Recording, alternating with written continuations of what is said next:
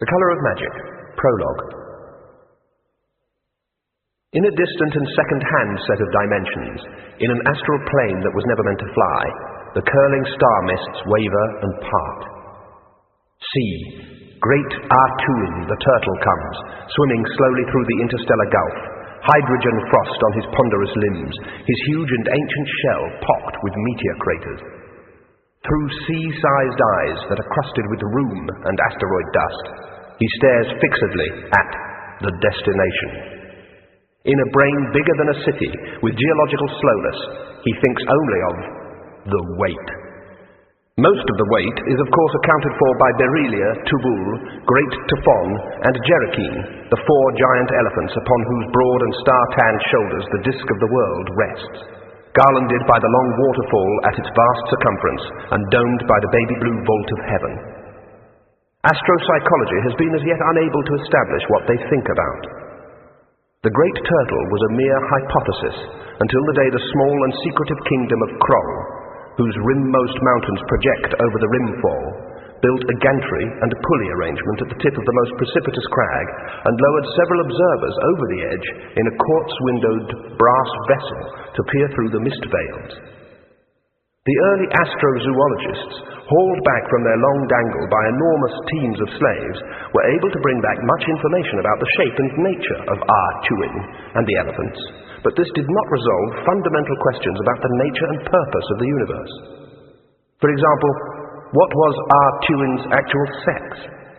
This vital question, said the astrozoologists with mounting authority, would not be answered until a larger and more powerful gantry was constructed for a deep space vessel. In the meantime, they could only speculate about the revealed cosmos. There was, for example, the theory that Artuin had come from nowhere and would continue at a uniform crawl, or steady gait, into nowhere for all time. This theory was popular among academics. An alternative, favoured by those of a religious persuasion, was that Artuin was crawling from the birthplace to the time of mating, as were all the stars in the sky, which were obviously also carried by giant turtles. When they arrived, they would briefly and passionately mate for the first and only time, and from that fiery union, new turtles would be born to carry a new pattern of worlds. This was known as the Big Bang hypothesis. Thus it was that a young Cosmochelonian of the Steady Gate faction, testing a new telescope with which he hoped to make measurements of the precise albedo of great Artuin's right eye, was on this eventful evening the first outsider to see the smoke rise hubward from the burning of the oldest city in the world. Later that night, he became so engrossed in his studies, he completely forgot about it. Nevertheless, he was the first. There were others.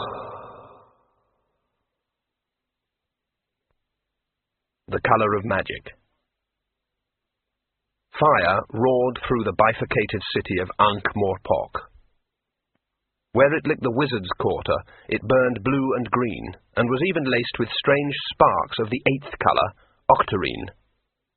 Where its outriders found their way into the vats and oil stores all along Merchant Street, it progressed in a series of blazing fountains and explosions. In the streets of the perfume blenders, it burned with a sweetness. Where it touched bundles of rare and dry herbs in the storerooms of the drugmasters, it made men go mad and talk to God. By now the whole of downtown Morpork was alight, and the richer and worthier citizens of Ankh, on the far bank, were bravely responding to the situation by feverishly demolishing the bridges. But already the ships in the Morpork docks, laden with grain, cotton and timber, and coated with tar, were blazing merrily, and their moorings burnt to ashes, were breasting the river Ankh on the ebb tide, igniting riverside palaces and bowers as they drifted like drowning fireflies towards the sea. In any case, sparks were riding the breeze and touching down far across the river in hidden gardens and remote rickyards. The smoke from the merry burning rose miles high in a wind-sculpted black column that could be seen across the whole of the Discworld. It was certainly impressive from the cool, dark hilltop a few leagues away, where two figures were watching with considerable interest. The taller of the pair was chewing on a chicken leg and leaning on a sword that was only marginally shorter than the average man. If it wasn't for the air of wary intelligence about him, it might have been supposed that he was a barbarian from the Hubland wastes. His partner was much shorter and wrapped from head to toe in a brown cloak. Later, when he has occasion to move, it will be seen that he moves lightly, cat-like. The two had barely exchanged a word in the last 20 minutes, except for a short and inconclusive argument as to whether a particularly powerful explosion had been the oil bond store or the workshop of Kerrible the Enchanter. Money hinged on the fact. Now, the big man finished gnawing at the bone and tossed it into the grass, smiling ruefully. "There go all those little alleyways," he said. "I like them." "All the treasure houses," said the small man. He added thoughtfully, "Do gems burn, I wonder? 'Tis said they're kin to coal." "All the gold melting and running down the gutters," said the big one, ignoring him. "And all the wine boiling in the barrels." "There were rats," said his brown companion. "Rats, I'll grant you." "It was no place to be in high summer." "That too. One can't help feeling, though, a momentary—" He trailed off, then brightened. "We owed old Freedor at the Crimson Leech 8 silver pieces," he added. The little man nodded. They were silent for a while as a whole new series of explosions carved a red line across a hitherto dark section of the greatest city in the world. Then the big man stirred. "Weasel?" "Yes?" "I wonder who started it." The small swordsman, known as the Weasel, said nothing. He was watching the road in the ruddy light. Few had come that way since the Deosil gate had been one of the first to collapse in a shower of white-hot embers. But two were coming up it now. The Weasel's eyes, always at their sharpest in gloom and half-light, made out the shapes of two mounted men and some sort of low beast behind them, doubtless a rich merchant escaping with as much treasure as he could lay frantic hands on. The Weasel said as much to his companion, who sighed. "The status of footpad ill suits us," said the barbarian. "But as you say, times are hard, and there are no soft beds tonight." He shifted his grip on his sword, and as the leading rider drew near, stepped out onto the road with a hand held up and his face set in a grin nicely calculated to reassure, yet threaten. "Your pardon, sir," he began. The rider reined in his horse and drew back his hood. The big man looked into a face blotched with superficial burns and punctuated by tufts of singed beard. Even the eyebrows had gone. "Bugger off," said the face. "You're Brav the Humberlander, aren't you?" Brav became aware that he had fumbled the initiative. The shape and cosmology of the disk system are perhaps worthy of note at this point. There are, of course, two major directions on the disk, hubward and rimward. But since the disk itself revolves at the rate of once every 800 days, in order to distribute the weight fairly upon its supportive pachyderms, according to the Reforgule of Kroll, there are also two lesser directions, which are turnwise and widdershins. Since the disk's tiny orbiting sunlet maintains a fixed orbit, while the majestic disk turns slowly beneath it, it will be readily deduced that a disk year consists of not 4, but 8 seasons. The summers are those times when the sun rises or sets at the nearest point on the rim, the winters those occasions when it rises or sets at a point around 90 degrees along the circumference. Thus, in the lands around the Circle Sea, the year begins on Hogswatch night, progresses through a spring prime to its first midsummer, Small God's Eve, which is followed by autumn prime, and straddling the half-year point on Crueltide, Winter Secundus, also known as the Spindle Winter, since at this time the sun rises in the direction of spin. Then comes Secundus Spring, with summer too on its heels, the three-quarter mark of the year being the night of All's Fallow, the one night of the year, according to legend, when witches and warlocks stay in bed. Then, drifting leaves and frosty nights drag on towards back Spindle Winter, and a new Hogswatch night nestling like a frozen jewel at his heart. Since the hub is never closely warmed by the weak sun, the lands there are locked in permafrost. The rim, on the other hand, is a region of sunny islands and balmy days. There are, of course, 8 days in a disk week, and 8 colours in its light spectrum. 8 is a number of some considerable occult significance on the disk, and must never, ever be spoken by a wizard. Precisely why all the above should be so is not clear, but it goes some way to explain why on the disk the gods are not so much worshipped as blamed. "Just go away, will you?" said the rider. "I haven't got time for you, do you understand?" He looked around and added, "That goes for your shadow-loving fleabag partner too, wherever he's hiding." The Weasel stepped up to the horse and peered at the dishevelled figure. "Why, it's Rincewind the Wizard, isn't it?" he said in tones of delight, meanwhile filing the wizard's description of him in his memory for leisurely vengeance. "I thought I recognised the voice." Bravd spat and sheathed his sword. It was seldom worth tangling with wizards. They so rarely had any treasure worth speaking of. "He talks pretty big for a gutter wizard," he muttered. "You don't understand at all," said the wizard wearily. "I'm so scared of you my spine has turned to jelly. It's just that I'm suffering from an overdose of terror right now. I mean, when I've got over that, then I'll have time to be decently frightened of you." The weasel pointed towards the burning city. "You've been through that?" he asked. The wizard rubbed a red raw hand across his eyes. "I was there when it started. See him, back there?" He pointed back down the road to where his travelling companion was still approaching, having adopted a method of riding that involved falling out of the saddle every few seconds. "Well?" said Weasel. "He started it," said Rincewind, simply. Bravd and Weasel looked at the figure now hopping across the road with one foot in a stirrup. "Fire Razor, is he?" said Bravd at last. "No," said Rincewind, "not precisely. Let's just say that if complete and utter chaos was lightning, then he'd be the sort to stand on a hilltop in a thunderstorm, wearing wet copper armour and shouting, 'All gods are bastards.' Got any food?" "There's some chicken," said Weasel, "in exchange for a story." "What's his name?" said Bravd, who tended to lag behind in conversations. "Two-Flower." "Two-Flower," said Bravd. "What a funny name." "You," said Rincewind, dismounting, "do not know the half of it. Chicken, did you say?" "Devilled," said Weasel. The wizard groaned. "That reminds me," added the weasel, snapping his fingers. "There was a really big explosion about, half an hour ago." "That was the oil bond store going up," said Rincewind, wincing at the memory of the burning rain. Weasel turned and grinned expectantly at his companion, who grunted and handed over a coin from his pouch. Then there was a scream from the roadway, cut off abruptly.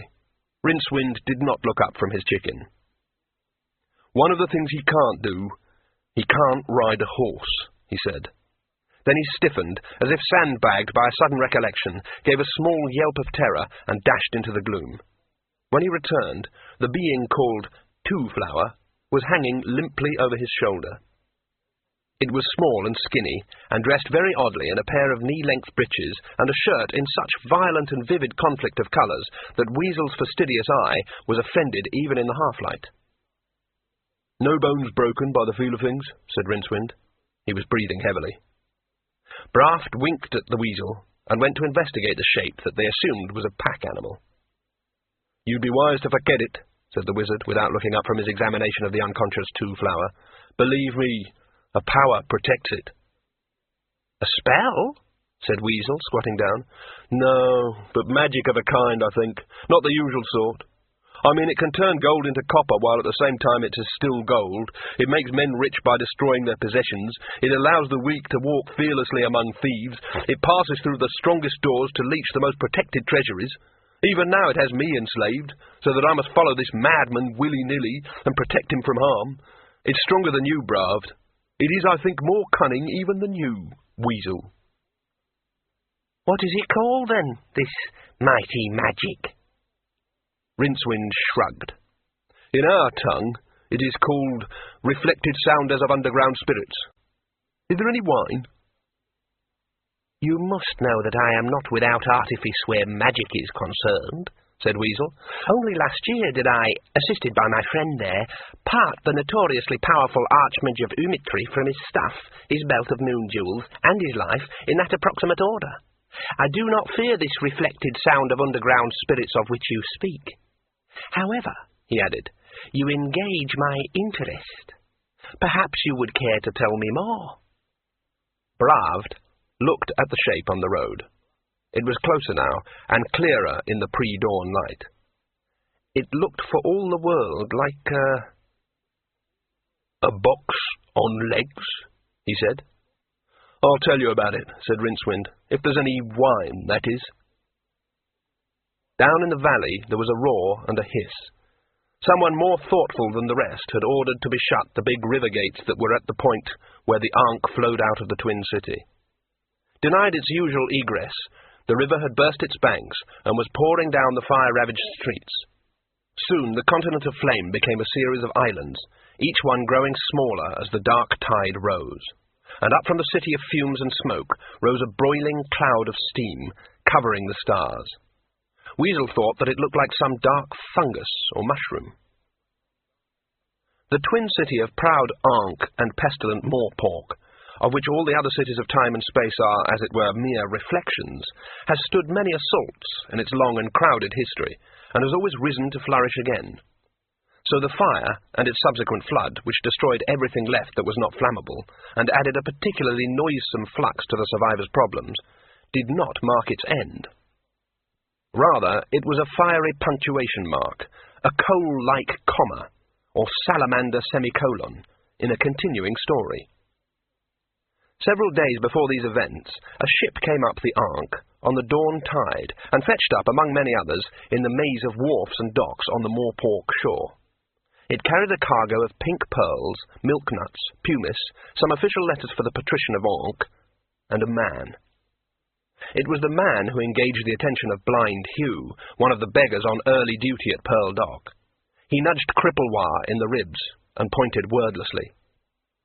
Now the stranger was standing on the quayside, watching several straining seamen carry a large brass-bound chest down the gangplank. Another man, obviously the captain, was standing beside him.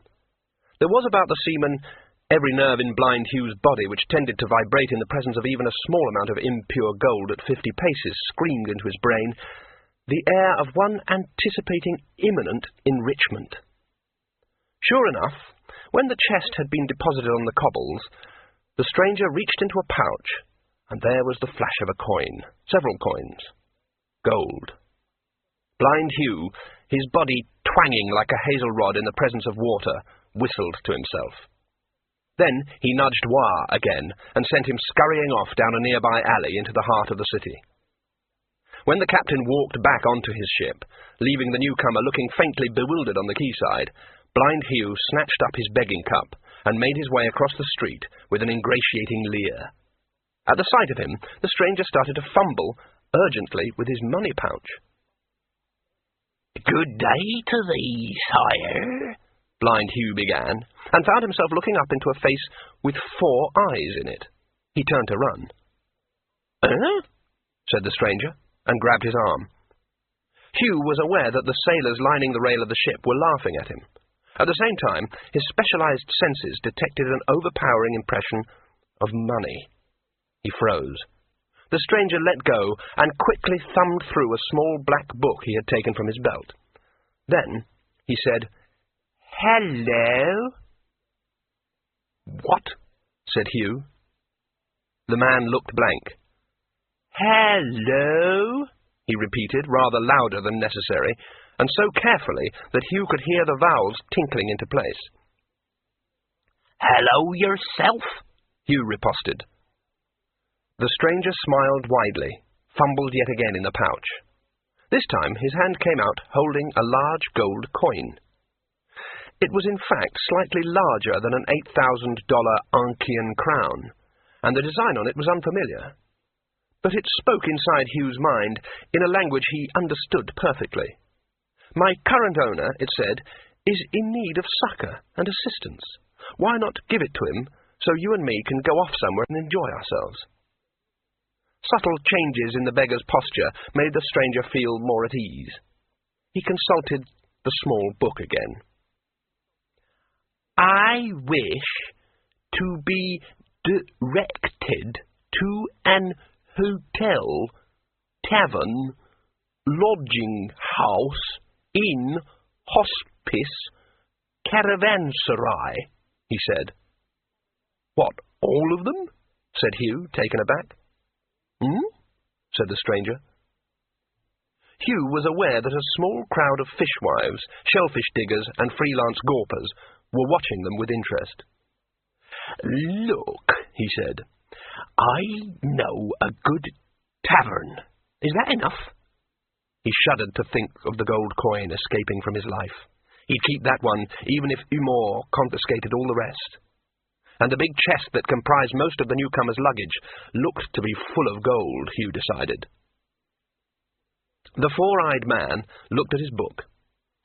I would like to be directed to an hotel, place of repose, tavern. Yes, all right, come on then, said Hugh hurriedly. He picked up one of the bundles and walked away quickly.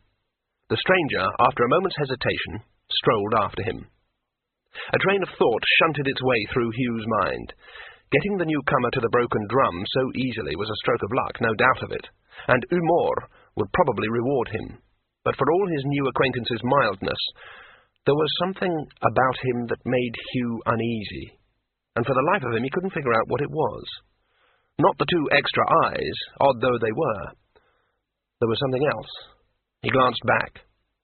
The little man was ambling along in the middle of the street, looking around him with an expression of keen interest. Something else Hugh saw nearly made him gibber. The massive wooden chest, which he had last seen resting solidly on the quayside, was following on its master's heels with a gentle rocking gait. Slowly, in case a sudden movement on his part might break his fragile control over his own legs, Hugh bent slightly so that he could see under the chest. There were lots and lots of little legs. Very deliberately, Hugh turned around and walked very carefully towards the broken drum. Odd, said Umor. He had this big wooden chest, added Cripplewar. He'd have to be a merchant or a spy, said Umor. He pulled a scrap of meat from the cutlet in his hand and tossed it into the air. It hadn't reached the zenith of its arc before a black shape detached itself from the shadows in the corner of the room and swooped down, taking the morsel in mid-air. A merchant or a spy, repeated Umor. I'd prefer a spy. A spy pays for himself twice, because there's always the reward when we turn him in. What do you think, Whittle? Opposite Umor, the second greatest thief in Ankh-Morpork half closed his one eye and shrugged. I've checked on the ship, he said. It's a freelance trader. Does the occasional run to the Brown Islands. People there are just savages. They don't understand about spies, and I expect they eat merchants. He looked a bit like a merchant, volunteered War. Except he wasn't fat. There was a flutter of wings at the window. Umor shifted his bulk out of the chair and crossed the room, coming back with a large raven. After he'd unfastened the message capsule from its leg, it flew up to join its fellows lurking among the rafters. Withel regarded it without love. Umor's ravens were notoriously loyal to their master, to the extent that Withel's one attempt to promote himself to the rank of greatest thief in Ankh-Morpork had cost their master's right-hand man his left eye. But not his life, however. Umor never grudged a man his ambitions. B12, said Umor, tossing the little file aside and unrolling a tiny scroll within. Gorin the cat, said Withel automatically. On station up in the gong tower at the Temple of Small Gods. He says Hugh has taken our stranger to the broken drum. Well, that's good enough. Broadman is a friend of ours, isn't he? Aye, said Withel. If he knows what's good for trade. Among his customers has been your man, Gorin, said Umor pleasantly. For he writes here about a box on legs. If I read this scrawl correctly. He looked at Withel over the top of the paper. Withel looked away. He will be disciplined, he said flatly. War looked at the man leaning back in his chair, his black-clad frame resting as nonchalantly as a rimland puma on a jungle branch, and decided that Gorin atop Small God's temple would soon be joining those little deities in the multifold dimensions of beyond. And he owed War 3 copper pieces. Umor crumpled the note and tossed it into a corner. I think we'll wander along to the drum later on, Withel. Perhaps, too, we may try this beer that your men find so tempting. Withel said nothing. Being Umor's right-hand man was like being gently flogged to death with scented bootlaces. The twin city of Ankh-Morpork, foremost of all the cities bounding the Circle Sea, was as a matter of course the home of a large number of gangs, thieves' guilds, syndicates, and similar organisations. This was one of the reasons for its wealth. Most of the humbler folk on the Widdershin side of the river, in Morpork's mazy alleys, supplemented their meagre incomes by filling some small role for one or other of the competing gangs. So it was that by the time Hugh and Twoflower entered the courtyard of the Broken Drum, the leaders of a number of them were aware that someone had arrived in the city who appeared to have much treasure. Some reports from the more observant spies included details about a book that told the stranger what to say, and a box that walked by itself. These facts were immediately discounted. No magician capable of such enchantments ever came within a mile of Morpork docks. It still being that hour when most of the city was just rising or about to go to bed, there were few people in the drum to watch Twoflower descend the stairs. When the luggage appeared behind him and started to lurch confidently down the steps, the customers at the rough wooden tables, as one man, looked suspiciously at their drinks. Broadman was browbeating the small troll who swept the bar when the trio walked past him. "What in hell's that?" he said. "Just don't talk about it," hissed Hugh. Twoflower was already thumbing through his book. "What's he doing?" said Broadman, arms akimbo. "It tells him what to say. I know it sounds ridiculous," muttered Hugh. "How can a book tell a man what to say?" "I wish for an accommodation, room, lodgings, the lodging house full board, are your rooms clean? A room with a view, what is your rate for one night?" said Twoflower in one breath. Broadman looked at Hugh. The beggar shrugged. "He's got plenty money," he said. "Tell him it's 3 copper pieces then, and that thing will have to go in the stable." said the stranger. Broadman held up 3 thick red fingers, and the man's face was suddenly a sunny display of comprehension. He reached into his pouch and laid 3 large gold pieces in Broadman's palm. Broadman stared at them. They represented about 4 times the worth of the Broken Drum, staff included. He looked at Hugh. There was no help there. He looked at the stranger. He swallowed. "Yes," he said in an unnaturally high voice. "And then there's meals, of course. You understand? Yes? Food? You eat? No?" He made the appropriate motions. "Foot?" said the little man. "Yes," said Broadman, beginning to sweat. "Have a look in your little book." "I should." The man opened the book and ran a finger down one page. Broadman, who could read after a fashion, peered over the top of the volume. What he saw made no sense. "Food," said the stranger. "Yes. Cutlet, hash chop, stew, ragout, fricassee, mince, collops, souffle, dumpling, blancmange, sorbet, gruel, sausage, not to have a sausage, beans without a bean, kickshaws, jelly, jam, giblets." He beamed at Broadman. "All that?" said the innkeeper weakly. "It's just the way he talks," said Hugh. "Don't ask me why. He just does." All eyes in the room were watching the stranger, except for a pair belonging to Rincewind the Wizard, who was sitting in the darkest corner nursing a mug of very small beer. He was watching the luggage. Watch Rincewind. Look at him. Scrawny, like most wizards, and clad in a dark red robe on which a few mystic sigils were embroidered in tarnished sequins. Some might have taken him for a mere apprentice enchanter, who had run away from his master out of defiance, boredom, fear, and a lingering taste for heterosexuality. Yet around his neck was a chain bearing the bronze octagon that marked him as an alumnus of the Unseen University, the High School of Magic, whose time and space transcendent campus is never precisely here or there. Graduates were usually destined for mageship at least, but Rincewind, after an unfortunate event, had left knowing only one spell, and made a living of sorts around the town by capitalizing on an innate gift for languages. He avoided work as a rule, but had a quickness of wit that put his acquaintances in mind of a bright rodent, and he knew sapient pearwood when he saw it. He was seeing it now, and he didn't quite believe it. An archmage, by dint of great effort and much expenditure of time, might eventually obtain a small staff made from the timber of the sapient pear tree. It grew only on the sites of ancient magic.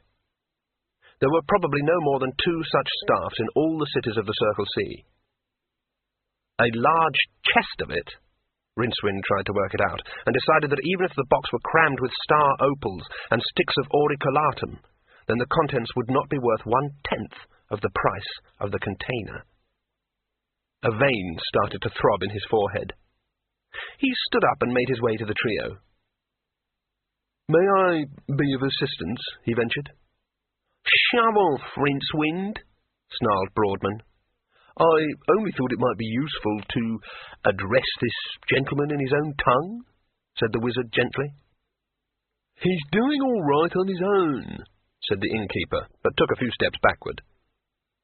Rincewind smiled politely at the stranger, and tried a few words of Chimaran. He prided himself on his fluency in the tongue, but the stranger only looked bemused. "It won't work," said Hugh knowledgeably. "It's the book, you see. It tells him what to say. Magic." Rincewind switched to High Borogravian, to Vanglamesht, Suntri, and even Black Orug, the language with no nouns and only one adjective, which is obscene.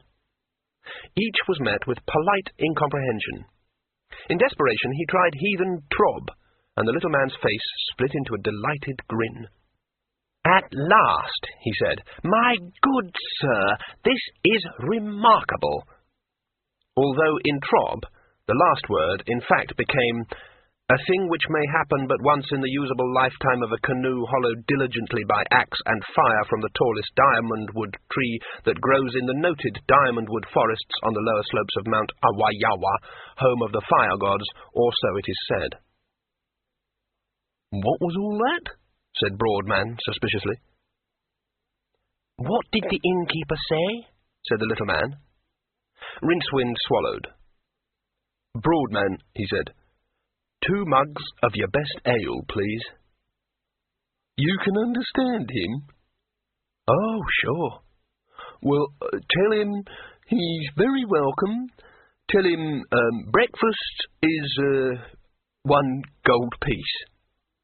For a moment Broadman's face looked as though some vast internal struggle was going on, and then he added with a burst of generosity, "I'll throw yours in too." "Stranger," said Rincewind levelly, "if you stay here, you will be knifed or poisoned by nightfall. But don't stop smiling, or so will I."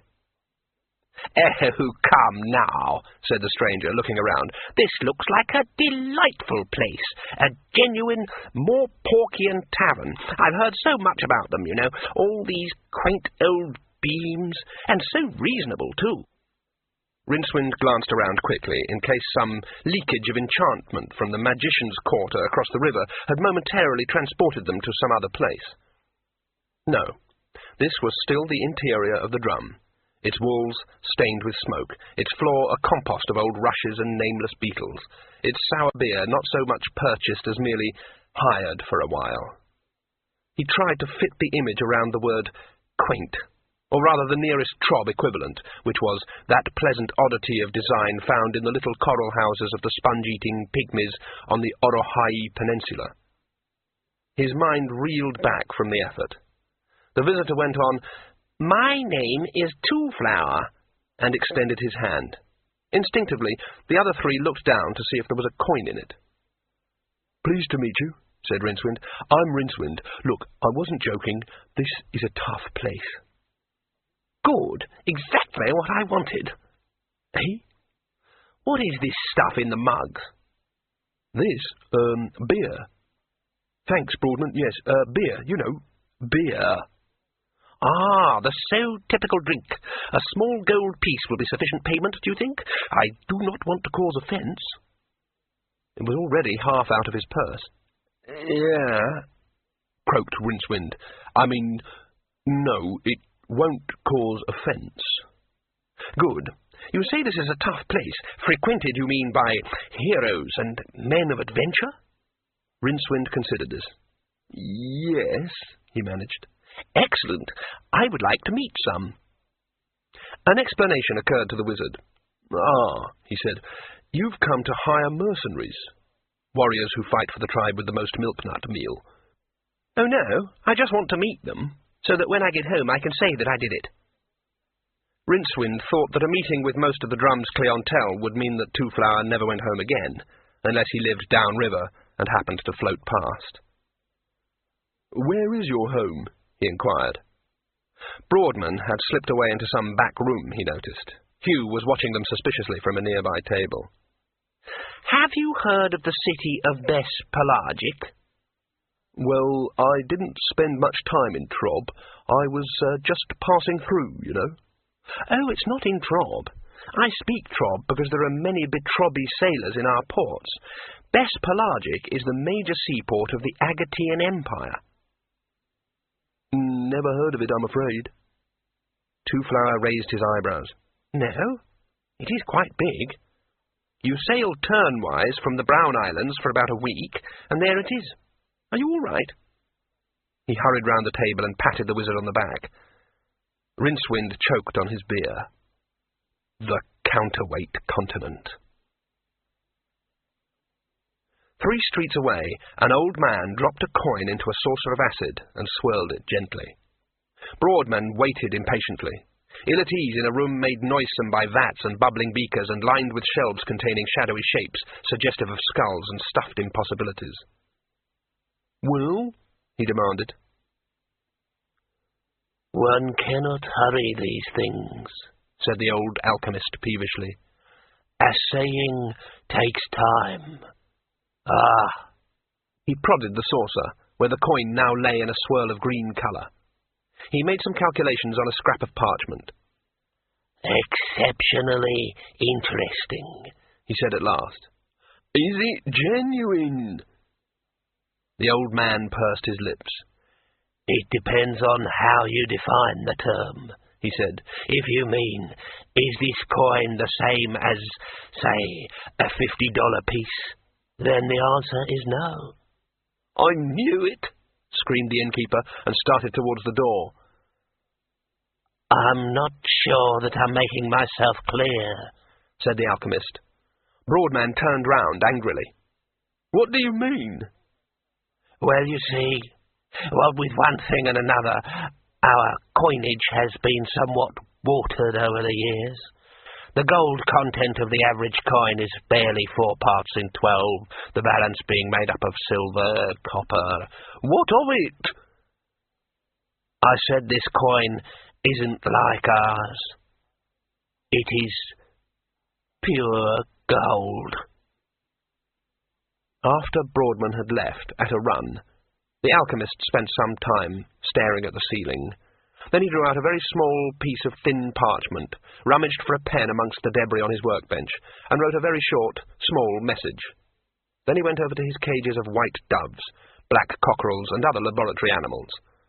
From one cage, he removed a glossy-coated rat, rolled the parchment into the file attached to a hind leg, and let the animal go. It sniffed around the floor for a moment, then disappeared down a hole in the far wall. At about this time, a hitherto unsuccessful fortune-teller, living on the other side of the block, chanced to glance into her scrying bowl, gave a small scream, and within the hour had sold her jewellery, various magical accoutrements, most of her clothes, and almost all her other possessions that could not be conveniently carried on the fastest horse she could buy. The fact that later on, when her horse collapsed in flames, she herself died in a freak landslide in the Moorpork Mountains, proves that death, too, has a sense of humour. Also, at about the same moment as the homing rat disappeared into the maze of runs under the city, scurrying along in faultless obedience to an ancient instinct, the patrician of Ankh-Moorpork picked up the letters delivered that morning by Albatross. He looked pensively at the topmost one again, and summoned his chief of spies. And in the broken drum, Rincewind was listening open-mouthed as Two-Flower talked. "So, I decided to see for myself," the little man was saying. 8 years saving up this has cost me, but worth every half Rhinu. I mean, here I am, in Ankh-Morpork, famed in song and story, in the streets that have known the tread of Herik Whiteblade, Harun the Barbarian, and braved the Hublander, and the Weasel. It's all just like I imagined, you know." Rincewind's face was a mask of fascinated horror. "I just couldn't stand it any more back in Bespelagic," Two-Flower went on blithely. "Sitting at a desk all day, just adding up columns of figures, just a pension to look forward to at the end of it. Where's the romance in that? Two-Flower, I thought, it's now or never. You don't just have to listen to stories, you can go there. Now's the time to stop hanging around the docks listening to sailors' tales, so I compiled a phrasebook and bought a passage on the next ship to the Brown Islands." "No guards?" murmured Rincewind. "No. Why? What have I got that's worth stealing?" Rincewind coughed. "You have, gold," he said. "Oh, barely 2,000 Rhinu. Hardly enough to keep a man alive for more than a month or two. At home, that is. I imagine they might stretch a bit further here." "Would a Rhinu be one of those big gold coins?" said Rincewind. "Yes." Two-Flower looked worriedly at the wizard over the top of his strange seeing lenses. "Will 2,000 be sufficient, do you think?" Yeah, croaked Rincewind. Yes, sufficient." "Good." Is everyone in the Agatean Empire as rich as you?" "Me? Rich? Bless you. Whatever put that idea into your head? I am but a poor clerk. Did I pay the innkeeper too much, do you think?" Two-Flower added. He might have settled for less," Rincewind conceded. I shall know better next time. I can see I have a lot to learn. An idea occurs to me, Rincewind.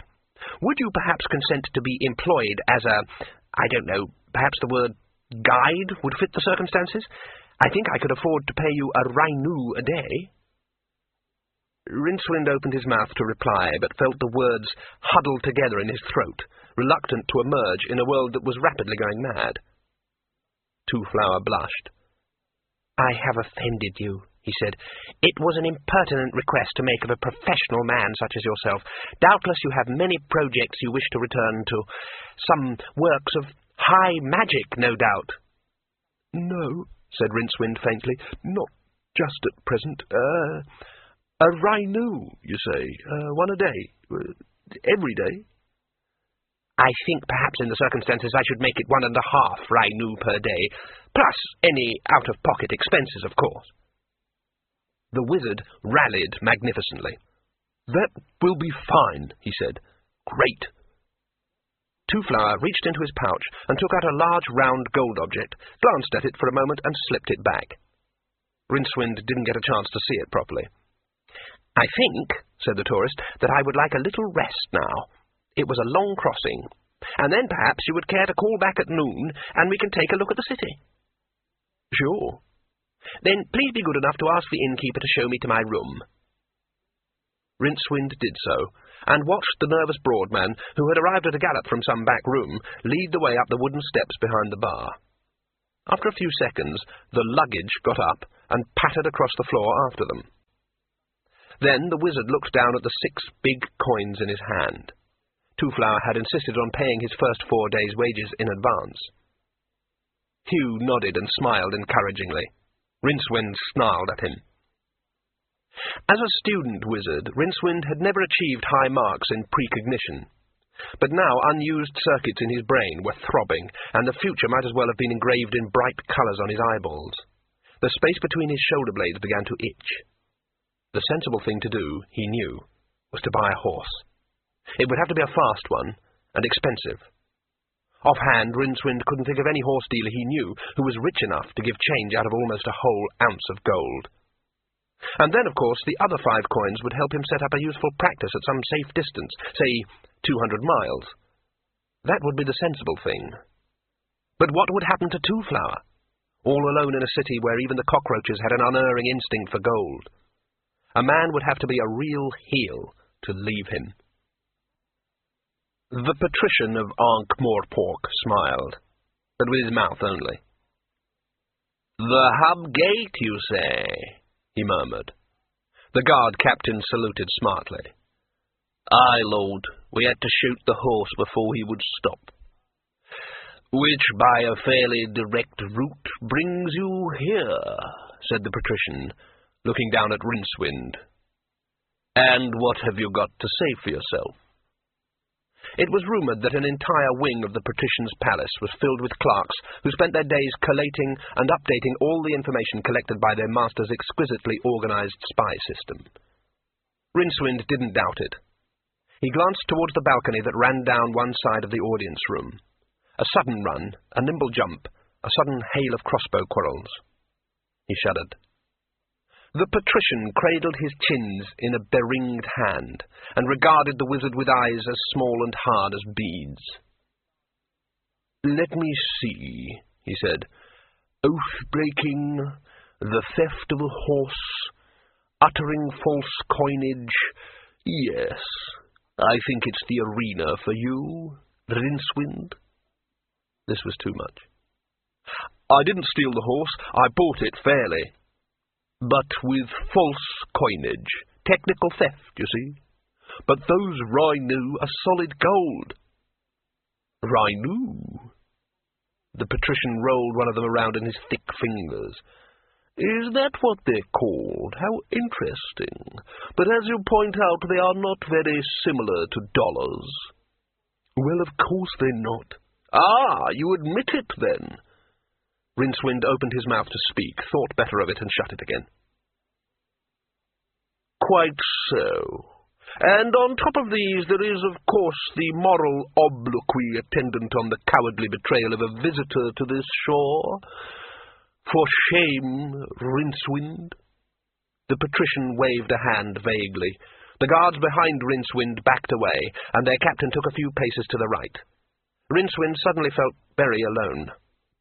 It is said that when a wizard is about to die, Death himself turns up to claim him, instead of delegating the task to a subordinate, such as disease or famine, as is usually the case. Rincewind looked around nervously for a tall figure in black. Wizards, even failed wizards, have, in addition to rods and cones, in their eyeballs the tiny octagons that enable them to see into the far octarine, the basic colour of which all other colours are merely pale shadows impinging on normal four-dimensional space. It is said to be a sort of fluorescent, greenish-yellow-purple. Was that a flickering shadow in the corner?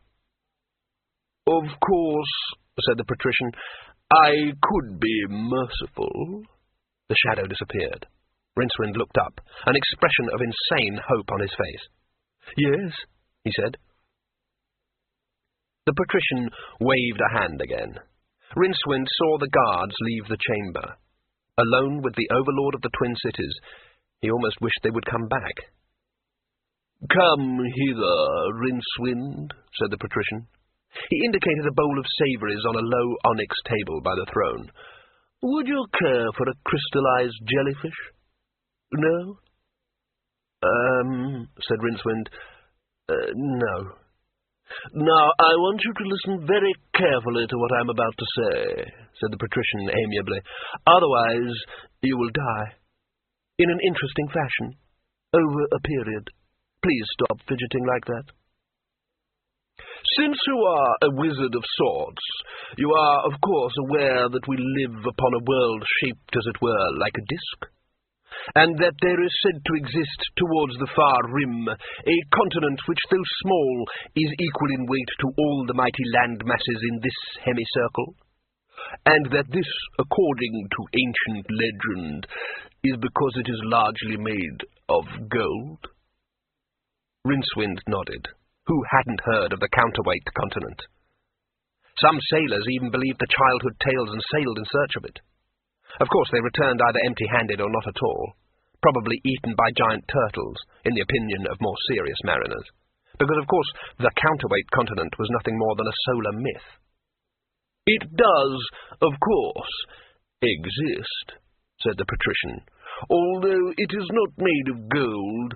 It is true that gold is a very common metal there.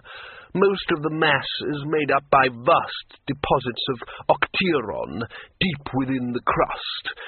Now, it will be obvious to an incisive mind like yours that the existence of the counterweight continent poses a deadly threat to our people here." He paused, looking at Rincewind's open mouth. He sighed. He said, "Do you by some chance fail to follow me?"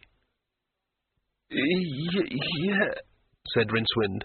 He swallowed and licked his lips. No. Well, gold. "I see," said the patrician sweetly. "You feel perhaps that it would be a marvellous thing to go to the counterweight continent and bring back a shipload of gold." Rincewind had a feeling that some sort of trap was being set. "Yes," he ventured.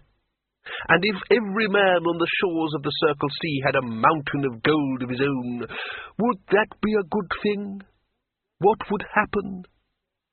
Think carefully." Rincewind's brow furrowed. He thought, "We'd all be rich." The way the temperature fell at his remark told him that it was not the correct one. "I may as well tell you, Rincewind, that there is some contact between the Lords of the Circle Sea and the Emperor of the Agatean Empire, as it is styled." The patrician went on. "It is only very slight. There is little common ground between us. We have nothing they want, and they have nothing we can afford. It is an old empire, Rincewind, old and cunning and cruel, and very, very rich. So we exchange fraternal greetings by albatross mail at infrequent intervals. One such letter arrived this morning. A subject of the Emperor appears to have taken it into his head to visit our city. It appears he wishes to look at it. Only a madman would possibly undergo all the privations of crossing the Turnwise Ocean in order merely to look at anything. However, he landed this morning. He might have met a great hero, or the cunningest of thieves, or some wise and great sage. He met you. He has employed you as a guide.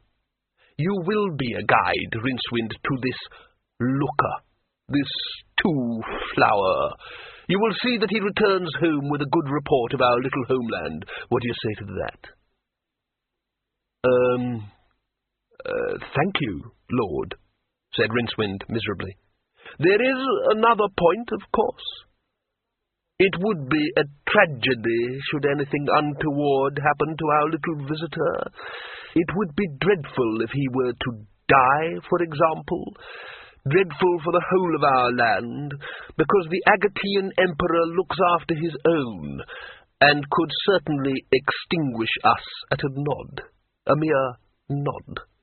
And that would be dreadful for you, Rincewind, because in the weeks that remained before the Empire's huge mercenary fleet arrived, certain of my servants would occupy themselves about your person in the hope that the avenging captains, on their arrival, might find their anger tempered by the sight of your still-living body. There are certain spells that can prevent the life departing from a body, be it never so abused, and I see by your face that understanding dawns." Yag.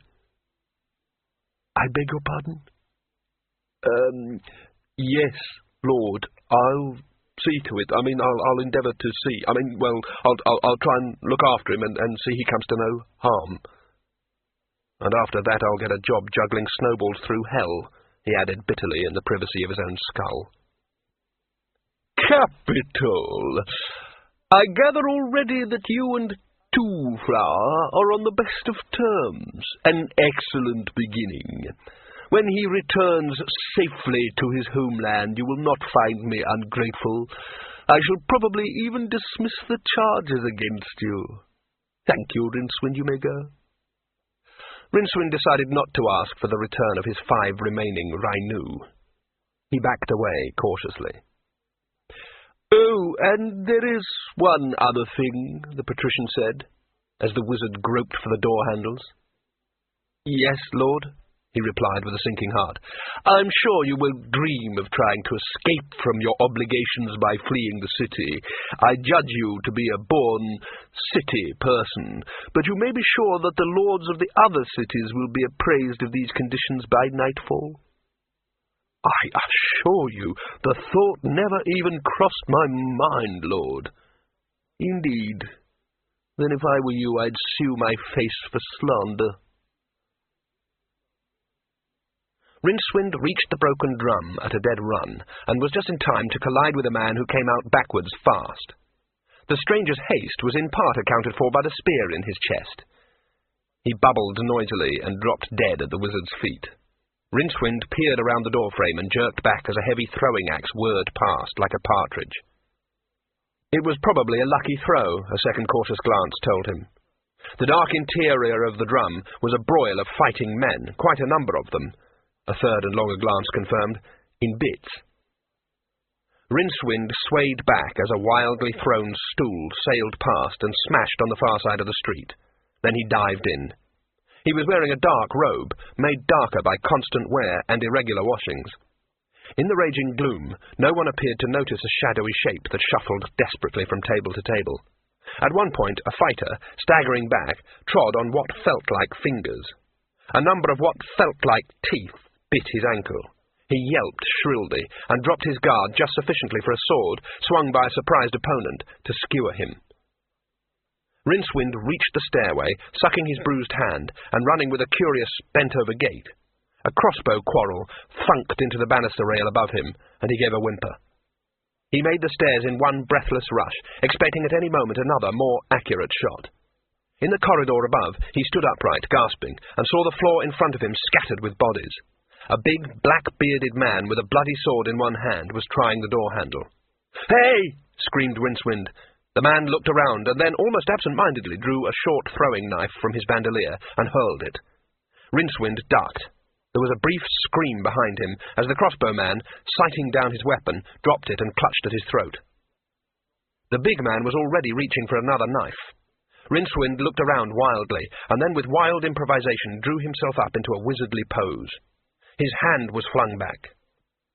"Asonitai, Kaiorucha, Beazleblo." The man hesitated, his eyes flicking nervously from side to side as he waited for the magic. The conclusion that there was not going to be any hit him at the same time as Rincewind, whirring wildly down the passage, kicked him sharply in the groin. As he screamed and clutched at himself, the wizard dragged open the door, sprang inside, slammed it behind him, and threw his body against it, panting. It was quiet in here. There was Two Flower, sleeping peacefully on the low bed. And there, at the foot of the bed, was the luggage. Rincewind took a few steps forward, cupidity moving him as easily as if he were on little wheels. The chest was open. There were bags inside, and in one of them he caught the gleam of gold. For a moment greed overcame caution, and he reached out gingerly. But what was the use? He'd never lived to enjoy it. Reluctantly he drew his hand back, and was surprised to see a slight tremor in the chest's open lid. Hadn't it shifted slightly, as though rocked by the wind? Rincewind looked at his fingers, and then at the lid. It looked heavy, and was bound with brass bands. It was quite still now. What wind? Rincewind! Two Flower sprang off the bed. The wizard jumped back, wrenching his features into a smile. "My dear chap, right on time. We'll just have lunch, and then I'm sure you've got a wonderful programme lined up for this afternoon." That's great." Rincewind took a deep breath. "Look," he said desperately, "let's eat somewhere else. There's been a bit of a fight down below." "A tavern brawl? Why didn't you wake me up?" "Well, you see, What?" I thought I made myself clear this morning, Rincewind. I want to see genuine Morporkian life.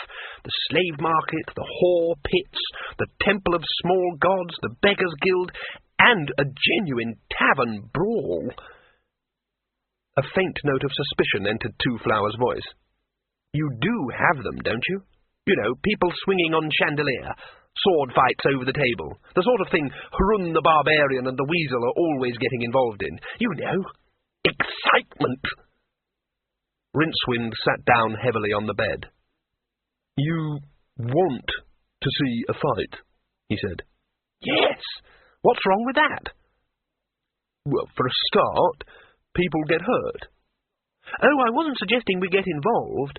I just want to see one, that's all. And some of your famous heroes. You do have some, don't you? It's not all dockside talk.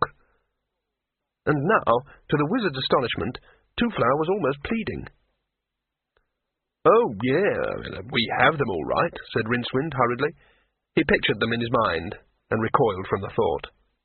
All the heroes of the Circle C passed through the gates of Ankh-Morpork sooner or later. Most of them were from the barbaric tribes near the frozen hub, which had a sort of export trade in heroes. Almost all of them had crude magic swords, whose unsuppressed harmonics on the astral plane played hell with any delicate experiments in applied sorcery for miles around. But Rincewind didn't object to them on that score. He knew himself to be a magical dropout, so it didn't bother him that the mere appearance of a hero at the city gates was enough to cause retorts to explode and demons to materialize all through the magical quarter.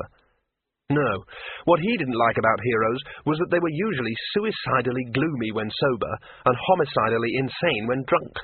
There were too many of them, too. Some of the most notable questing grounds near the city were a veritable hubbub in the season. There was talk of organizing a rota. He rubbed his nose. The only heroes he had much time for were Bravd and the Weasel, who were out of town at the moment, and Hrun the Barbarian, who was practically an academic by hub standards in that he could think without moving his lips. Hrun was said to be roving somewhere turnwise. Look, he said at last, have you ever met a barbarian? Two Flower shook his head. I was afraid of that, said Rincewind. Well, There was a clatter of running feet in the street outside, and a fresh uproar from downstairs. It was followed by a commotion on the stairs. The door was flung open before Rincewind could collect himself sufficiently to make a dash for the window. But instead of the greed-crazed madman he expected, he found himself looking into the round, red face of a sergeant of the watch. He breathed again. Of course. The watch were always careful not to intervene too soon in any brawl where the odds were not heavily stacked in their favour. The job carried a pension, and attracted a cautious, thoughtful kind of man. The sergeant glowered at Rincewind, and then peered at Two Flower with interest. Everything all right here, then? He said. Oh, fine, said Rincewind. Got, held up, did you?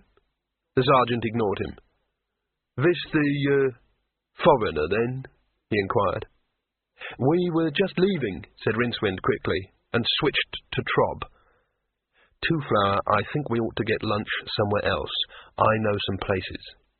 He marched out into the corridor with as much aplomb as he could muster. Two Flower followed, and a few seconds later there was a strangling sound from the sergeant as the luggage closed its lid with a snap, stood up, stretched, and marched after them. Watchmen were dragging bodies out of the room downstairs. There were no survivors. The watch had ensured this by giving them ample time to escape via the back door, a neat compromise between caution and justice that benefited all parties. Who were all these men? Said Two Flower.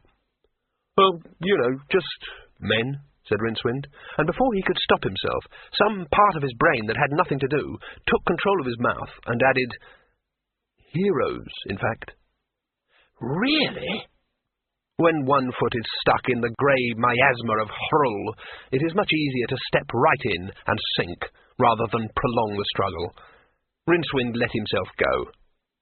Yes, that one over there is Eric Strong in the Arm.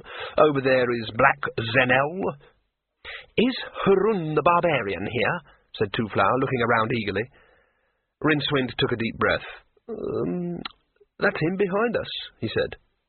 The enormity of this lie was so great that its ripples did in fact spread out of one of the lower astral planes as far as the magical quarter across the river, where it picked up tremendous velocity from the huge standing wave of power that always hovered there and bounced wildly across the Circle Sea.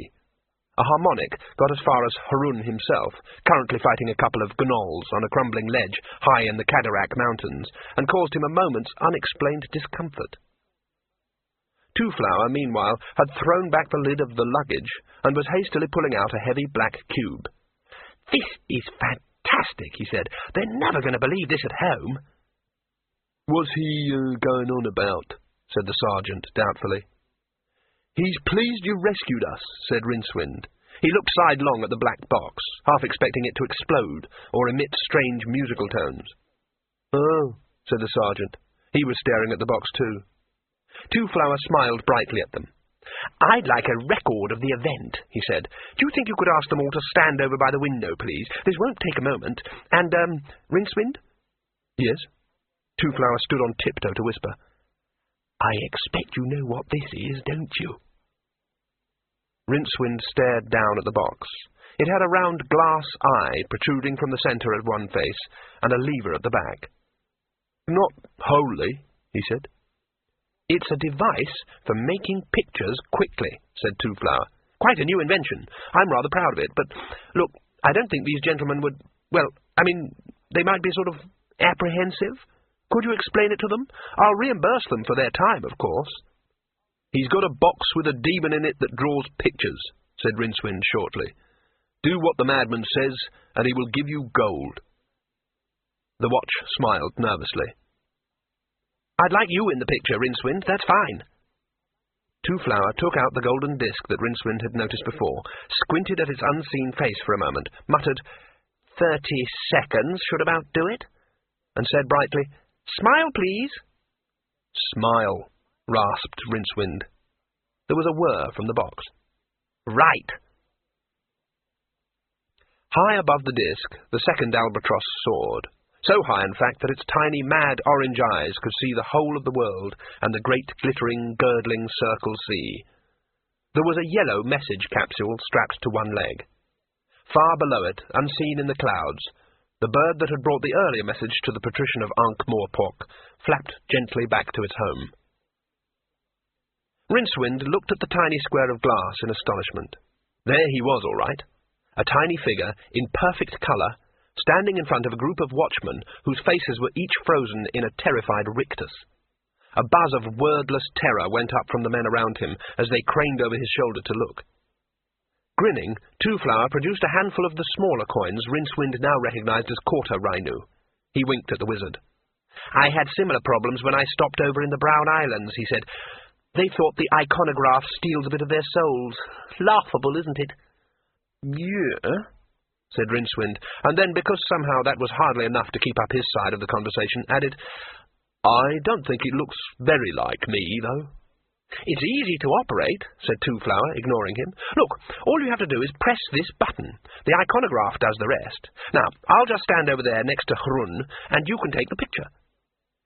The coins quietened the men's agitation in the way that gold can, and Rincewind was amazed to find, half a minute later, that he was holding a little glass portrait of Two-Flower, wielding a huge notched sword, and smiling as though all his dreams had come true.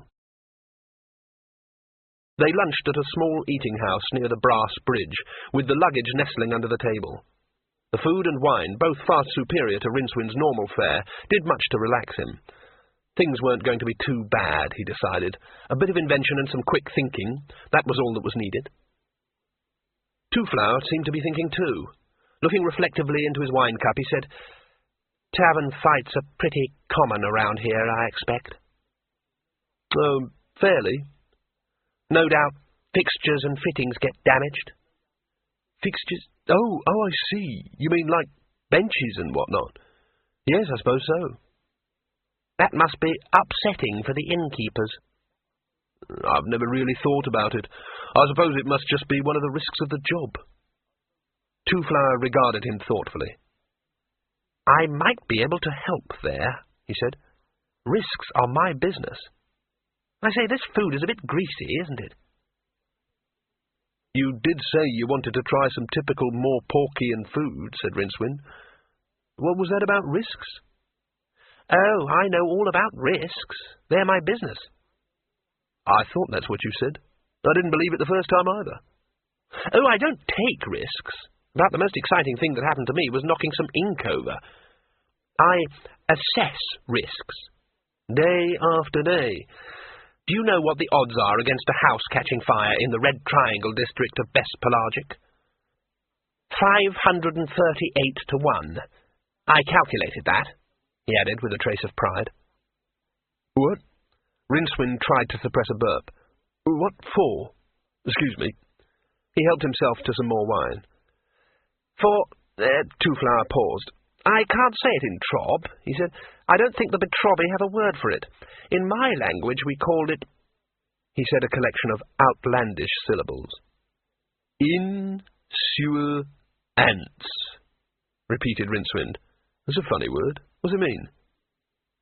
Well, suppose you have a ship loaded with, say, gold bars. It might run into storms or be taken by pirates. You don't want that to happen, so you take out an insurance policy. I work out the odds against the cargo being lost based on weather reports and piracy records for the last 20 years, then I add a bit, then you pay me some money based on those odds. And the bit? Rincewind said, waggling a finger solemnly. And then, if the cargo is lost, I reimburse you. Reimburse? Pay you the value of your cargo, said Two-Flower patiently. I get it. It's like a bet, right? A wager. In a way, I suppose. And you make money at this insurance? It offers a return on investment, certainly. Wrapped in the warm yellow glow of the wine, Rincewind tried to think of insurance in Circle C terms. I don't think I understand this insurance, he said firmly, idly watching the world spin by. Magic, now. Magic, I understand. Two-Flower grinned. Magic is one thing, and reflected sound of underground spirits is another, he said. What? What? That funny word you used, said Rincewind impatiently. Reflected sound of underground spirits? Never heard of it. Two-Flower tried to explain. Rincewind tried to understand. In the long afternoon they toured the city turnwise of the river. Two-Flower led the way with the strange picture box slung on a strap around his neck. Rincewind trailed behind, whimpering at intervals and checking to see that his head was still there. A few others followed, too. In a city where public executions, duels, fights, magical feuds, and strange events regularly punctuated the daily round, the inhabitants had brought the profession of interested bystander to a peak of perfection. They were to a man highly skilled gawpers. In any case, Two-Flower was delightedly taking picture after picture of people engaged in what he described as typical activities, and since a quarter Rainu would subsequently change hands for their trouble, a tale of bemused and happy nouveau riche was soon following him in case this madman exploded in a shower of gold. At the temple of the seven-handed Sek, a hasty convocation of priests and ritual heart transplant artisans agreed that the 100-span-high statue of Sek was altogether too holy to be made into a magic picture, but a payment of 2 Rainu left them astoundingly agreeing that perhaps he wasn't as holy as all that. A prolonged session at the Whore Pits produced a number of colourful and instructive pictures, a number of which Rincewind concealed about his person for detailed perusal in private. As the fumes cleared from his brain, he began to speculate seriously as to how the iconograph worked. Even a failed wizard knew that some substances were sensitive to light. Perhaps the glass plates were treated by some arcane process that froze the light that passed through them. Something like that, anyway. Rincewind often suspected that there was something somewhere that was better than magic. He was usually disappointed. However, he soon took every opportunity to operate the box. Two-Flower was only too pleased to allow this, since that enabled the little man to appear in his own pictures. It was at this point that Rincewind noticed something strange. Possession of the box conferred a kind of power on the wielder, which was that anyone confronted with the hypnotic glass eye would submissively obey the most peremptory orders about stance and expression. It was while he was thus engaged in the Plaza of Broken Moons that disaster struck. Two-Flower had posed alongside a bewildered charm-seller, his crowd of newfound admirers watching him with interest, in case he did something humorously lunatic. Rincewind got down on one knee, the better to arrange the picture, and pressed the enchanted lever. The box said, "It's no good. I've run out of pink." A hitherto unnoticed door opened in front of his eyes. A small green and hideously warty humanoid figure leaned out, pointed at a colour-encrusted palette in one clawed hand, and screamed at him. "No pink, see?" screeched the homunculus. "No good you going on pressing the lever when there's no pink, is there? If you wanted pink, you shouldn't have took all those pictures of young ladies, should you? It's monochrome from now on, friend. All right?" "All right, yeah, sure," said Rincewind. In one dim corner of the little box, he thought he could see an easel and a tiny unmade bed. He hoped he couldn't. "So long as that's understood," said the imp, and shut the door. Rincewind thought he could hear the muffled sound of grumbling and the scrape of a stool being dragged across the floor. Two-Flower, he began, and looked up. Two-Flower had vanished.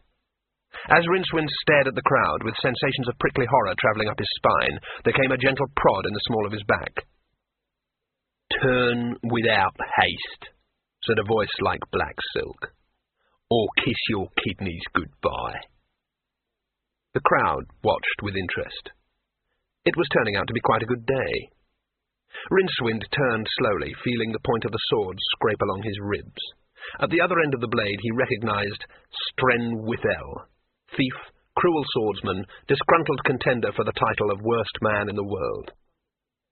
"Hi," he said weakly. A few yards away he noticed a couple of unsympathetic men raising the lid of the luggage and pointing excitedly at the bags of gold. Withel smiled.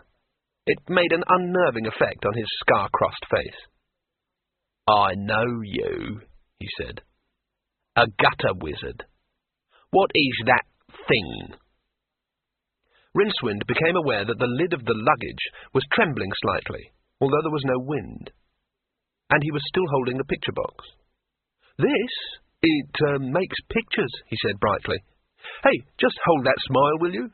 He backed away quickly and pointed the box. For a moment, Withel hesitated. "What?" he said. "That's fine. Hold it just like that," said Rincewind. The thief paused, then growled, and swung his sword back. There was a snap, and a duet of horrible screams. Rincewind did not glance round for fear of the terrible things he might see, and by the time Withel looked for him again, he was on the other side of the plaza, and still accelerating. The albatross descended in wide, slow sweeps that ended in an undignified flurry of feathers and a thump as it landed heavily on its platform in the patrician's bird garden. The custodian of the birds, dozing in the sun and hardly expecting a long-distance message so soon after this morning's arrival, jerked to his feet and looked up. A few moments later, he was scuttling through the palace's corridors, holding the message capsule, and, owing to carelessness brought on by surprise, sucking at the nasty beak wound on the back of his hand. Rincewind pounded down an alley, paying no heed to the screams of rage coming from the picture box, and cleared a high wall with his frayed robe flapping around him like the feathers of a dishevelled jackdaw. He landed in the forecourt of a carpet shop, scattering the merchandise and customers, dived through its rear exit, trailing apologies, skidded down another alley, and stopped, teetering dangerously, just as he was about to plunge unthinkingly into the Ankh. There are said to be some mystic rivers, one drop of which can steal a man's life away. After its turbid passage through the twin cities, the Ankh could have been one of them. In the distance, the cries of rage took on a shrill note of terror. Rincewind looked around desperately for a boat, or a handhold up the sheer walls on either side of him. He was trapped. Unbidden, the spell welled up in his mind. It was perhaps untrue to say that he had learned it. It had learned him. The episode had led to his expulsion from the unseen university, because, for a bet, he had dared to open the pages of the last remaining copy of the Creator's own grimoire, the Octavo, while the university librarian was otherwise engaged. The spell had leapt out of the page and instantly burrowed deeply into his mind, from whence even the combined talents of the Faculty of Medicine had been unable to coax it. Precisely which one it was they were also unable to ascertain, except that it was one of the 8 basic spells that were intricately interwoven with the very fabric of time and space itself. Since then it had been showing a worrying tendency, when Rincewind was feeling run down, or especially threatened, to try to get itself said. He clenched his teeth together, but the first syllable forced itself around the corner of his mouth. His left hand raised involuntarily, and as the magical force whirled him round, began to give off octarine sparks. The luggage hurtled around the corner, its several hundred knees moving like pistons. Rincewind gaped. The spell died unsaid. The box didn't appear to be hampered in any way by the ornamental rug draped roguishly over it, nor by the thief hanging by one arm from the lid. It was, in a very real sense, a dead weight. Further along the lid were the remains of 2 fingers, owner unknown. The luggage halted a few feet from the wizard, and after a moment retracted its legs. It had no eyes that Rincewind could see, but he was nevertheless sure that it was staring at him, expectantly. "Shoo!" he said weakly. It didn't budge, but the lid creaked open, releasing the dead thief. Rincewind remembered about the gold. Presumably the box had to have a master. In the absence of Two-Flower, had it adopted him? The tide was turning, and he could see debris drifting downstream in the yellow afternoon light towards the river gate, a mere 100 yards downstream. It was the work of a moment to let the dead thief join them. Even if it was found later, it would hardly cause comment, and the sharks in the estuary were used to solid, regular meals. Rincewind watched the body drift away, and considered his next move. The luggage would probably float. All he had to do was wait until dusk, and then go out with the tide. There were plenty of wild places downstream where he could wade ashore, and then, well, if the patrician really had sent out word about him, then a change of clothing and a shave would take care of that. In any case, there were other lands, and he had facility for languages. Let him but get to Chimera, or Gonim, or Ekalpon, and 6 armies couldn't bring him back. And then, wealth, comfort, security. There was, of course, the problem of Two-Flower. Rincewind allowed himself a moment's sadness. "It could be worse," he said by way of farewell. "It could be me." It was when he tried to move that he found his robe was caught on some obstruction. By craning his neck, he found that the edge of it was being gripped firmly by the luggage's lid. "Ah, Gorfal," said the patrician pleasantly. "Come in. Sit down. Can I press you to a candid starfish?" "I am yours to command, master," said the old man calmly, "save perhaps in the matter of preserved echinoderms." The patrician shrugged, and indicated the scroll on the table. "Read that," he said. Gorfal picked up the parchment and raised one eyebrow slightly when he saw the familiar ideograms of the Golden Empire. He read in silence for perhaps a minute, and then turned the scroll over to examine minutely the seal on the obverse. "You are famed as a student of empire affairs," said the patrician. "Can you explain this?" "Knowledge in the matter of the empire lies less in noting particular events than in studying a certain cast of mind," said the old diplomat. "The message is curious, yes, but not surprising." "This morning the Emperor instructed," the patrician allowed himself the luxury of a scowl, "instructed me, Gorfal, to protect this Two-Flower person. Now it seems I must have him killed. You don't find that surprising?" "No. The Emperor is no more than a boy. He is idealistic, keen, a god to his people. Whereas this afternoon's letter is, unless I am very much mistaken, from 9 turning mirrors, the Grand Vizier. He has grown old in the service of several emperors. He regards them as a necessary but tiresome ingredient in the successful running of the empire. He does not like things out of place. The empire was not built by allowing things to get out of place. That is his view." "I begin to see," said the patrician. Quite so. Gorfowl smiled into his beard. This tourist is a thing that is out of place. After acceding to his master's wishes, 9 turning mirrors would, I am quite sure, make his own arrangements with a view to ensuring that one wanderer would not be allowed to return home, bringing, perhaps, the disease of dissatisfaction. The Empire likes people to stay where it puts them. So much more convenient, then, if this two-flower disappears for good in the barbarian lands. Meaning here, master. And your advice? Said the patrician. Gorfowl shrugged. Merely that you should do nothing. Matters will undoubtedly resolve themselves. However, he scratched an ear thoughtfully, perhaps the Assassin's Guild? Ah, yes, said the patrician, the Assassin's Guild. Who is their president at the moment? Zlorf Flannelfoot, master. Have a word with him, will you? Quite so, master. The patrician nodded. It was all rather a relief. He agreed with 9 turning mirrors. Life was difficult enough. People ought to stay where they were put. Brilliant constellations shone down on the Discworld. One by one, the traders shuttered their shops. One by one, the Gonoffs, thieves, firewirers, whores, illusionists, backsliders, and second-story men awoke and breakfasted. Wizards went about their polydimensional affairs. Tonight saw the conjunction of 2 powerful planets, and already the air over the magical quarter was hazy with early spells. Look, said Rincewind, this isn't getting us anywhere.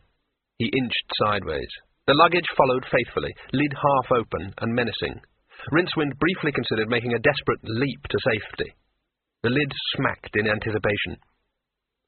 In any case, he told himself with sinking heart, the damn thing would only follow him again. It had that dogged look about it.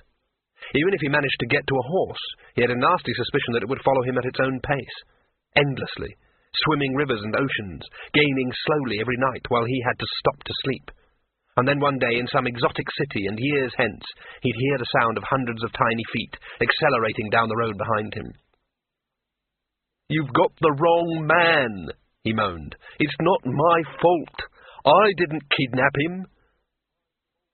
The box moved forward slightly.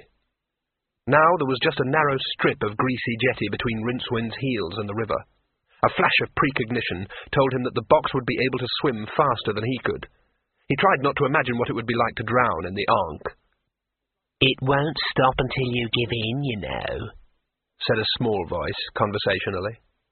Rincewind looked down at the iconograph, still hanging around his neck. Its trapdoor was open, and the homunculus was leaning against the frame, smoking a pipe and watching the proceedings with amusement. I'll take you in with me at least, said Rincewind through gritted teeth. The imp took the pipe out of his mouth. What did you say? He said. I said I'll take you in with me, damn it. Suit yourself. The imp tapped the side of the box meaningfully. We'll see who sinks first. The luggage yawned and moved forward a fraction of an inch. Oh, all right, said Rincewind irritably, but you'll have to give me time to think. The luggage backed off slowly. Rincewind edged his way back onto reasonably safe land and sat down with his back against a wall. Across the river, the lights of Ankh City glowed. You're a wizard, said the picture imp. You'll think of some way to find him. Not much of a wizard, I'm afraid. You could just jump down on everyone and turn them into worms, the imp added encouragingly, ignoring this last remark. No, turning to animals is an 8th level spell. I never even completed my training. I only know one spell. Well, that'll do. I doubt it, said Rincewind hopelessly. What does it do, then? Can't tell you. Don't really want to talk about it. But frankly, he sighed, no spells are much good. It takes 3 months to commit even a simple one to memory, and then once you've used it, poof, it's gone. That's what's so stupid about the whole magic thing, you know. You spend 20 years learning the spell that makes nude virgins appear in your bedroom, and then you're so poisoned by quicksilver fumes and half-blind from reading old grimoires that you can't remember what happens next. I never thought of it like that, said the imp. Hey, look, this is all wrong. When Two Flowers said they'd got better kind of magic in the Empire, I thought... The imp looked at him expectantly. Rincewind cursed himself. Well, if you must know, I thought he didn't mean magic. Not as such. What else is there, then? Rincewind began to feel really wretched. I don't know, he said. A better way of doing things, I suppose. Something with a bit of sense in it. Harnessing the lightning or something. The imp gave him a kind but pitying look. Lightning is the spears hurled by the thunder giants when they fight, it said gently. Established meteorological fact. You can't harness it. I know, said Rincewind miserably. That's the flaw in the argument, of course. The imp nodded and disappeared into the depths of the iconograph. A few moments later, Rincewind smelled frying bacon. He waited until his stomach couldn't stand the strain anymore and rapped on the box. The imp reappeared. I've been thinking about what you said, it said before Rincewind could open his mouth. And even if you could get a harness on it, how could you get it to pull a cart? What the hell are you talking about? Lightning. It just goes up and down. You'd want it to go along, not up and down. Anyway, it'd probably burn through the harness. I don't care about the lightning. How can I think on an empty stomach? Eat something, then. That's logic. How? Every time I move, that damn box flexes its hinges at me. The luggage, on cue, gaped widely. See? It's not trying to bite you, said the imp. There's food in there. You're no use to it starved. Rincewind peered into the dark recesses of the luggage. There were indeed, among the chaos of boxes and bags of gold, several bottles and packages in oiled paper. He gave a cynical laugh, mooched around the abandoned jetty until he found a piece of wood about the right length, wedged it as politely as possible in the gap between the lid and the box, and pulled out one of the flat packages. It held biscuits that turned out to be as hard as diamond wood. "Bloody hell," he muttered, nursing his teeth. "Captain Eightpanther's travellers' digestives, then," said the imp from the doorway to his box. "Saved many a life at sea, they have." "Oh, sure. Do you use them as a raft, or just throw them to the sharks and sort of watch them sink? What's in the bottles? Poison?" "Water." "But there's water everywhere. Why do you want to bring water?" "Trust." "Trust?" "Yes, that's what he didn't. The water. Here, see?" Rincewind opened the bottle. The liquid inside might have been water. It had a flat, empty flavour with no trace of life. "Neither taste nor smell," he grumbled. The luggage gave a little creak, attracting his attention. With a lazy air of calculated menace, it shut its lid slowly, grinding Rincewind's impromptu wedge like a dry loaf. All right, he said. "I'm thinking." Emor's headquarters were in the leaning tower at the junction of Rhyme Street and Frost Alley. At midnight, the solitary guard leaning in the shadows looked up at the conjoining planets and wondered idly what change in his fortunes they might herald. There was the faintest of sounds, as of a gnat yawning. The guard glanced down at the deserted street and now caught the glimmer of moonlight on something lying in the mud a few yards away. He picked it up. The lunar light gleamed on gold, and his intake of breath was almost loud enough to echo down the alleyway. There was a slight sound again, and another coin rolled into the gutter on the other side of the street. By the time he had picked it up, there was another one, a little way off and still spinning. Gold was, he remembered, said to be formed from the crystallized light of stars. Until now he had never believed it to be true, that something as heavy as gold could fall naturally from the sky. As he drew level with the opposite alley mouth, some more fell. It was still in its bag, there was an awful lot of it, and Rincewind brought it down heavily onto his head. When the guard came to, he found himself looking up into the wild-eyed face of a wizard, who was menacing his throat with a sword. In the darkness, too, something was gripping his leg. It was the disconcerting sort of grip that suggested that the gripper could grip a whole lot harder if he wanted to. "Where is he, the rich foreigner?" hissed the wizard. "Quickly!" "What's holding my leg?" said the man with a note of terror in his voice. He tried to wriggle free. The pressure increased. "You wouldn't want to know," said Rincewind. "Pay attention, please. Where's the foreigner?" "Not here. They've got him at Broadman's place. Everyone's looking for him. You're Rincewind, aren't you? The box that bites people. Oh, no, please." Rincewind had gone. The guard felt the unseen leg gripper release his, or, as he was beginning to fear, its hold. Then, as he tried to pull himself to his feet, something big and heavy and square cannoned into him out of the dark and plunged off after the wizard. Something with hundreds of tiny feet. With only his homemade phrasebook to help him, Two-Flower was trying to explain the mysteries of in-sewer ants to Broadman. The fat innkeeper was listening intently, his little black eyes glittering. From the other end of the table, Imor watched with mild amusement, occasionally feeding one of his ravens with scraps from his plate. Beside him, Withel paced up and down. "You fret too much," said Imor, without taking his eyes from the two men opposite him. "I can feel it, Stren. Who would dare attack us here? And the gutter wizard will come. He's too much of a coward not to, and he'll try to bargain, and we shall have him, and the gold, and the chest." Withel's one eye glared, and he smacked a fist into the palm of a black-gloved hand. "Who would have thought that there was so much sapient pearwood in the whole of the disc?" he said. "How could we have known?" "You fret too much, Stren. I'm sure you can do better this time," said Imor pleasantly. The lieutenant snorted in disgust and strode off round the room to bully his men. Imor carried on watching the tourist. It was strange, but the little man didn't seem to realize the seriousness of his position. Imor had on several occasions seen him look around the room with an expression of deep satisfaction. He had also been talking for ages to Broadman, and Imor had seen a piece of paper change hands, and Broadman had given the foreigner some coins. It was strange. When Broadman got up and waddled past Imor's chair, the thief-master's arm shot out like a steel spring and grabbed the fat man by his apron. "What was all that about, friend?" asked Imor quietly. Nothing, Imor, just private business, like." "There are no secrets between friends, Broadman?" "Yeah, well, I'm not sure about it myself, really. It's a sort of a bet, you see," said the innkeeper nervously.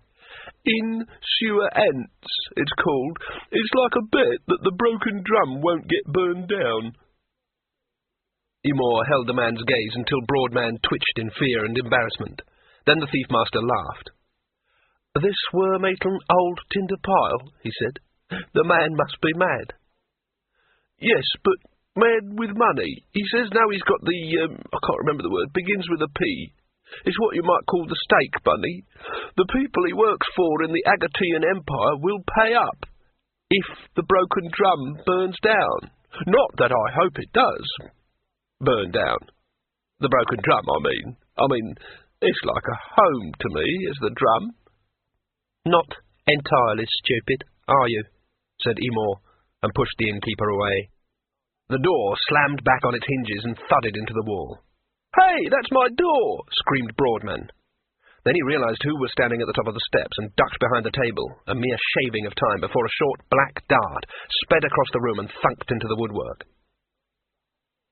Imor moved his hand carefully and poured out another flagon of beer. "Won't you join me, Zlorf?" he said levelly. "And put that sword away, Stren. Zlorf Fannelfoot is our friend." The president of the Assassin's Guild spun his short blowgun dexterously and slotted it into its holster in one smooth movement. "Stren," said Imor. The black-clad thief hissed and sheathed his sword, but he kept his hand on the hilt and his eyes on the assassin. That wasn't easy. Promotion in the Assassin's Guild was by competitive examination, the practical being the most important, indeed the only part.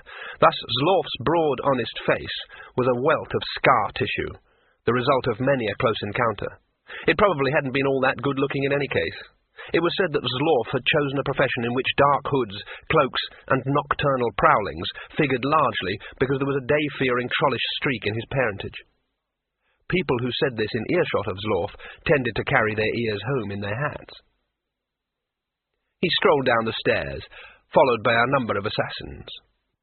When he was directly in front of Imor, he said, "I've come for the tourist." Is it any business of yours, Zlorf? Yes. Grinjo, Ermund, take him. Two of the assassins stepped forward. Then Stren was in front of them, his sword appearing to materialize an inch from their throats without having to pass through the intervening air. Possibly I could only kill one of you, he murmured, but I suggest you ask yourselves, which one? Look up, Zlorf, said Emor. A row of yellow baleful eyes looked down from the darkness among the rafters. One step more, and you'll leave here with fewer eyeballs than you came with, said the thief-master. So, sit down and have a drink, Zlorf, and let's talk about this sensibly. I thought we had an agreement. You don't rob, I don't kill. Not for payment, that is, he added after a pause. Zlorf took the proffered beer. So, he said, I'll kill him, then you rob him. Is he that funny-looking one over there? Yes. Zlorf stared at Two-Flower, who grinned at him. He shrugged. He seldom wasted time wondering why people wanted other people dead. It was just a living. Who is your client, may I ask? Said Emor. Zlorf held up a hand. Please, he protested. Professional etiquette. Of course. By the way... Yes? I believe I have a couple of guards outside. Had? And some others in the doorway across the street. Formerly. And 2 bowmen on the roof? A flicker of doubt passed across Zlorf's face, like the last shaft of sunlight over a badly ploughed field. The door flew open, badly damaging the assassin who was standing beside it. "Stop doing that!" shrieked Broadman from under the table. Zlorf and Emor stared up at the figure on the threshold. It was short, fat, and richly dressed, very richly dressed. There were a number of tall, big shapes looming behind it. Very big, threatening shapes. "Who's that?" said Zlorf. "I know him," said Emor. "His name's Rurpf. He runs the Groaning Platter Tavern down by Brass Bridge. Stren, remove him." Rurpf held up a beringed hand. Stren Withel hesitated halfway to the door as several very large trolls ducked under the doorway and stood on either side of the fat man, blinking in the light. Muscles the size of melons bulged in forearms like flour sacks. Each troll held a double-headed axe between thumb and forefinger. Broadman erupted from cover, his face suffused with rage. "Out!" he screamed. "Get those trolls out of here!" No one moved. The room was suddenly quiet. Broadman looked around quickly. It began to dawn on him just what he had said, and to whom. A whimper escaped from his lips. Glad to be free, he reached the doorway to his cellars, just as one of the trolls, with a lazy flick of one ham-sized hand, sent his axe whirling across the room. The slam of the door and its subsequent splitting as the axe hit it merged into one sound. "Bloody hell!" exclaimed Zlorf Flannelfoot. "What do you want?" said Emor. "I am here on behalf of the Guild of Merchants and Traders," said Rurpf evenly. "To protect our interests, you might say, meaning the little man." Emor wrinkled his brows. "I'm sorry," he said. "I thought I heard you say the Guild of Merchants." "And Traders," agreed Rurpf. Behind him now, in addition to more trolls, were several humans that Emor vaguely recognized. He had seen them maybe behind counters and bars, shadowy figures usually, easily ignored, easily forgotten. At the back of his mind, a bad feeling began to grow. He thought about how it might be to be, say, a fox confronted with an angry sheep. A sheep, moreover, that could afford to employ wolves. "How long has this, guild been in existence, may I ask?" he said. "Since this afternoon," said Rurpf. "I'm Vice Guild Master in charge of tourism, you know." What is this tourism of which you speak? We are not quite sure, said Rurp. An old bearded man poked his head over the guildmaster's shoulder and cackled, Speaking on behalf of the wine sellers of Moorpork, tourism means business, see? Well, said Emor coldly. Well, said Rurp, we are protecting our interests, like I said. Thieves out! Thieves out! Cackled his elderly companion. Several others took up the chant. Zlorf grinned. And assassins, chanted the old man. Zlorf growled. Stands to reason, said Rurp. People robbing and murdering all over the place. What sort of impression are visitors going to take away? You come all the way to see our fine city with its many points of historical and civic interest, also many quaint customs, and you wake up dead in some back alley, or as it might be floating down the Ank. How are you going to tell all your friends what a great time you're having? Let's face it, you've got to move with the times. Zlorf and Emor met each other's gaze. We have we? Said Emor. Then let us move, brother, agreed Zlorf. In one movement he brought his blowgun to his mouth and sent a dart hissing towards the nearest troll. It spun around, hurling its axe, which whirred over the assassin's head and buried itself in a luckless thief behind him. Rurp ducked, allowing a troll behind him to raise its huge iron crossbow and fire a spear-length quarrel into the nearest assassin. That was the start. It has been remarked before that those who are sensitive to radiations in the far octarine, the eighth colour, the pigment of the imagination, can see things that others cannot. Thus it was that Rincewind, hurrying through the crowded flare-lit evening bazaars of Moorpork with the luggage trundling behind him, jostled a tall dark figure, turned to deliver a few suitable curses, and beheld death. It had to be death. No one else went around with empty eye sockets. And of course the scythe over one shoulder was another clue. As Rincewind stared in horror, a courting couple, laughing at some private joke, walked straight through the apparition without appearing to notice it. Death, insofar as it was possible in a face with no movable features, looked surprised. Rincewind? Said Rincewind, trying to back away from that eyeless stare. But why are you here? Boom, boom, went crypt-lids in the worm-haunted fastness under old mountains. Why not? Said Rincewind. Anyway, I'm sure you've got lots to do, so if you'll just... I was surprised that you jostled me, Rincewind, for I have an appointment with thee this very night. Oh, no, not...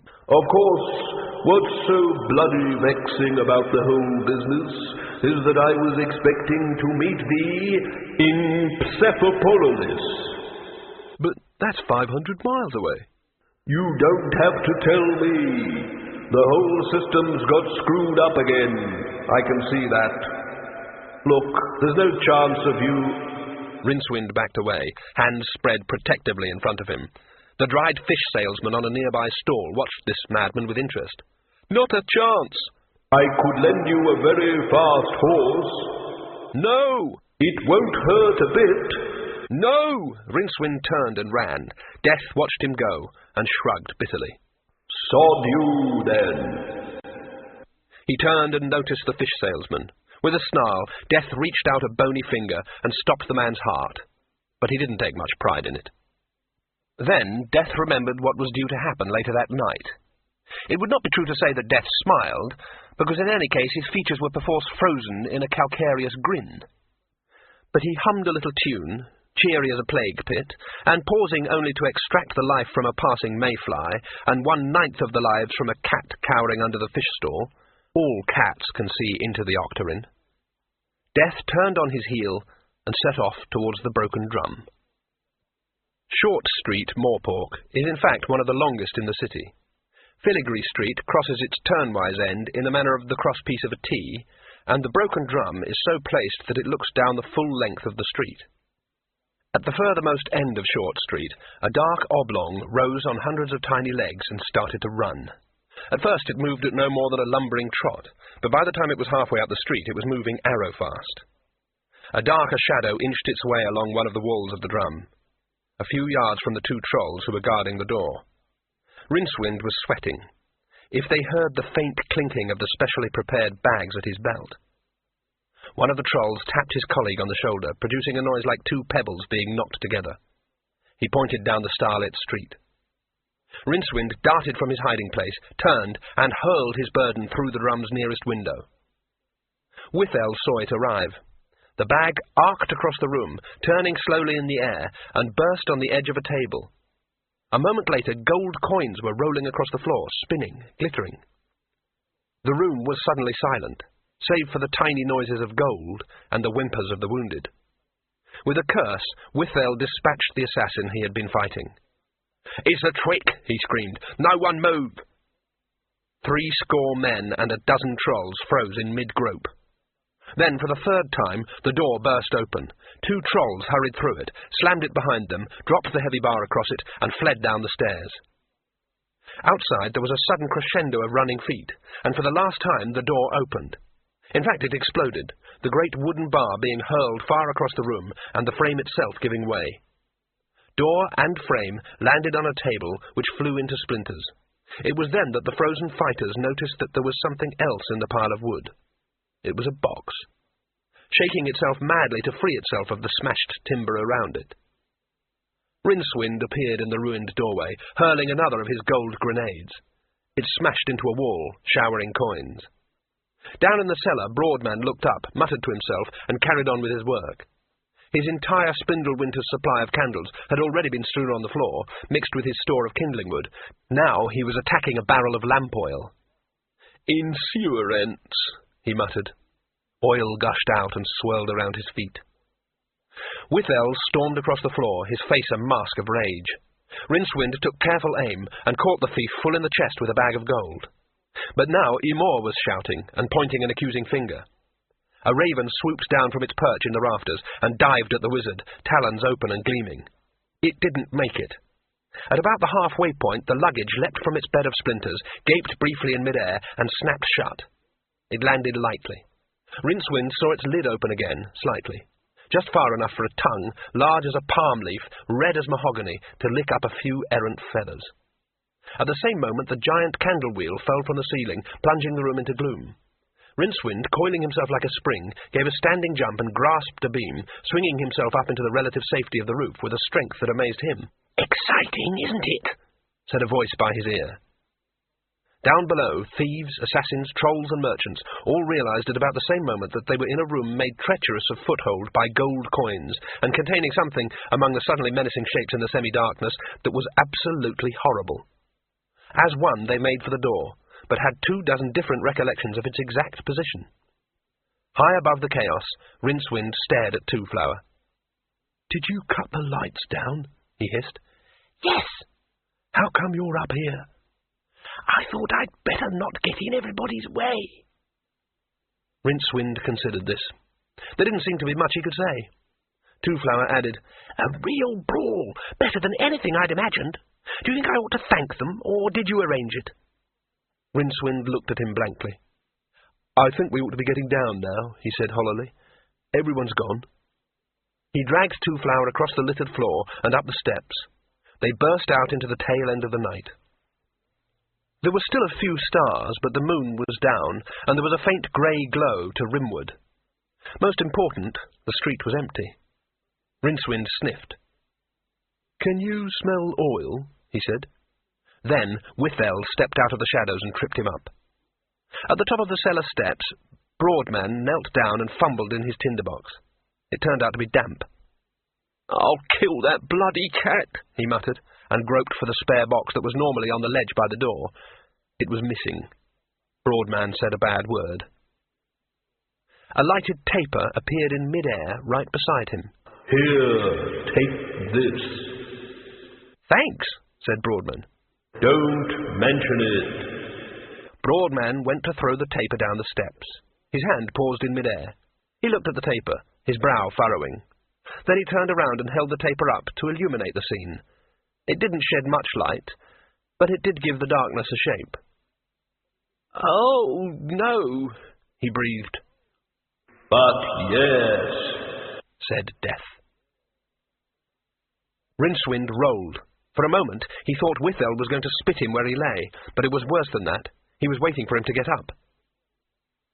"I see you have a sword, wizard," he said quietly. "I suggest you rise, and we shall see how well you use it." Rincewind stood up as slowly as he dared, and drew from his belt the short sword he'd taken from the guard a few hours and 100 years ago.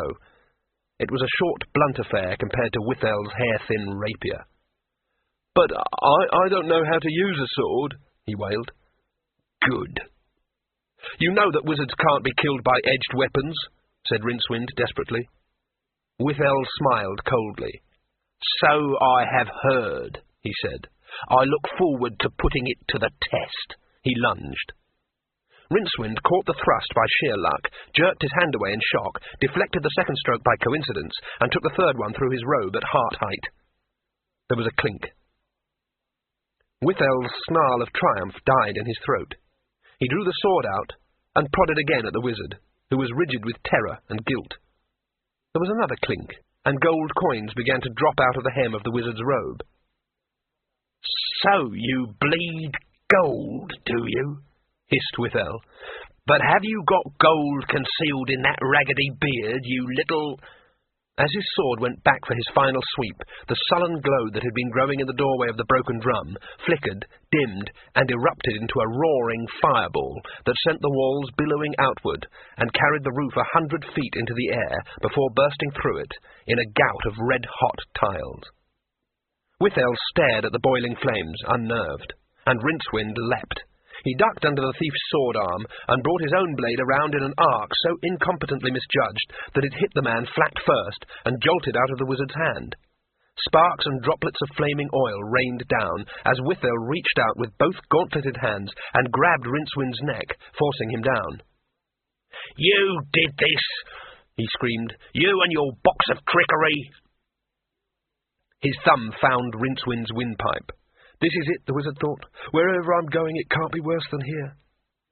"Excuse me," said Two-Flower. Rincewind felt the grip lessen. And now Withel was slowly getting up, a look of absolute hatred on his face. A glowing ember landed on the wizard. He brushed it off hurriedly and scrambled to his feet. Two-Flower was behind Withel, holding the man's own needle-sharp sword with the point resting in the small of the thief's back. Rincewind's eyes narrowed. He reached into his robe, then withdrew his hand bunched into a fist. "Don't move," he said. "Am I doing this right?" asked Two-Flower anxiously. "He says he'll skewer your liver if you move," Rincewind translated freely. "I doubt it," said Withel.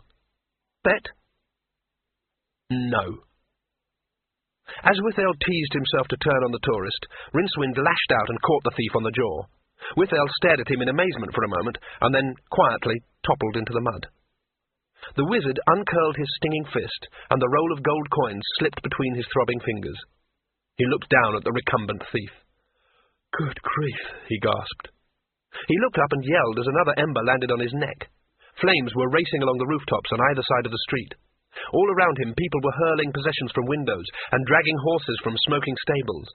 Another explosion in the white-hot volcano that was the drum sent a whole marble mantelpiece scything overhead. "The Widdersheen Gate's the nearest," Rincewind shouted above the crackle of collapsing rafters. "Come on!" He grabbed Two-Flower's reluctant arm and dragged him down the street. "My luggage!" "Blast your luggage! Stay here much longer and you'll go where you don't need luggage. Come on!" screamed Rincewind. They jogged on through the crowd of frightened people leaving the area, while the wizard took great mouthfuls of cool dawn air. Something was puzzling him. "I'm sure all the candles went out," he said. "So how did the drum catch fire?" "I don't know," moaned Two-Flower. "It's terrible, Rincewind. We were getting along so well, too." Rincewind stopped in astonishment, so that another refugee cannoned into him and spun away with an oath. "Getting on?" "Yes, a great bunch of fellows. I thought language was a bit of a problem, but they were so keen for me to join their party they just wouldn't take no for an answer. Really friendly people, I thought." Rincewind started to correct him, then realized he didn't know how to begin. It'll be a blow for old Broadman, Two-Flower continued. Still, he was wise. I've still got the Rhino he paid for his first premium. Rincewind didn't know the meaning of the word premium, but his mind was working fast. You insured the drum, he said. You bet Broadman it wouldn't catch fire. Oh, yes, standard valuation, 200 Rhino. Why'd you ask?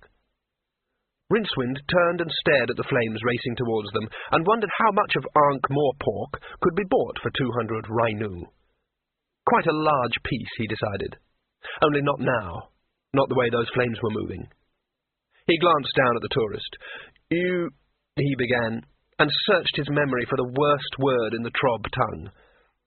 The happy little Betrobi didn't really know how to swear properly. You, he repeated. Another hurrying figure bumped into him, narrowly missing him with the blade over its shoulder. Rincewind's tortured temper exploded. You little... such a one who, while wearing a copper nose-ring, stands in a footbath atop Mount Rua Rua Rua during a heavy thunderstorm and shouts that Alohura, goddess of lightning, has the facial features of a diseased Ularuahua root. Just doing my job, said the figure, stalking away. Every word fell as heavily as slabs of marble. Moreover, Rincewind was certain that he was the only one who heard them. He grabbed Two-Flower again. Let's get out of here, he suggested. One interesting side effect of the fire in Ankh-Morpork concerns the in-sewer ants policy, which left the city through the ravaged roof of the broken drum, was wafted high into the Discworld's atmosphere on the ensuing thermal, and came to Earth several days and a few thousand miles away on an Uluruaha bush in the Betrobi Islands. The simple, laughing islanders subsequently worshipped it as a god, much to the amusement of their more sophisticated neighbours. Strangely enough, the rainfall and harvests in the next few years were almost supernaturally abundant, and this led to a research team being dispatched to the islands by the Minor Religions faculty of the Unseen University. Their verdict was that it only went to show. The fire, driven by the wind, spread out from the drum faster than a man could walk. The timbers of the Widdershin Gate were already on fire when Rincewind, his face blistered and reddened from the flames, reached them. By now, he and Two-Flower were on horseback. Mounts hadn't been that hard to obtain. A wily merchant had asked 50 times their worth, and had been left gaping when 1,000 times their worth had been pressed into his hands. They rode through just before the first of the big gate timbers descended in an explosion of sparks. Morpork was already a cauldron of flame. As they galloped up the red-lit road, Rincewind glanced sideways at his travelling companion, currently trying hard to learn to ride a horse. Bloody hell, he thought. He's alive. Me too. Who'd have thought it? Perhaps there is something in this reflected sound of underground spirits. It was a cumbersome phrase. Rincewind tried to get his tongue around the thick syllables that were the word in Two-Flower's own language. Echolyrics, he tried. Ecrogonophics. Echognomics. That would do. That sounded about right. Several hundred yards downriver from the last smouldering suburb of the city, a strangely rectangular and apparently heavily waterlogged object touched the mud on the Widdershin bank. Immediately it sprouted numerous legs and scrabbled for a purchase. Hauling itself to the top of the bank, the luggage, streaked with soot, stained with water, and very, very angry, shook itself and took its bearings. Then it moved away at a brisk trot, the small and incredibly ugly imp that was perching on its lid, watching the scenery with interest. Bravd looked at the weasel and raised his eyebrows. And that's it, said Rincewind. The luggage caught up with us, don't ask me how. Is there any more wine? The weasel picked up the empty wineskin. I think you've just about had enough wine this night, he said. Bravd's forehead wrinkled. Gold is gold, he said finally. How can a man with plenty of gold consider himself poor? You're either poor or you're rich. It stands to reason. Rincewind hiccuped. He was finding reason rather difficult to hold on to. Well, he said, what I think is, the point is, you know Octiron? The two adventurers nodded. The strange, iridescent metal was almost as highly valued in the lands around the Circle Sea as sapient pearwood, and was about as rare. A man who owned a needle made of octyron would never lose his way, since it always pointed to the hub of the Discworld. Being acutely sensitive to the disc's magical field, it would also miraculously darn his socks. Well, my point is, you see, that gold also has its sort of magical field, sort of financial wizardry. Economics. Rincewind giggled. The weasel stood up and stretched. The sun was well up now, and the city below them was wreathed in mists and full of foul vapours. Also gold, he decided. Even a citizen of Moorpork would, at the very point of death, desert his treasure to save his skin. Time to move. The little man called Two-Flower appeared to be asleep. The weasel looked down at him and shook his head. The city awaits, such as it is, he said. Thank you for a pleasant tale, wizard. What will you do now? He eyed the luggage, which immediately backed away and snapped its lid at him. Well, there are no ships leaving the city now, giggled Rincewind. I suppose we'll take the coast road to Churm. I've got to look after him, you see. But look, I didn't make it up. Sure, said the weasel soothingly. He turned away and swung himself into the saddle of the horse that Bravd was holding. A few moments later, the two heroes were just specks under a cloud of dust, heading down towards the charcoal city. Rincewind stared muzzily at the recumbent tourist. At two recumbent tourists. In his somewhat defenceless state, a stray thought, wandering through the dimensions in search of a mind to harbour it, slid into his brain. Here's another fine mess you've got me into, he moaned, and slumped backwards. Mad, said the weasel. Bravd, galloping along a few feet away, nodded. All wizards get like that, he said. It's the quicksilver fumes, rots their brains. Mushrooms, too. However, said the brown-clad one. He reached into his tunic and took out a golden disc on a short chain. Bravd raised his eyebrows. The wizard said that the little man had some sort of golden disc that told him the time, said the weasel. Arousing your cupidity, little friend? You always were an expert thief, weasel. Aye, agreed the weasel modestly. He touched the knob at the disc's rim. It flipped open. The very small demon imprisoned within looked up from its tiny abacus and scowled. It lacks but 10 minutes to 8 of the clock, it snarled. The lid slammed shut, almost trapping the weasel's fingers. With an oath, the weasel hurled the time-teller far out into the heather, where it possibly hit a stone. Something, in any event, caused the case to split. There was a vivid octarine flash, and a whiff of brimstone, as the time-being vanished into whatever demonic dimension it called home. What did you do that for? Said Bravd, who hadn't been close enough to hear the words. Do what? Said the weasel. I didn't do anything. Nothing happened at all.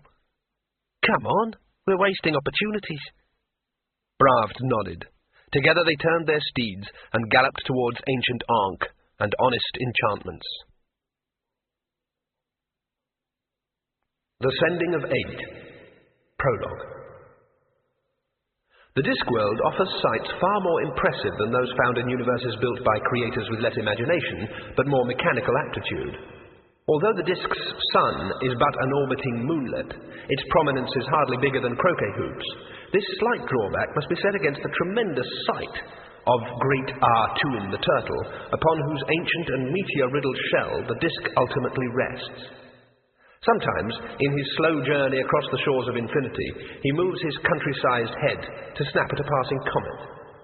But perhaps the most impressive sight of all, if only because most brains, when faced with the sheer galactic enormity of Artuin, refuse to believe it, is the endless rimfall, where the seas of the disk boil ceaselessly over the edge into space.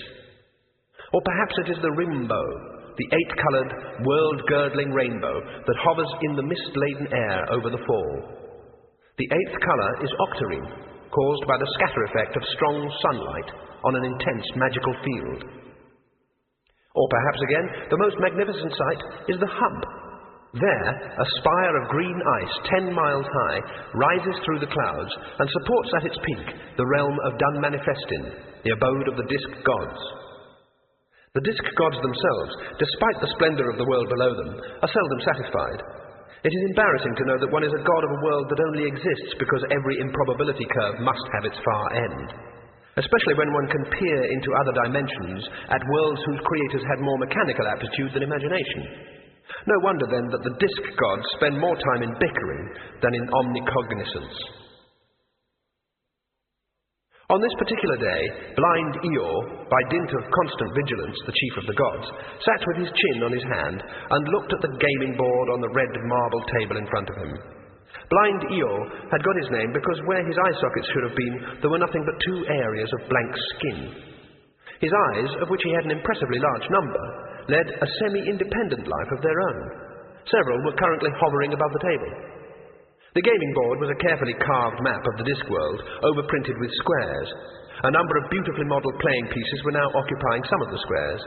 A human onlooker would, for example, have recognised in 2 of them the likenesses of Bravd and the Weasel. Others represented yet more heroes and champions, of which the disc had a more than adequate supply. Still in the game were Eeyore, Offla the crocodile god, Zephyrus the god of slight breezes, Fate, and the Lady. There was an air of concentration around the board now that the lesser players had been removed from the game. Chance had been an early casualty, running her hero into a full house of armed gnolls, the result of a lucky throw by Offla. And shortly afterwards, Night had cashed his chips, pleading an appointment with Destiny.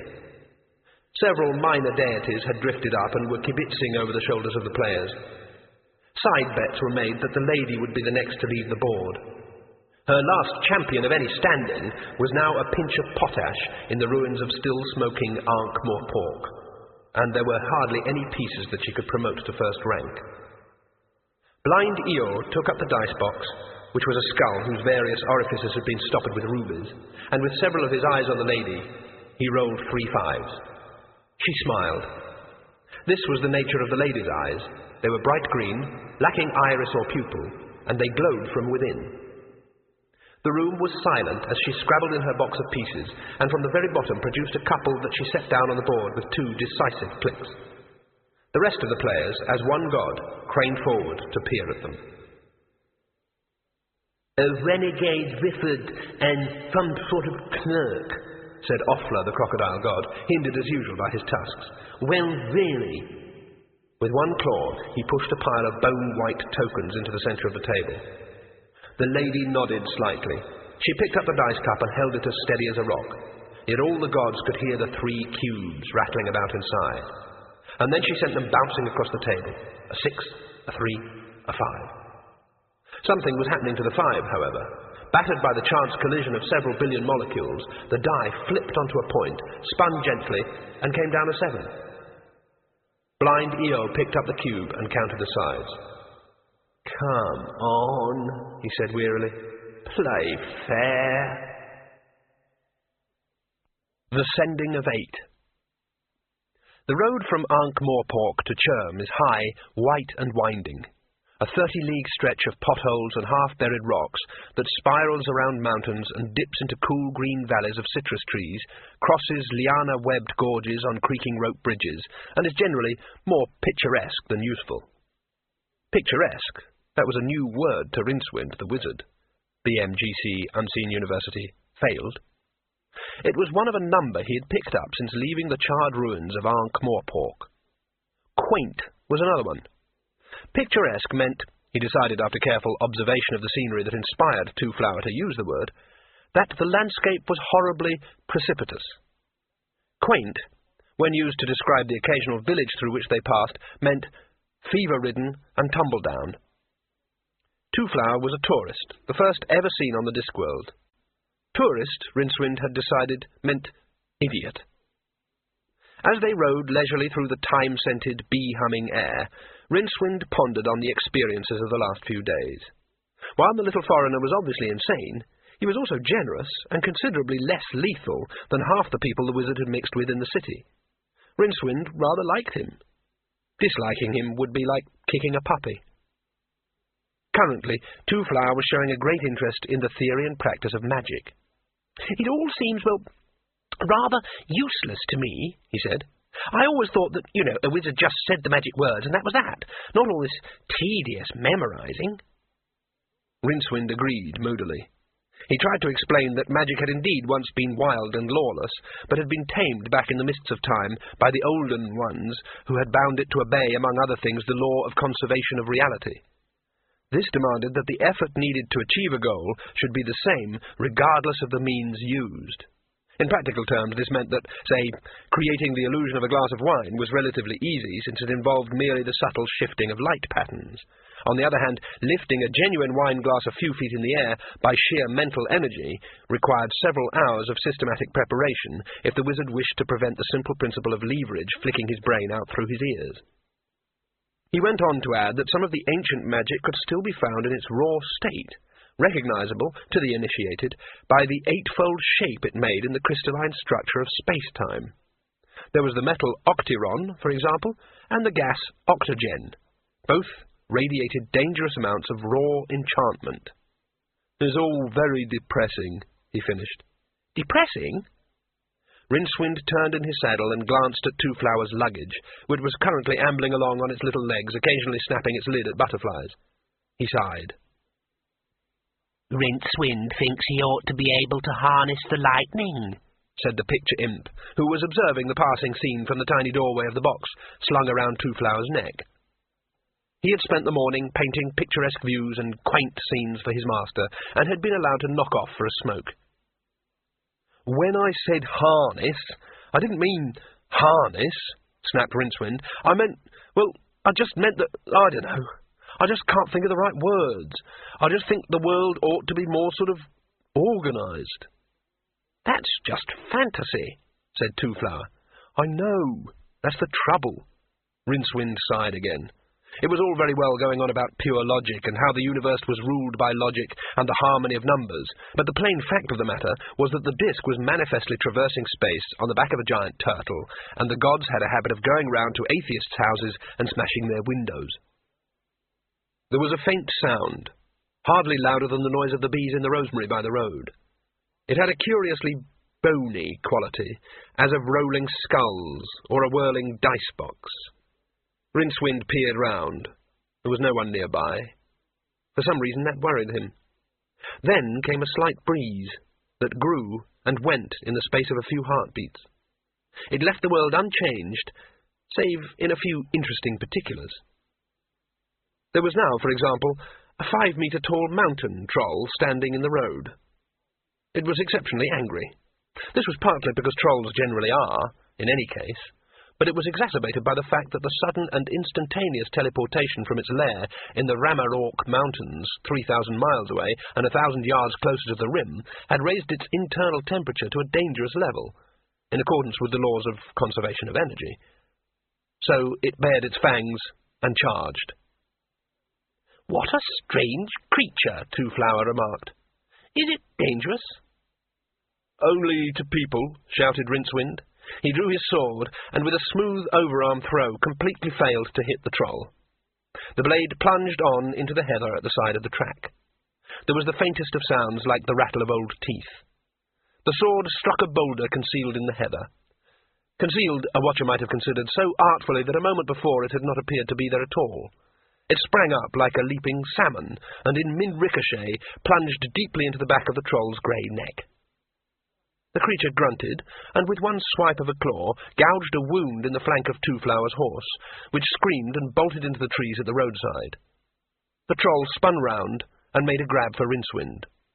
Then its sluggish nervous system brought it the message that it was dead. It looked surprised for a moment, and then toppled over and shattered into gravel. Trolls being silicaceous life forms, their bodies reverted instantly to stone at the moment of death. "Ah!" thought Rincewind, as his horse reared in terror. He hung on desperately as it staggered two-legged across the road, and then, screaming, turned and galloped into the woods. The sound of hoofbeats died away, leaving the air to the hum of bees and the occasional rustle of butterfly wings. There was another sound, too, a strange noise for the bright time of noonday. It sounded like dice. "Rincewind?" The long aisles of trees threw Two Flowers' voice from side to side, and eventually tossed it back to him unheeded. He sat down on a rock and tried to think. Firstly, he was lost. That was vexing, but it didn't worry him unduly. The forest looked quite interesting, and probably held elves or gnomes, perhaps both. In fact, on a couple of occasions, he had thought he had seen strange green faces peering down at him from the branches. Two-Flower had always wanted to meet an elf. In fact, what he really wanted to meet was a dragon, but an elf would do, or a real goblin. His luggage was missing, and that was annoying. It was also starting to rain. He squirmed uncomfortably on the damp stone and tried to look on the bright side. For example, during its mad dash, his plunging horse had burst through some bushes and disturbed a she-bear with her cubs, but had gone on before the bear could react. Then it had suddenly been galloping over the sleeping bodies of a large wolf pack, and again its mad speed had been such that the furious yelping had been left far behind. Nevertheless, the day was wearing on, and perhaps it would be a good idea, Two-Flower thought, not to hang about in the open. Perhaps there was a... He racked his brains trying to remember what sort of accommodation forests traditionally offered. Perhaps there was a gingerbread house or something.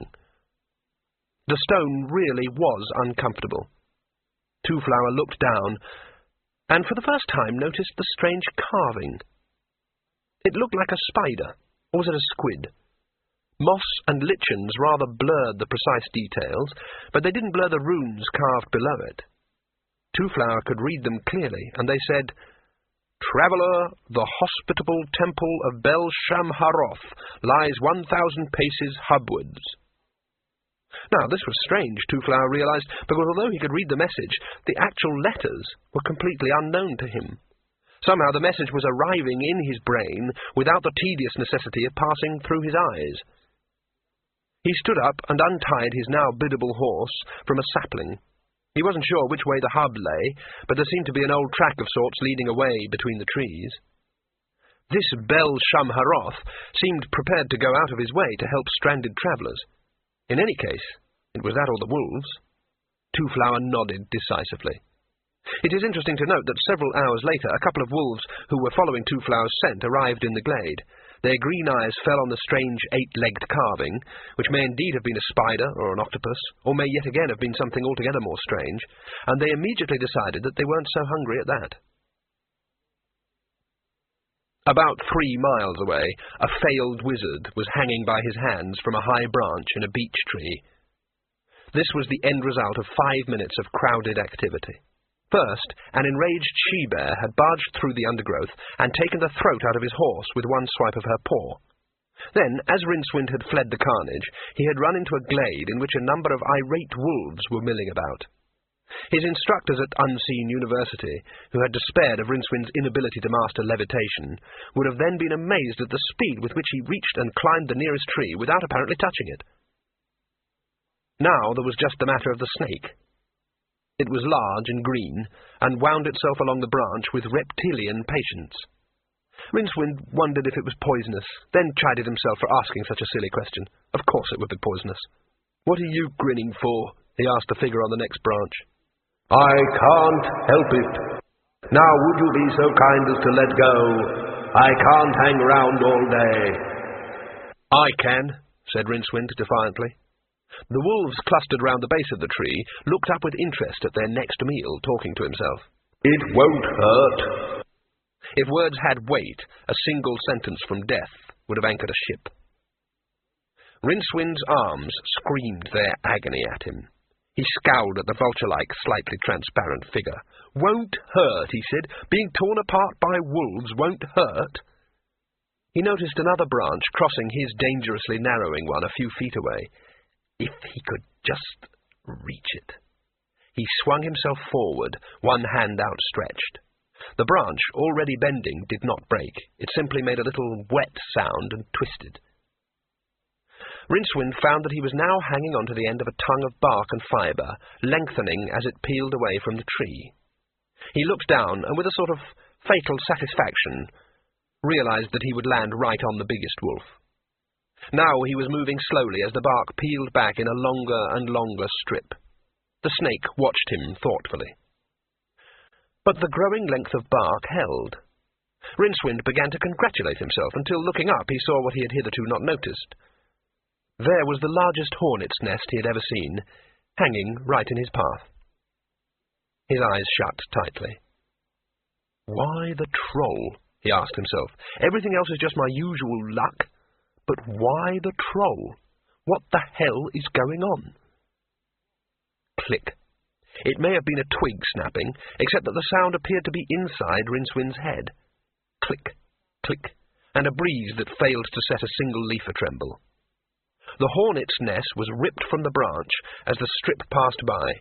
It shot past the wizard's head, and he watched it grow smaller as it plummeted towards the circle of upturned muzzles. The circle suddenly closed. The circle suddenly expanded. The concerted yelp of pain as the pack fought to escape the furious cloud echoed among the trees. Rincewind grinned inanely. Rincewind's elbow nudged something. It was the tree trunk. The strip had carried him right to the end of the branch. But there were no other branches. The smooth bark beside him offered no handholds. It offered hands, though. Two were even now thrusting through the mossy bark beside him. Slim hands, green as young leaves. Then a shapely arm followed. And then the hammer dryad leaned right out and grasped the astonished wizard firmly, and with that vegetable strength that can send roots questing into rock, drew him into the tree. The solid bark parted like a mist, closed like a clam. Death watched impassively. He glanced at the cloud of mayflies that were dancing their joyful zigzags near his skull. He snapped his fingers. The insects fell out of the air, but somehow it wasn't quite the same. Blind Eeyore pushed his stack of chips across the table, glowered through such of his eyes that were currently in the room, and strode out. A few demigods tittered. At least Offler had taken the loss of a perfectly good troll with precise, if somewhat reptilian, grace. The lady's last opponent shifted his seat until he faced her across the board. "Lord," she said politely. "Lady," he acknowledged. Their eyes met.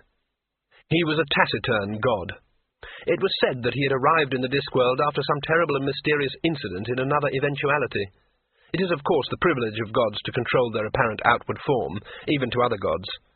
The fate of the Discworld was currently a kindly man in late middle age, greying hair brushed neatly around the features that a maiden would confidently proffer a glass of small beer to, should they appear at her back door.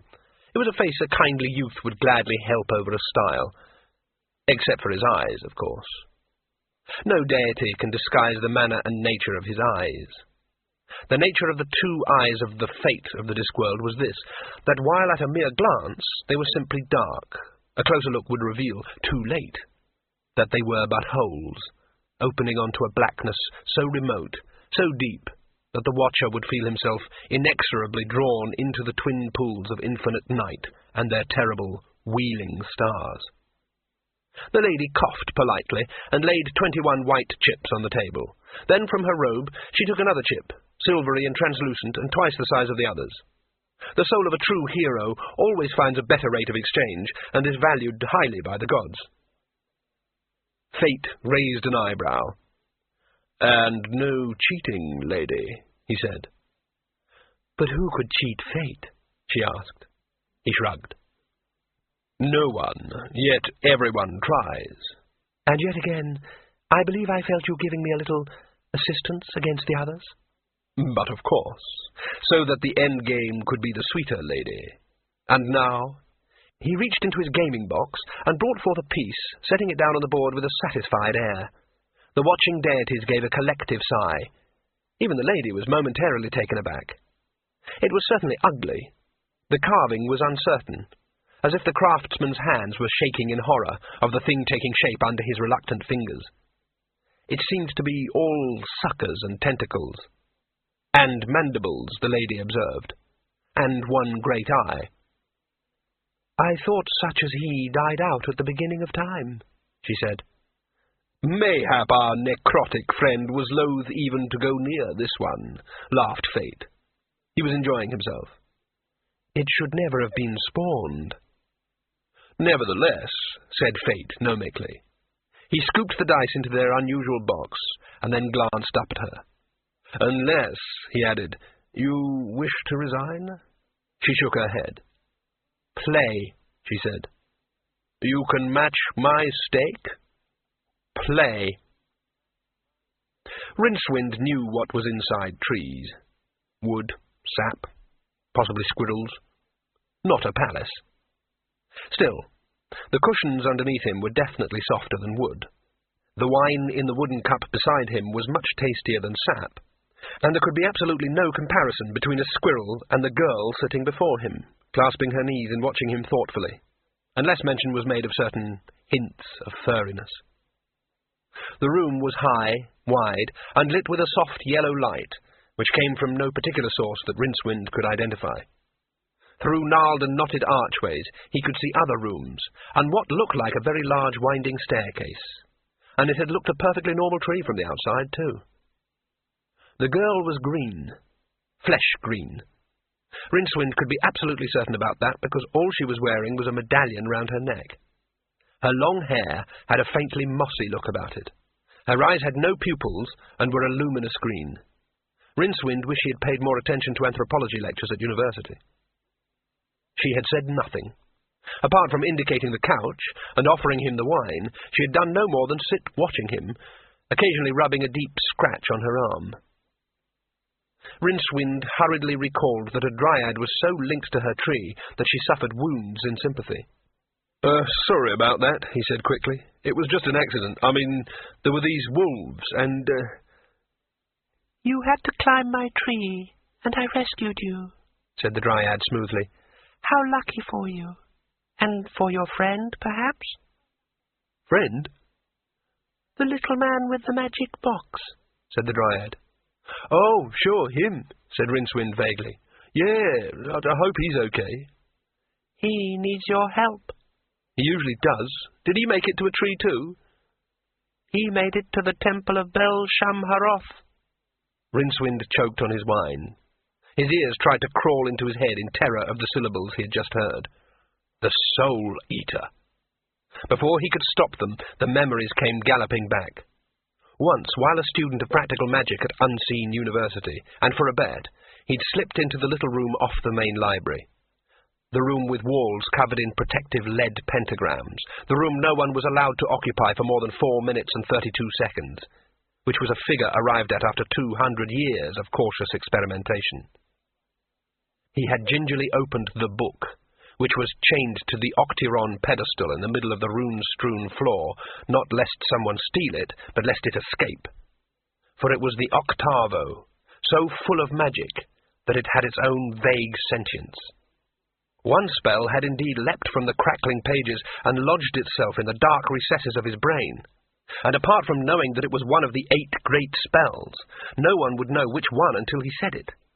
Even Rincewind did not, but he could feel it sometimes, sidling out of sight behind his ego, biding its time.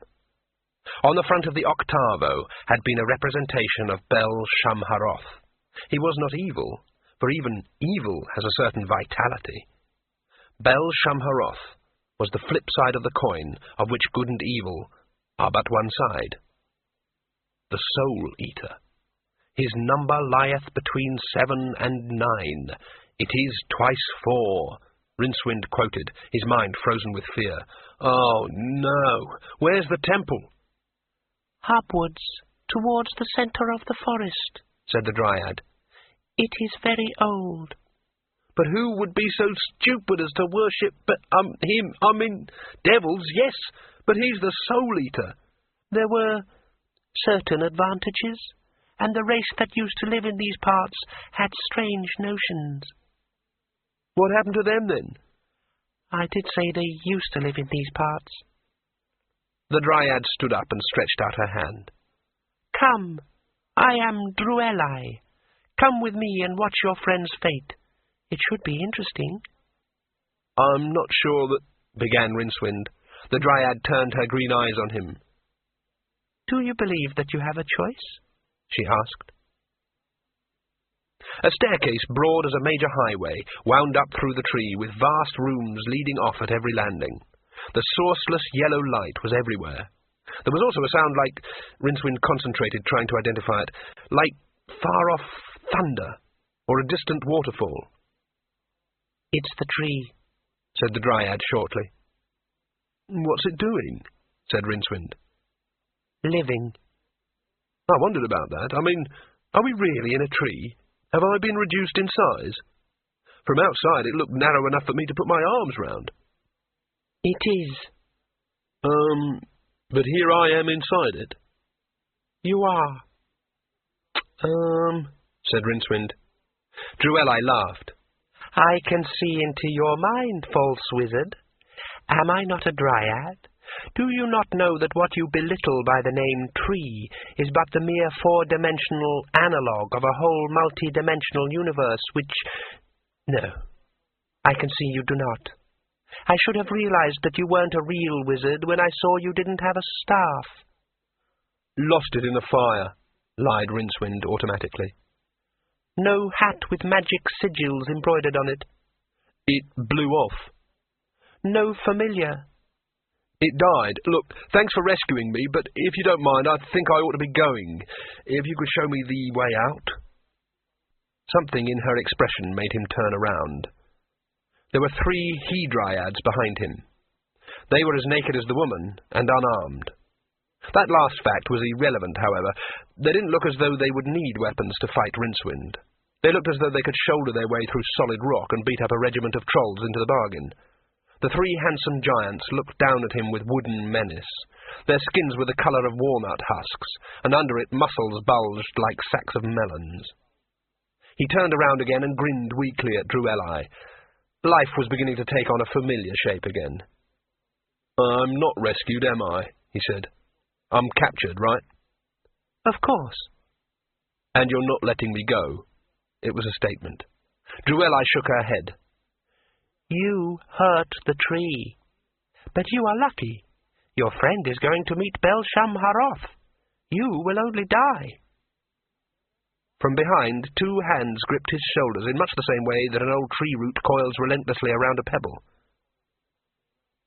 With a certain amount of ceremony, of course, the dryad went on, after the sender of 8 has finished with your friend.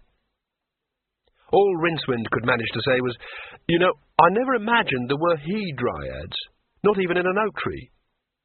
One of the giants grinned at him. Drueli snorted. Stupid. Where do you think acorns come from? There was a vast empty space like a hall, its roof lost in the golden haze. The endless stair ran right through it. Several hundred dryads were clustered at the other end of the hall. They parted respectfully when Drueli approached, and stared through Rincewind as he was propelled firmly along behind. Most of them were females, although there were a few of the giant males among them. They stood like god-shaped statues among the small, intelligent females. Insects, thought Rincewind. The tree is like a hive. But why were there dryads at all? As far as he could recall, the tree people had died out centuries before. They had been out-evolved by humans, like most of the other Twilight peoples. Only elves and trolls had survived the coming of man to the Discworld. The elves because they were altogether too clever by half, and the trollen folk because they were at least as good as humans at being nasty, spiteful and greedy. Dryads were supposed to have died out along with gnomes and pixies. The background roar was louder here. Sometimes a pulsing golden glow would race up the translucent walls until it was lost in the haze overhead. Some power in the air made it vibrate. Oh, incompetent wizard, said Drueli. See some magic. Not your weasel-faced tame magic, but root and branch magic. The old magic. Wild magic. Watch. 50 or so of the females formed a tight cluster, joined hands, and walked backwards until they formed the circumference of a large circle. The rest of the dryads began a low chant. Then, at a nod from Drueli, the circle began to spin widdershins. As the pace began to quicken, and the complicated threads of the chant began to rise, Rincewind found himself watching, fascinated. He had heard about the old magic at university, although it was forbidden to wizards. He knew that when the circle was spinning fast enough against the standing magical field of the Discworld itself in its slow turning, the resulting astral friction would build up a vast potential difference which would earth itself by a vast discharge of the elemental magical force. The circle was a blur now, and the walls of the tree rang with the echoes of the chant. Rincewind felt the familiar sticky prickling in the scalp that indicated the build-up of a heavy charge of raw enchantment in the vicinity, and so he was not utterly amazed when a few seconds later a shaft of vivid octarine light speared down from the invisible ceiling and focused crackling in the centre of the circle. There it formed an image of a storm-swept, tree-girt hill with a temple on its crest. Its shape did unpleasant things to the eye. Rincewind knew that if it was a temple to Bel-Shamharoth, it would have 8 sides. 8 was also the number of Bel-Shamharoth, which was why a sensible wizard would never mention the number if he could avoid it. "Or you'll be 8 alive," apprentices were jocularly warned. Bel-Shamharoth was especially attracted to dabblers in magic, who, by being as it were beachcombers on the shores of the unnatural, were already half enmeshed in his nets. Rincewind's room number in his hall of residence had been 7A. He hadn't been surprised. Rain streamed off the black walls of the temple. The only sign of life was the horse tethered outside, and it wasn't Two-Flower's horse. For one thing, it was too big. It was a white charger with hooves the size of meat dishes, and leather harness a-glitter with ostentatious gold ornamentation. It was currently enjoying a nosebag. There was something familiar about it. Rincewind tried to remember where he'd seen it before. It looked as though it was capable of a fair turn of speed, anyway. A speed which, once it had lumbered up to it, it could maintain for a long time. All Rincewind had to do was shake off his guards, fight his way out of the tree, find the temple, and steal the horse out from under whatever it was that Bel-Shamharoth used for a nose. "The sender of 8 has 2 for dinner, it seems," said Drueli, looking hard at Rincewind. "Who does that steed belong to, false wizard?" "I've no idea." "No? Well, it does not matter. We shall see soon enough." She waved a hand. The focus of the image moved inwards, darted through a great octagonal archway, and sped along the corridor within. There was a figure there, sidling along stealthily with its back against one wall. Rincewind saw the gleam of gold and bronze. There was no mistaking that shape. He'd seen it many times. The wide chest, the neck like a tree trunk, the surprisingly small head under its wild thatch of black hair, looking like a tomato on a coffin. He could put a name to the creeping figure, and that name was Hrun the Barbarian. Hrun was one of the Circle C's more durable heroes. A fighter of dragons, a despoiler of temples, a hired sword, the king post of every street brawl. He could even, and unlike many heroes of Rincewind's acquaintance, speak words of more than 2 syllables, if given time, and maybe a hint or 2. There was a sound on the edge of Rincewind's hearing. It sounded like several skulls bouncing down the steps of some distant dungeon. He looked sideways at his guards to see if they'd heard it. They had all their limited attention focused on Hrun, who was admittedly built on the same lines as themselves. Their hands were resting lightly on the wizard's shoulders. Rincewind ducked, jerked backwards like a tumbler, and came up running. Behind him he heard Drueli shout, and he redoubled his speed. Something caught the hood of his robe, which tore off. A he-dryad, waiting at the stairs, spread his arms wide and grinned woodenly at the figure hurtling towards him. Without breaking his stride, Rincewind ducked again, so low that his chin was on level with his knees, while a fist like a log sizzled through the air by his ear. Ahead of him, a whole spinney of the tree men awaited. He spun around, dodged another blow from the puzzled guard, and sped back towards the circle, passing on the way the dryads who were pursuing him and leaving them as disorganized as a set of skittles. But there was still more in front, pushing their way through the crowds of females and smacking their fists into the horny palms of their hands with anticipatory concentration. "Stand still, false wizard," said Drueli, stepping forward. Behind her the enchanted dancers spun on. The focus of the circle was now drifting along a violet-lit corridor. Rincewind cracked. "Will you knock that off?" he snarled. "Let's just get this straight, eh? I am a real wizard." He stamped a foot petulantly. "Indeed," said the dryad. "Then let us see you pass a spell." Began Rincewind. The fact was that since the ancient and mysterious spell had squatted in his mind, he had been unable to remember even the simplest cantrap for, say, killing cockroaches or scratching the small of his back without using his hands. The mages at Unseen University had tried to explain this by suggesting that the involuntary memorizing of the spell had, as it were, tied up all his spell retention cells. In his darker moments, Rincewind had come up with his own explanation as to why even minor spells refused to stay in his head for more than a few seconds. They were scared, he decided. He repeated. "A small one would do," said Drueli, watching him curl his lips in a frenzy of anger and embarrassment. She signalled, and a couple of he-dryads closed in. The spell chose that moment to vault into the temporarily abandoned saddle of Rincewind's consciousness. He felt it sitting there, leering defiantly at him. "I do know a spell," he said wearily. "Yes? Pray tell," said Drueli. Rincewind wasn't sure that he dared, although the spell was trying to take control of his tongue. He fought it. "You said you could read my mind," he said indistinctly. "Read it." She stepped forward, looking mockingly into his eyes. Her smile froze. Her hands raised protectively, she crouched back. From her throat came a sound of pure terror. Rincewind looked around. The rest of the dryads were also backing away. What had he done? Something terrible, apparently. But in his experience it was only a matter of time before the normal balance of the universe restored itself and started doing the usual terrible things to him.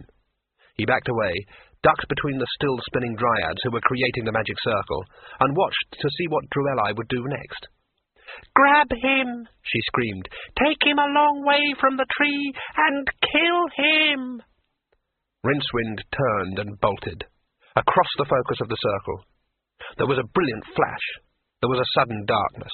There was a vaguely Rincewind-shaped violet shadow dwindling to a point and winking out. There was nothing at all.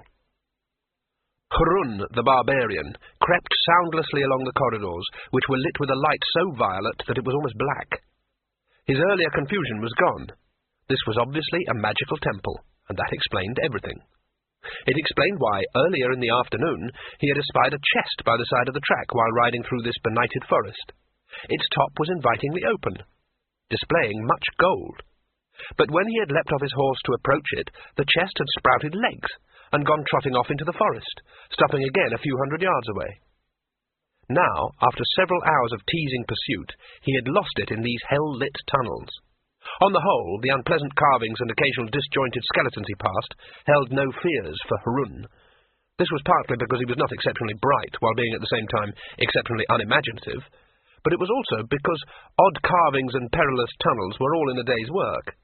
He spent a great deal of time in similar situations, seeking gold or demons or distressed virgins, and relieving them respectively of their owners, their lives, and at least one cause of their distress. Observe Hrun as he leaps cat-footed across a suspicious tunnel mouth.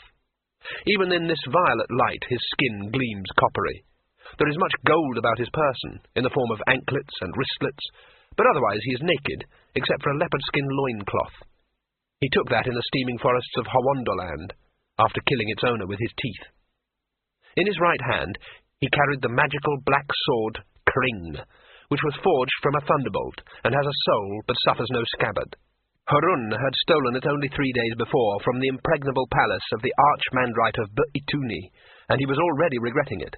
It was beginning to get on his nerves. "I tell you, it went down that last passage on the right," hissed Kring, in a voice like the scrape of a blade over stone. "Be silent." "All I said was, shut up."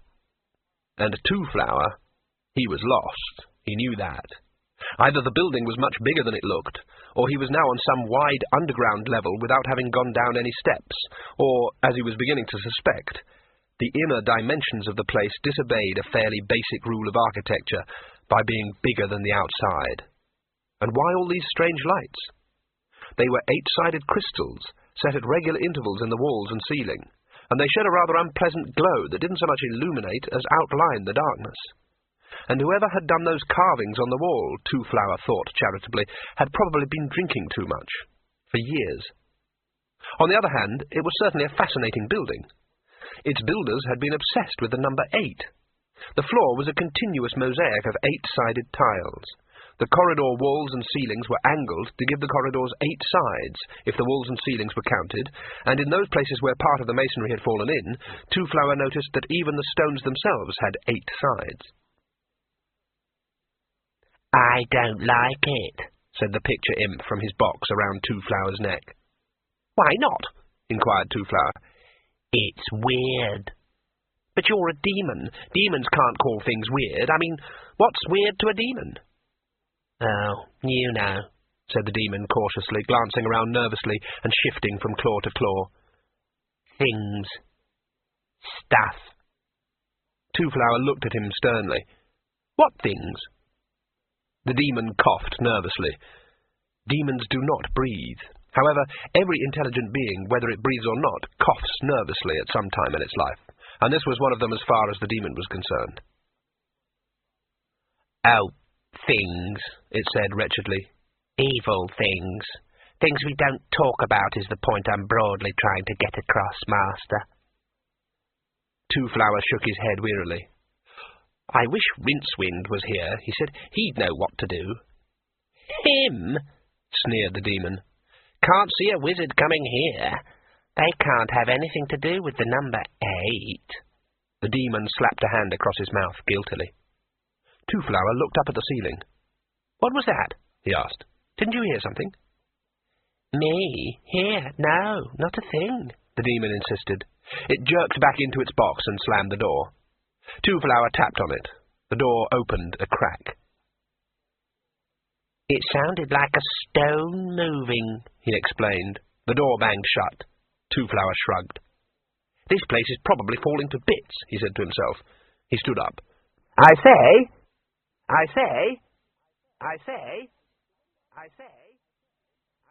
Is anyone there? Is anyone there? Is anyone there? Is anyone there? Is anyone there? Hello? Hello? Hello? Hello? I know there's someone there. I just heard you playing dice. I just heard you playing dice. I just heard you playing dice. I just heard you playing dice. Look, I had Two-Flower stopped. The reason for this was the bright point of light that had popped into existence a few feet from his eyes. It grew rapidly, and after a few seconds was the tiny bright shape of a man. At this stage, it began to make a noise, or rather, Two-Flower started to hear the noise it had been making all along. It sounded like a sliver of a scream caught in one long instant of time. The iridescent man was doll-sized now, a tortured shape tumbling in slow motion while hanging in mid-air. Two-Flower wondered why he had thought of the phrase, "a sliver of a scream," and began to wish he hadn't. It was beginning to look like Rincewind. The wizard's mouth was open, and his face was brilliantly lit by the light of... what? Strange suns, Two-Flower found himself thinking. Suns men don't usually see. He shivered. Now the turning wizard was half man-size.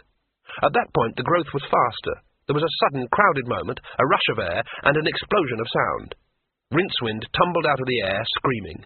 He hit the floor hard, choked, then rolled over with his head cradled in his arms and his body curled up tightly. When the dust had settled, Two-Flower reached out gingerly and tapped the wizard on the shoulder. The human ball rolled up tighter. "It's me," explained Two-Flower helpfully. The wizard unrolled a fraction. "What?" he said. "Me." In one movement, Rincewind unrolled and bounced up in front of the little man, his hands gripping his shoulders desperately. His eyes were wild and wide. "Don't say it," he hissed. "Don't say it and we might get out." "Get out? How did you get in? Don't you know—" "Don't say it." Two-Flower backed away from this madman. "Don't say it." "Don't say what?" "The number." "Number?" said Two-Flower. "Hey, Rincewind, yes, number between 7 and 9, 4 plus 4. "What, 8? Rincewind's hands clapped over the man's mouth. "Say it and we're doomed. Just don't think about it, right? Trust me." "I don't understand," wailed Two-Flower. Rincewind relaxed slightly, which was to say that he still made a violin string look like a bowl of jelly. "Come on," he said. "Let's try and get out, and I'll try and tell you." After the first age of magic, the disposal of grimoires began to become a severe problem on the Discworld. A spell is still a spell, even when imprisoned temporarily in parchment and ink. It has potency. This is not a problem while the book's owner still lives, but on his death, the spellbook becomes a source of uncontrolled power that cannot easily be diffused. In short, spellbooks leak magic. Various solutions have been tried. Countries near the rim simply loaded down the books of dead mages with leaden pentalphas and threw them over the edge. Near the hub, less satisfactory alternatives were available. Inserting the offending books in canisters of negatively polarized octiron and sinking them in the fathomless depths of the sea was one. Burial in deep caves on land was earlier ruled out after some districts complained of walking trees and 5-headed cats. But before long the magic seeped out, and eventually fishermen complained of shoals of invisible fish, or psychic clams. A temporary solution was the construction in various centres of magical lore of large rooms made of denatured octyron, which is impervious to most forms of magic. Here the more critical grimoires could be stored until their potency had attenuated. That was how there came to be at Unseen University the Octavo, greatest of all grimoires, formerly owned by the creator of the universe. It was this book that Rincewind had once opened for a bet. He had only had a second to stare at a page before setting off various alarm spells, but this was time enough for one spell to leap from it and settle in his memory like a toad in a stone. "Then what?" said Two-Flower. "Oh, they dragged me out, thrashed me, of course." "And no one knows what the spell does?" Rincewind shook his head. "It had vanished from the page," he said. "No one will know until I say it. Or until I die, of course. Then it will sort of say itself. For all I know, it stops the universe, or ends time, or anything." Two-Flower patted him on the shoulder. "No sense in brooding," he said cheerfully. "Let's have another look for a way out." Rincewind shook his head.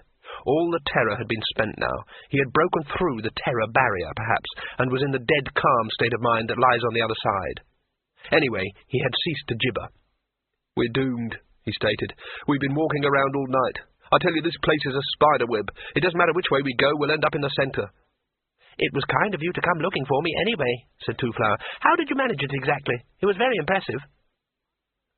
"Oh, well," began the wizard awkwardly, "I just thought I can't leave old Two-Flower there, and "So what we've got to do now is find this Bel-Shamharoth person and explain things to him, and perhaps he'll let us out," said Two-Flower.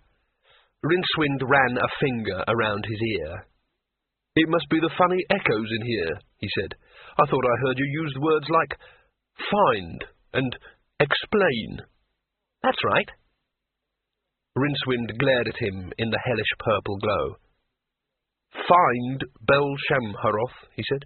"Yes, we don't have to get involved." "Find the soul render, and not get involved. Just give him a nod, I suppose, and ask the way to the exit.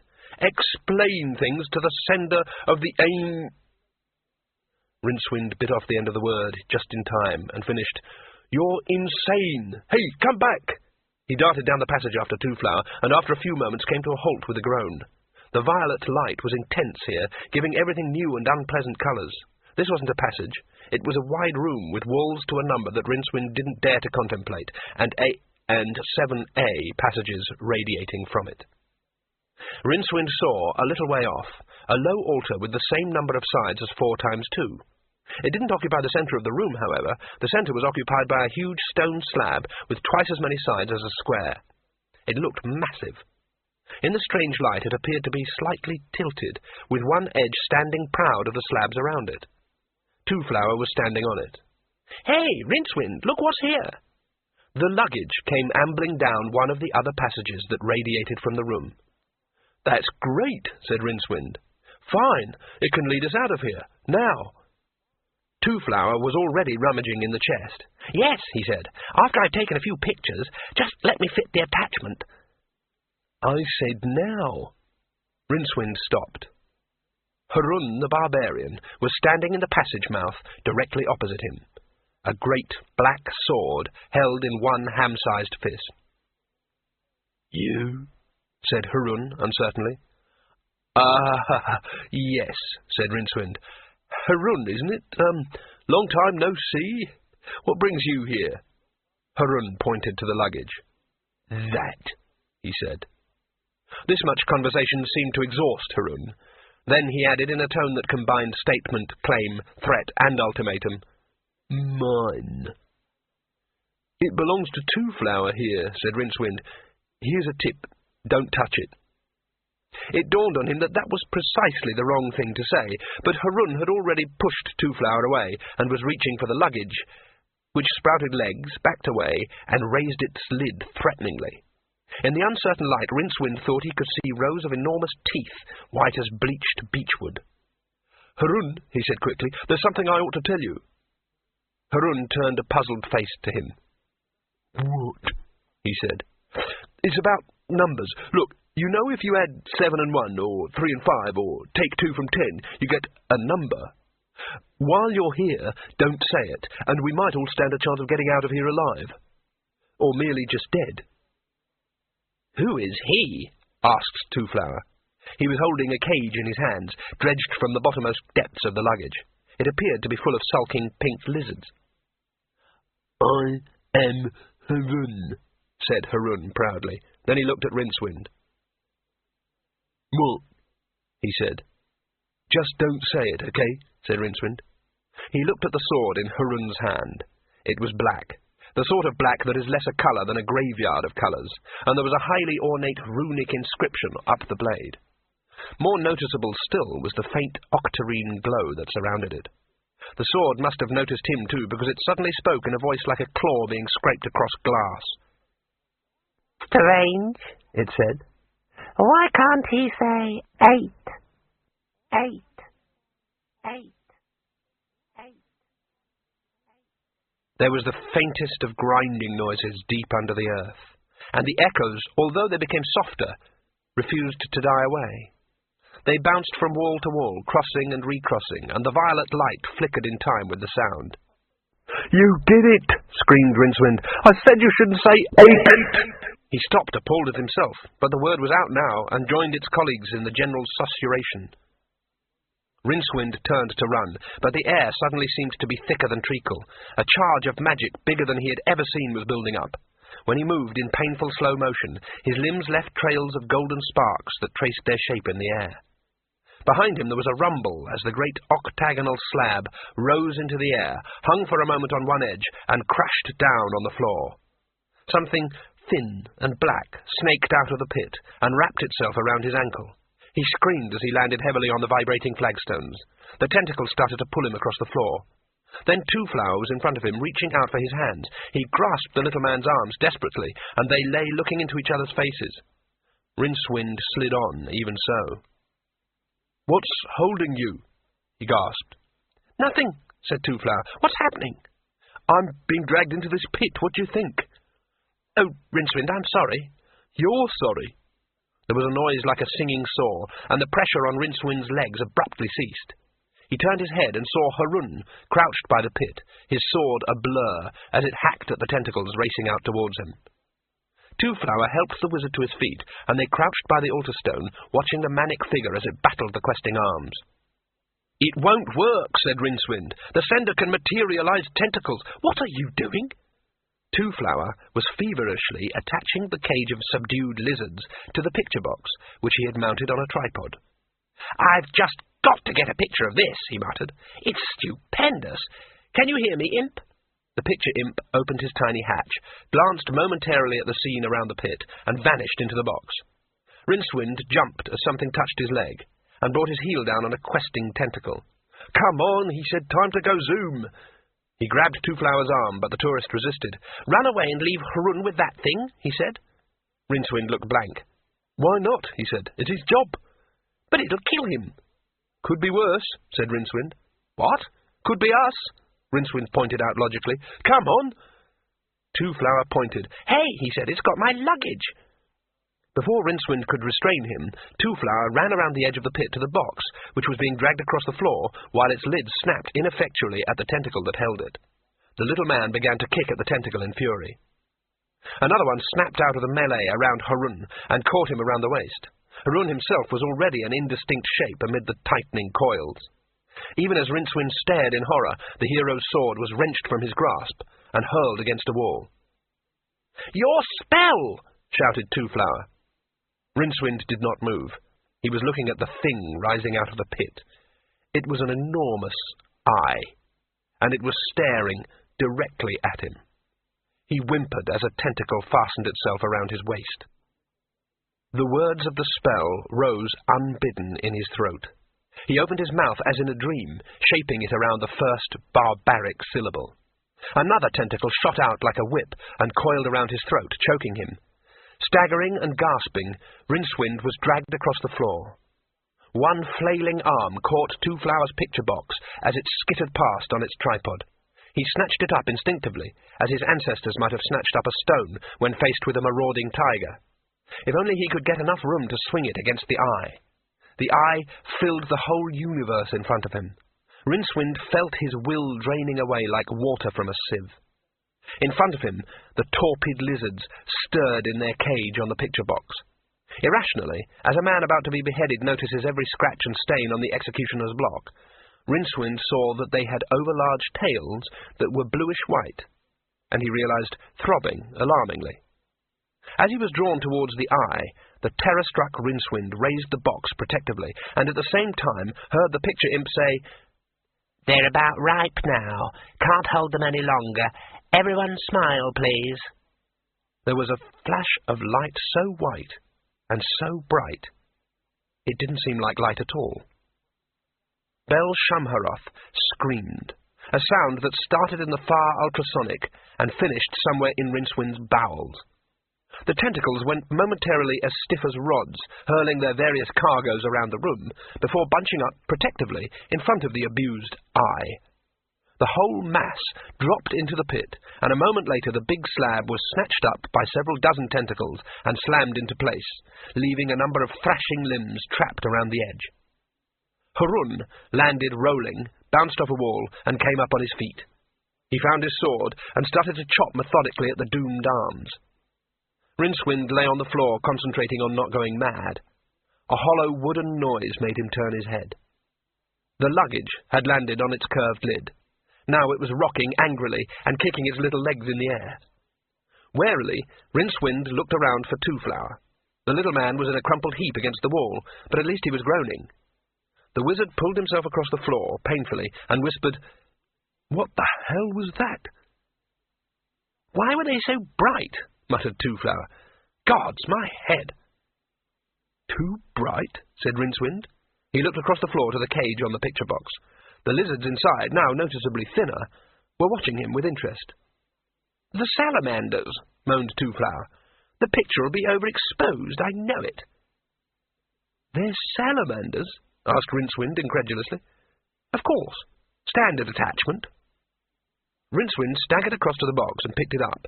He'd seen salamanders before, of course, but they had all been small specimens.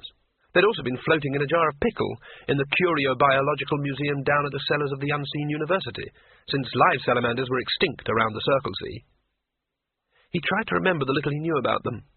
They were magical creatures. They also had no mouths, since they subsisted entirely on the nourishing quality of the octarine wavelength in the Discworld sunlight, which they absorbed through their skins. Of course, they also absorbed the rest of the sunlight as well, storing it in a special sac until it was excreted in the normal way. A desert inhabited by Discworld salamanders was a veritable lighthouse at night. Rincewind put them down and nodded grimly. With all the octarine light in this magical place, the creatures had been gorging themselves, and then nature had taken its course. The picture box sidled away on its tripod. Rincewind aimed a kick at it and missed. He was beginning to dislike sapient pearwood. Something small stung his cheek. He brushed it away irritably. He looked around at a sudden grinding noise, and a voice like a carving knife cutting through silk said, "This is very undignified." "Shut up," said Harun. He was using Kring to lever the top off the altar. He looked up at Rincewind and grinned. Rincewind hoped that Richter-strung grimace was a grin. "Mighty magic," commented the barbarian, pushing down heavily on the complaining blade with a hand the size of a ham. "Now we share the treasure, eh?" Rincewind grunted as something small and hard struck his ear. There was a gust of wind hardly felt. "How do you know there's treasure in there?" he said. Harun heaved and managed to hook his fingers under the stone. "You find choke apples under a choke apple tree," he said. "You find treasure under altars. Logic." He gritted his teeth. The stone swung up and landed heavily on the floor. This time something struck Rincewind's hand heavily. He clawed the air and looked at the thing he had caught. It was a piece of stone with 5+3 sides. He looked up at the ceiling. Should it be sagging like that? Harun hummed a little tune as he began to pull crumbling leather from the desecrated altar. The air crackled, fluoresced. hummed. Intangible winds gripped the wizard's robe, flapping it out in eddies of blue and green sparks. Around RinceWind's head, mad, half-formed spirits howled and gibbered as they were sucked past. He tried raising a hand. It was immediately surrounded by a glowing octarine corona as the rising magical wind roared past. The gale raced through the room without stirring one iota of dust, yet it was blowing RinceWind's eyelids inside out. It screamed along the tunnels, its banshee wail bouncing madly from stone to stone. Twoflower staggered up, bent double in the teeth of the astral gale. "What the hell is this?" he shouted. Rincewind half-turned. Immediately the howling wind caught him, nearly pitching him over. Poltergeist eddies, spinning in the rushing air, snatched at his feet.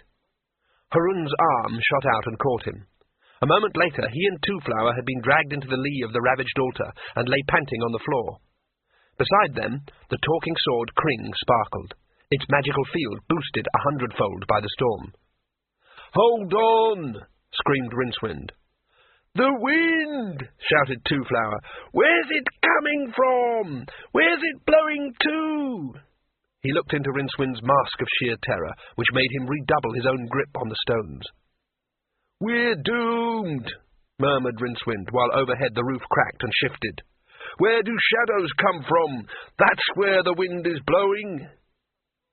What was in fact happening, as the wizard knew, was that as the abused spirit of Bel-Shamharoth sank through the deeper chthonic planes, his brooding spirit was being sucked out of the very stones into the region which, according to the Discworld's most reliable priests, was both under the ground and somewhere else. In consequence, his temple was being abandoned to the ravages of time, who for thousands of shamefaced years had been reluctant to go near the place. Now, the suddenly released, accumulated weight of all those pent-up seconds was bearing down heavily on the unbraced stones. Harun glanced up at the widening cracks and sighed. Then he put 2 fingers into his mouth and whistled. Strangely, the real sound rang out loudly over the pseudo-sound of the widening astral whirlpool that was forming in the middle of the great octagonal slab. It was followed by a hollow echo, which sounded, he fancied, strangely like the bouncing of strange bones. Then came a noise with no hint of strangeness. It was hollow hoofbeats.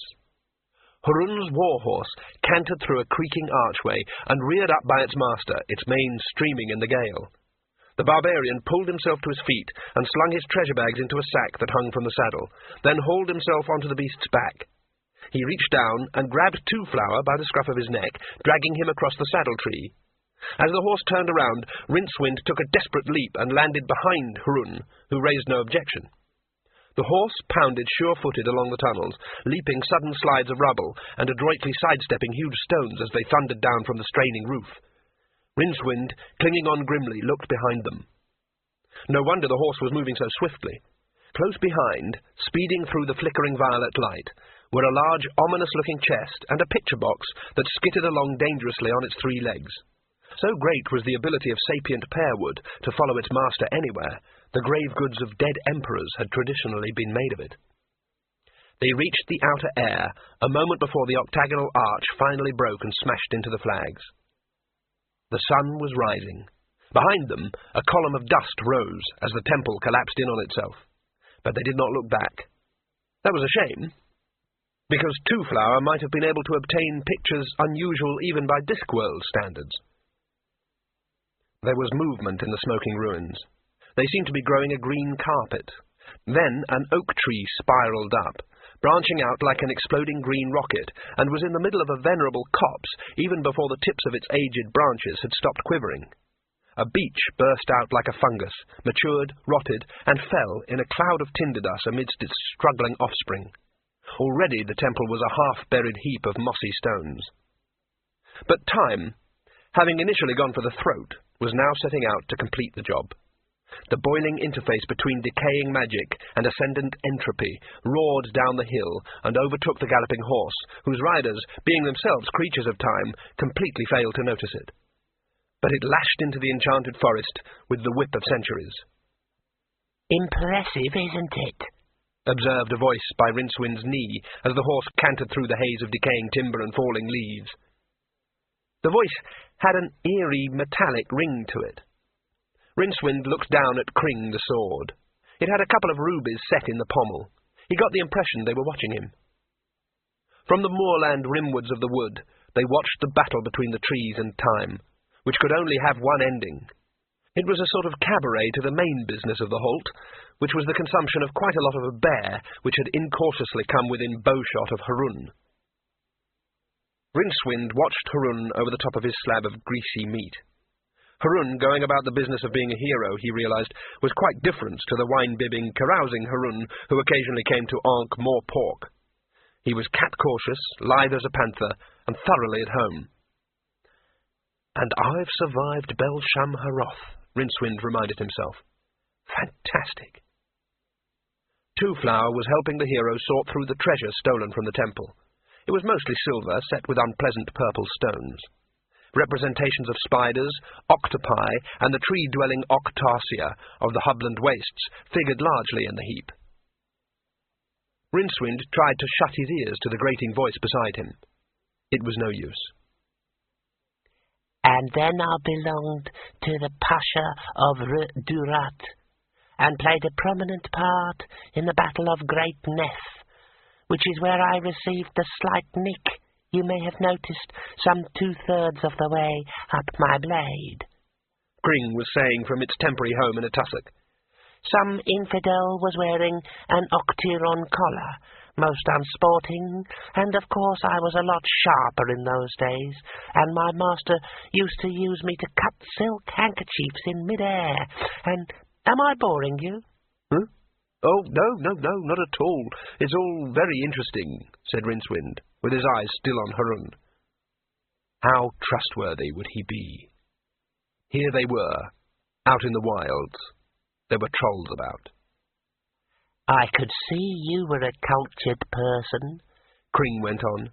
"So seldom do I get to meet really interesting people, for any length of time anyway. What I'd really like is a nice mantelpiece to hang over, somewhere nice and quiet. I spent a couple of 100 years on the bottom of a lake once." "That must have been fun," said Rincewind absently. "Not really," said Kring. "No, I suppose not." "What I'd really like is to be a ploughshare.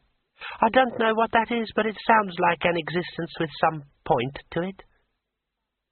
Two-Flower hurried over to the wizard. "I had a great idea," he burbled. "Yeah," said Rincewind wearily. "Why don't we get Harun to accompany us to Quirm?" Two-Flower looked amazed. "How did you know?" he said. "I just thought you'd think of it," said Rincewind. Harun ceased stuffing silverware into saddlebags and grinned encouragingly at them. Then his eyes strayed back to the luggage. "If we had him with us, who'd attack us?" said Two-Flower. Rincewind scratched his chin.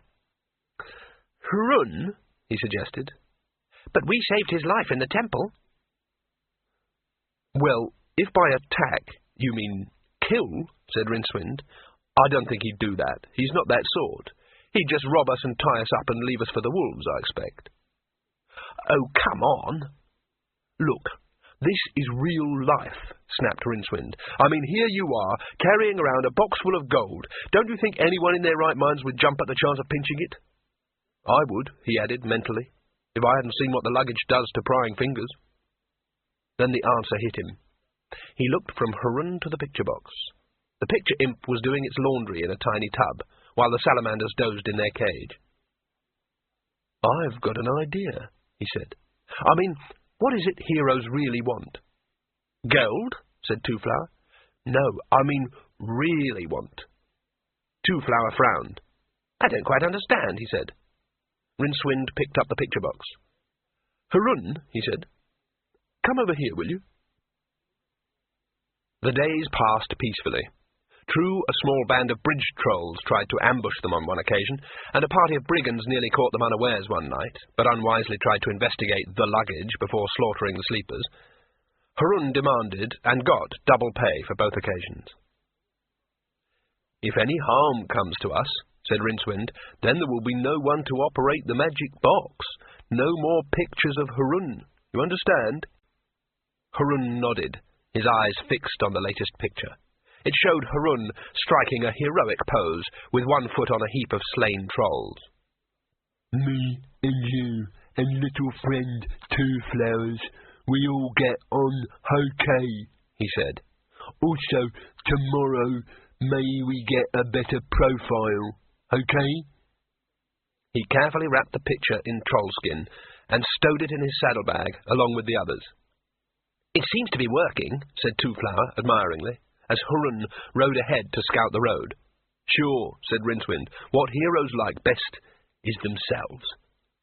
You're getting quite good at using the picture box, you know that? Yeah. So you might like to have this.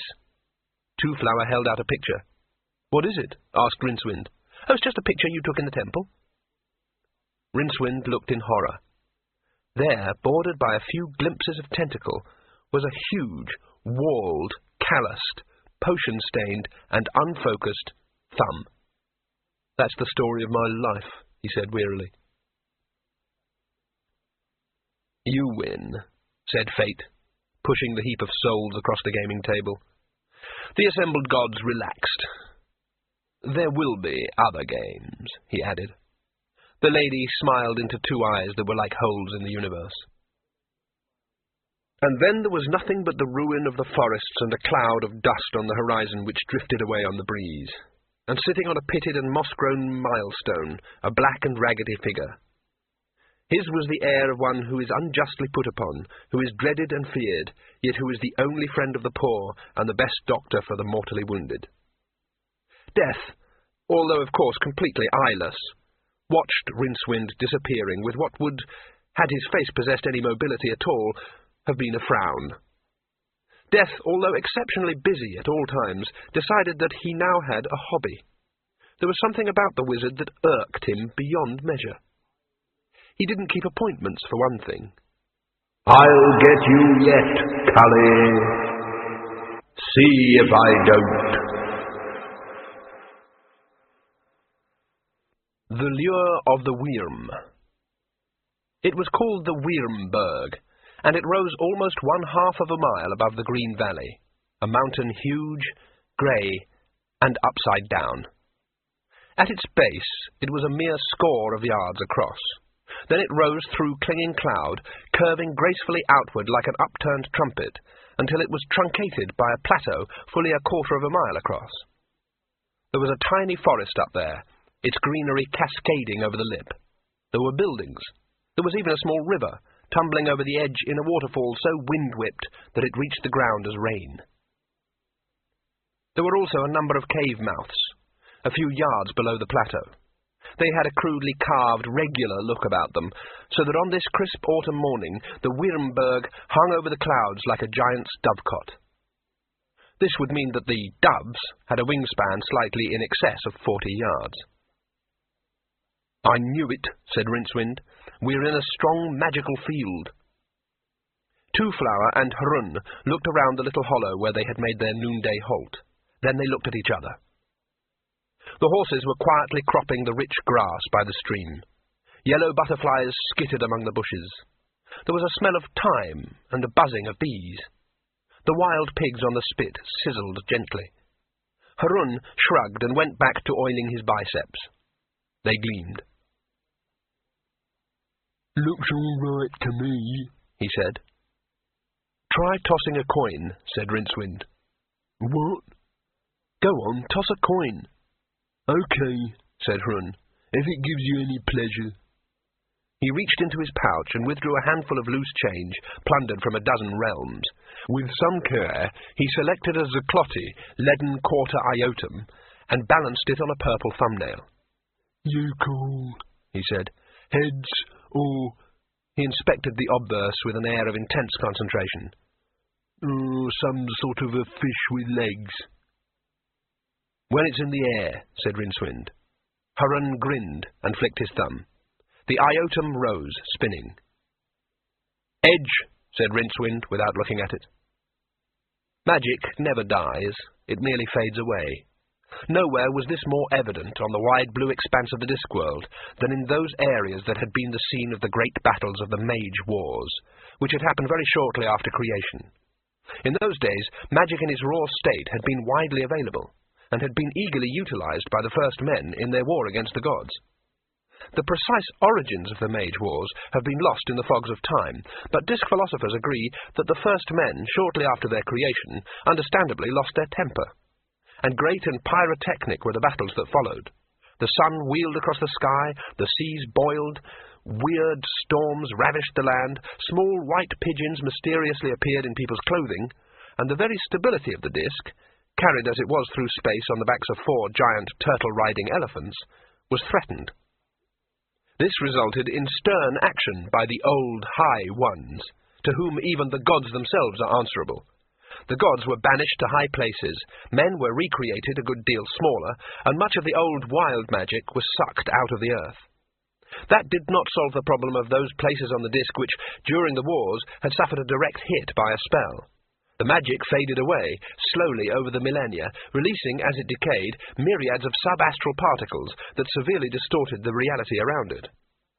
Rincewind, Two-Flower, and Harun stared at the coin. "Edge it is," said Harun.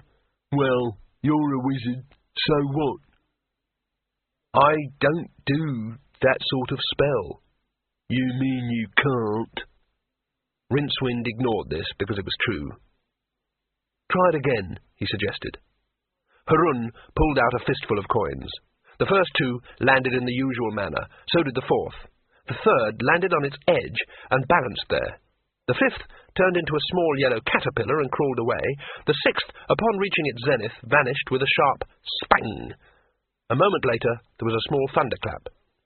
"Hey, that one was silver," exclaimed Harun, rising to his feet and staring upwards.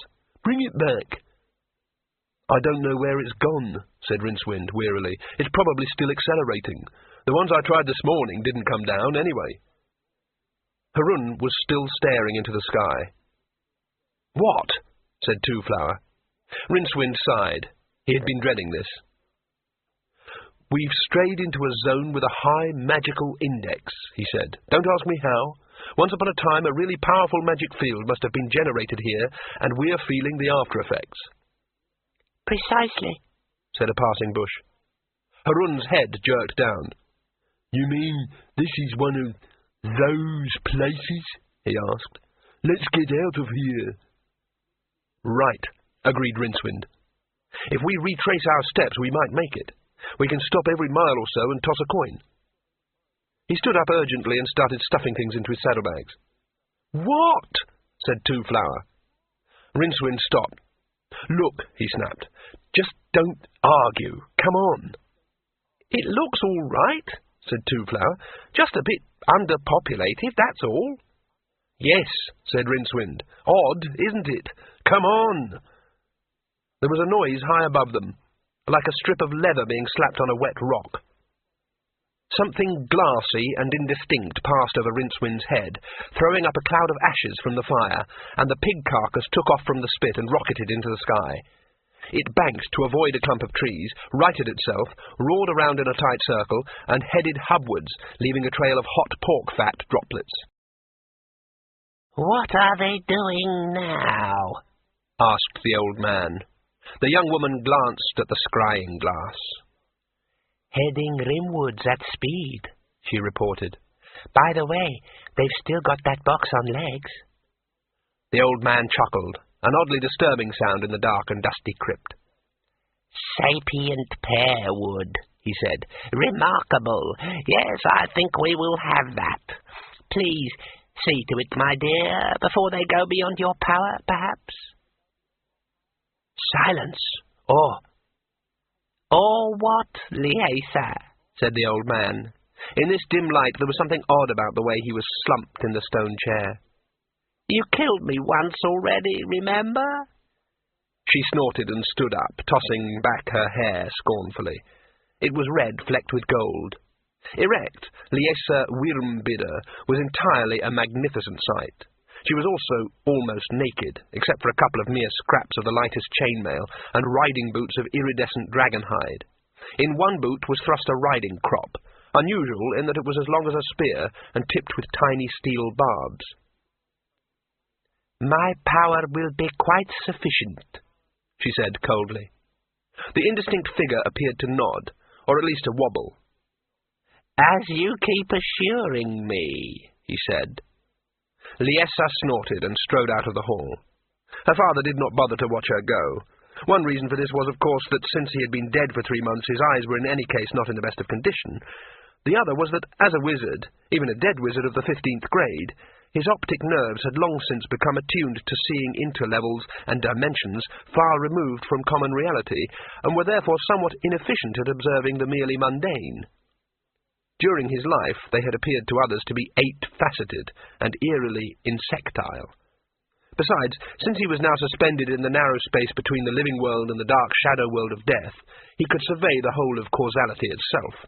That was why, apart from a mild hope that this time his wretched daughter would get herself killed, he did not devote his considerable powers to learning more about the 3 travellers galloping desperately out of his realm. Several hundred yards away, Liessa was in a strange humour as she strode down the worn steps that led into the hollow heart of the Wierenberg, followed by 6 riders. Would this be the opportunity? Perhaps here was the key to break the deadlock, the key to the throne of the Wierenberg. It was rightfully hers, of course, but tradition said that only a man could rule the Wierenberg.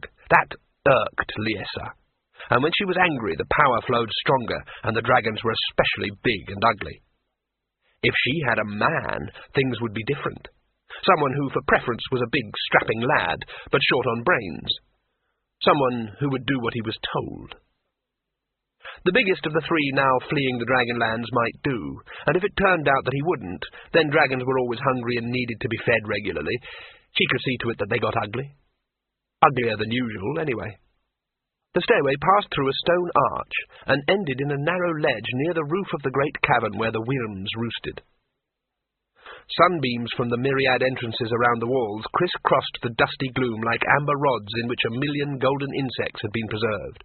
Below, they revealed nothing but a thin haze. Above, the walking rings started so close to Liessa's head that she could reach up and touch one. They stretched away in their thousands across the upturned acres of the cavern roof. It had taken a score of masons, a score of years, to hammer the pitons for all those, hanging from their work as they progressed. Yet they were as nothing compared to the 88 major rings that clustered near the apex of the dome. A further 50 had been lost in the old days, as they were swung into place by teams of sweating slaves, and there had been slaves aplenty in the first days of the power. And the great rings had gone crashing into the depths, dragging their unfortunate manipulators with them.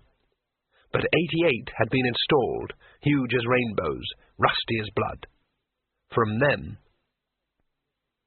the dragons sense Liessa's presence. Air swishes around the cavern as 88 pairs of wings unfold like a complicated puzzle. Great heads with green, multifaceted eyes peer down at her. The beasts are still faintly transparent. While the men around her take their hook boots from the rack, Liessa bends her mind to the task of full visualization. Above her in the musty air, the dragons become fully visible, bronze scales dully reflecting the sunbeam shafts. Her mind throbs, but now that the power is flowing fully, she can, with barely a waver of concentration, think of other things. Now she too buckles on the hook boots and turns a graceful cartwheel to bring their hooks, with a faint clang, against a couple of the walking rings in the ceiling. Only now it is the floor. The world has changed.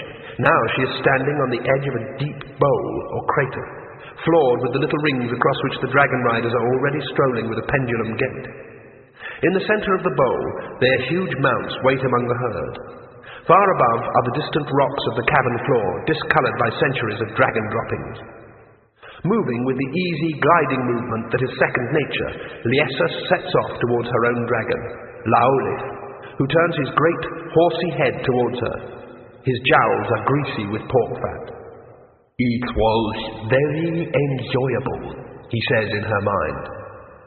"I thought I said there were to be no unaccompanied flights," she snaps. "I was hungry, Liessa." "Curb your hunger. Soon there will be horses to eat." "The reins stick in our cheeks. Are there any warriors?" "We like warriors." Liessa swings down the mounting ladder and lands with her legs locked round Laolith's leathery neck. "The warrior is mine. There are a couple of others you can have. One appears to be a wizard of sorts," she adds by way of encouragement. Oh, you know how it is with wizards. Half an hour afterwards you could do with another one, the dragon grumbles. He spreads his wings and drops. "They're gaining!" screamed Rincewind. He bent even lower over his horse's neck and groaned. Two-Flower was trying to keep up, while at the same time craning around to look at the flying beasts. "You don't understand!" screamed the tourist above the terrible noise of the wing beats. "All my life I've wanted to see dragons!" "From the inside!" shouted Rincewind. "Shut up and ride!" He whipped at his horse with the reins and stared at the wood ahead, trying to drag it closer by sheer willpower. Under those trees they'd be safe. Under those trees no dragons could fly. He heard the clap of wings before the shadows folded around him. Instinctively he rolled in the saddle and felt the white-hot stab of pain as something sharp scored a line across his shoulders. Behind him, Hurun screamed, but it sounded more like a bellow of rage than a cry of pain. The barbarian had vaulted down into the heather and had drawn the black sword, Kring. He flourished it as one of the dragons curved in for another low pass. "No bloody lizard does that to me," he roared. Rincewind leaned over and grabbed Two-Flower's reins. "Come on!" he hissed. "But the dragons!" said Two-Flower, entranced. "Blast the—" began the wizard and froze. Another dragon had peeled off from the circling dots overhead and was gliding towards them. Rincewind let go of Two-Flower's horse, swore bitterly, and spurred his own mount towards the trees alone. He didn't look back at the sudden commotion behind him, and when a shadow passed over him, merely gibbered weakly and tried to burrow into the horse's mane. Then, instead of the searing, piercing pain he'd expected, there was a series of stinging blows as the terrified animal passed under the eaves of the wood. The wizard tried to hang on, but another low branch, stouter than the others, knocked him out of the saddle. The last thing he heard before the flashing blue lights of unconsciousness closed in was a high reptilian scream of frustration and the thrashing of talons in the treetops. When he awoke, a dragon was watching him. At least it was staring in his general direction. Rincewind groaned and tried to dig his way into the moss with his shoulder blades, then gasped as the pain hit him. Through the mists of agony and fear, he looked back at the dragon. The creature was hanging from a branch of a large dead oak tree several hundred feet away. Its bronze-gold wings were tightly wrapped around its body, but the long equine head turned this way and that at the end of a remarkably prehensile neck.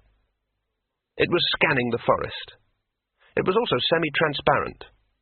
Although the sun glinted off its scales, Rincewind could clearly make out the outlines of the branches behind it. On one of them a man was sitting, dwarfed by the hanging reptile. He appeared to be naked except for a pair of high boots, a tiny leather holdall in the region of his groin, and a high-crested helmet. He was swinging a short sword back and forth idly, and stared out across the treetops with the air of one carrying out a tedious and unglamorous assignment. A beetle began to crawl laboriously up Rincewind's leg. The wizard wondered how much damage a half-solid dragon could do. Would it only half kill him? He decided not to stay and find out. Moving on heels, fingertips and shoulder muscles, Rincewind wriggled sideways until foliage masked the oak and its occupants. Then he scrambled to his feet and hared off between the trees. He had no destination in mind, no provisions and no horse, but while he still had legs he could run. Ferns and brambles whipped at him, but he didn't feel them at all. When he'd put about a mile between him and the dragon, he stopped and collapsed against a tree, which then spoke to him. "Psst," it said. Dreading what he might see, Rincewind let his gaze slide upwards. It tried to fasten on innocuous bits of bark and leaf, but the scourge of curiosity forced it to leave them behind. Finally, it fixed on a black sword, thrust straight through the branch above Rincewind's head. "Don't just stand there," said the sword, in a voice like the sound of a finger dragged around the rim of a large empty wine glass. "Pull me out." "What?" said Rincewind, his chest still heaving. "Pull me out," repeated Kring. "It's either that or I'll be spending the next 1,000,000 years in a coal measure. Did I ever tell you about the time I was thrown into a lake up in the—" "What happened to the others?" said Rincewind, still clutching the tree desperately. "Oh, the dragons got them, and the horses, and that box thing. Me too, except that Harun dropped me. What a stroke of luck for you." "Well," began Rincewind. Kring ignored him. "I expect you'll be in a hurry to rescue them," it added. Yes, well... So if you'll just pull me out, we can be off. Rincewind squinted up at the sword. A rescue attempt had hitherto been so far at the back of his mind that if some advanced speculations on the nature and shape of the many-dimensioned multiplexity of the universe were correct, it was right at the front. But a magic sword was a valuable item. And it would be a long trek back home, wherever that was. He scrambled up the tree and inched along the branch. Kring was buried very firmly in the wood. He gripped the pommel and heaved until the lights flashed in front of his eyes. "Try again," the sword said encouragingly. Rincewind groaned and gritted his teeth. "Could be worse," said Kring. "This could have been an anvil." "Yag!" hissed the wizard, fearing for the future of his groin. "I have a multi-dimensional existence," said the sword. "I have had many names, you know." "Amazing," said Rincewind. He swayed backwards as the blade slid free. It felt strangely light. Back on the ground again, he decided to break the news. "I really don't think the rescue is a good idea," he said.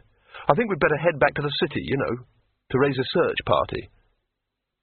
"The dragon's headed hubwards," said Kring. "However, I suggest we start with the one in the trees over there." Sorry, but... "You can't leave them to their fate." Rincewind looked surprised. "I can't?" he said. "No, you can't. Look, I'll be frank, I've worked with better material than you, but it's either that or... Have you ever spent 1,000,000 years in a coal measure? Look, So if you don't stop arguing, I'll chop your head off." Rincewind saw his own arm snap up until the shimmering blade was humming a mere inch from his throat. He tried to force his fingers to let go. They wouldn't. "I don't know how to be a hero," he shouted. "I propose to teach you." Bronze Persephar rumbled deep in his throat. Hoi Sadra, the dragon rider, leaned forward and squinted across the clearing. "I see him," he said. He swung himself down easily from branch to branch and landed lightly on the tussocky grass, drawing his sword. He took a long look at the approaching man, who was obviously not keen on leaving the shelter of the trees. He was armed, but the dragon rider observed with some interest the strange way in which the man held the sword in front of him at arm's length, as though embarrassed to be seen in its company. Hoi Sadra hefted his own sword and grinned expansively as the wizard shuffled towards him. Then he leapt. Later, he remembered only 2 things about the fight.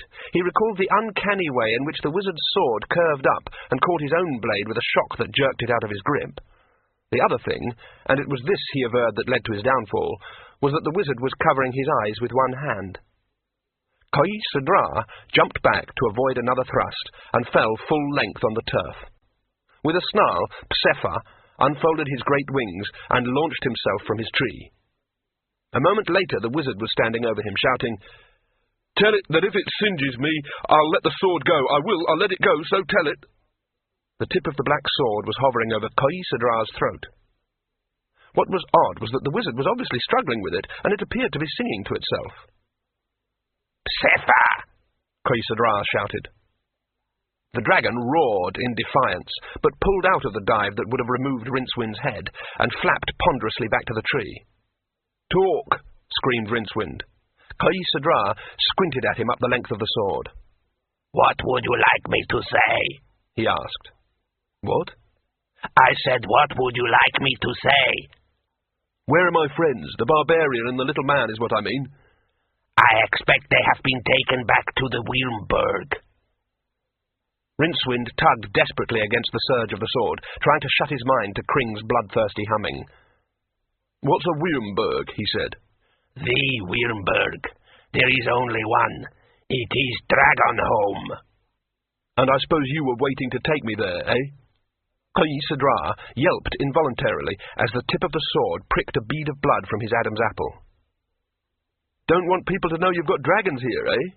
snarled Rincewind. The dragon rider forgot himself enough to nod, and came within a 1/4 inch of cutting his own throat.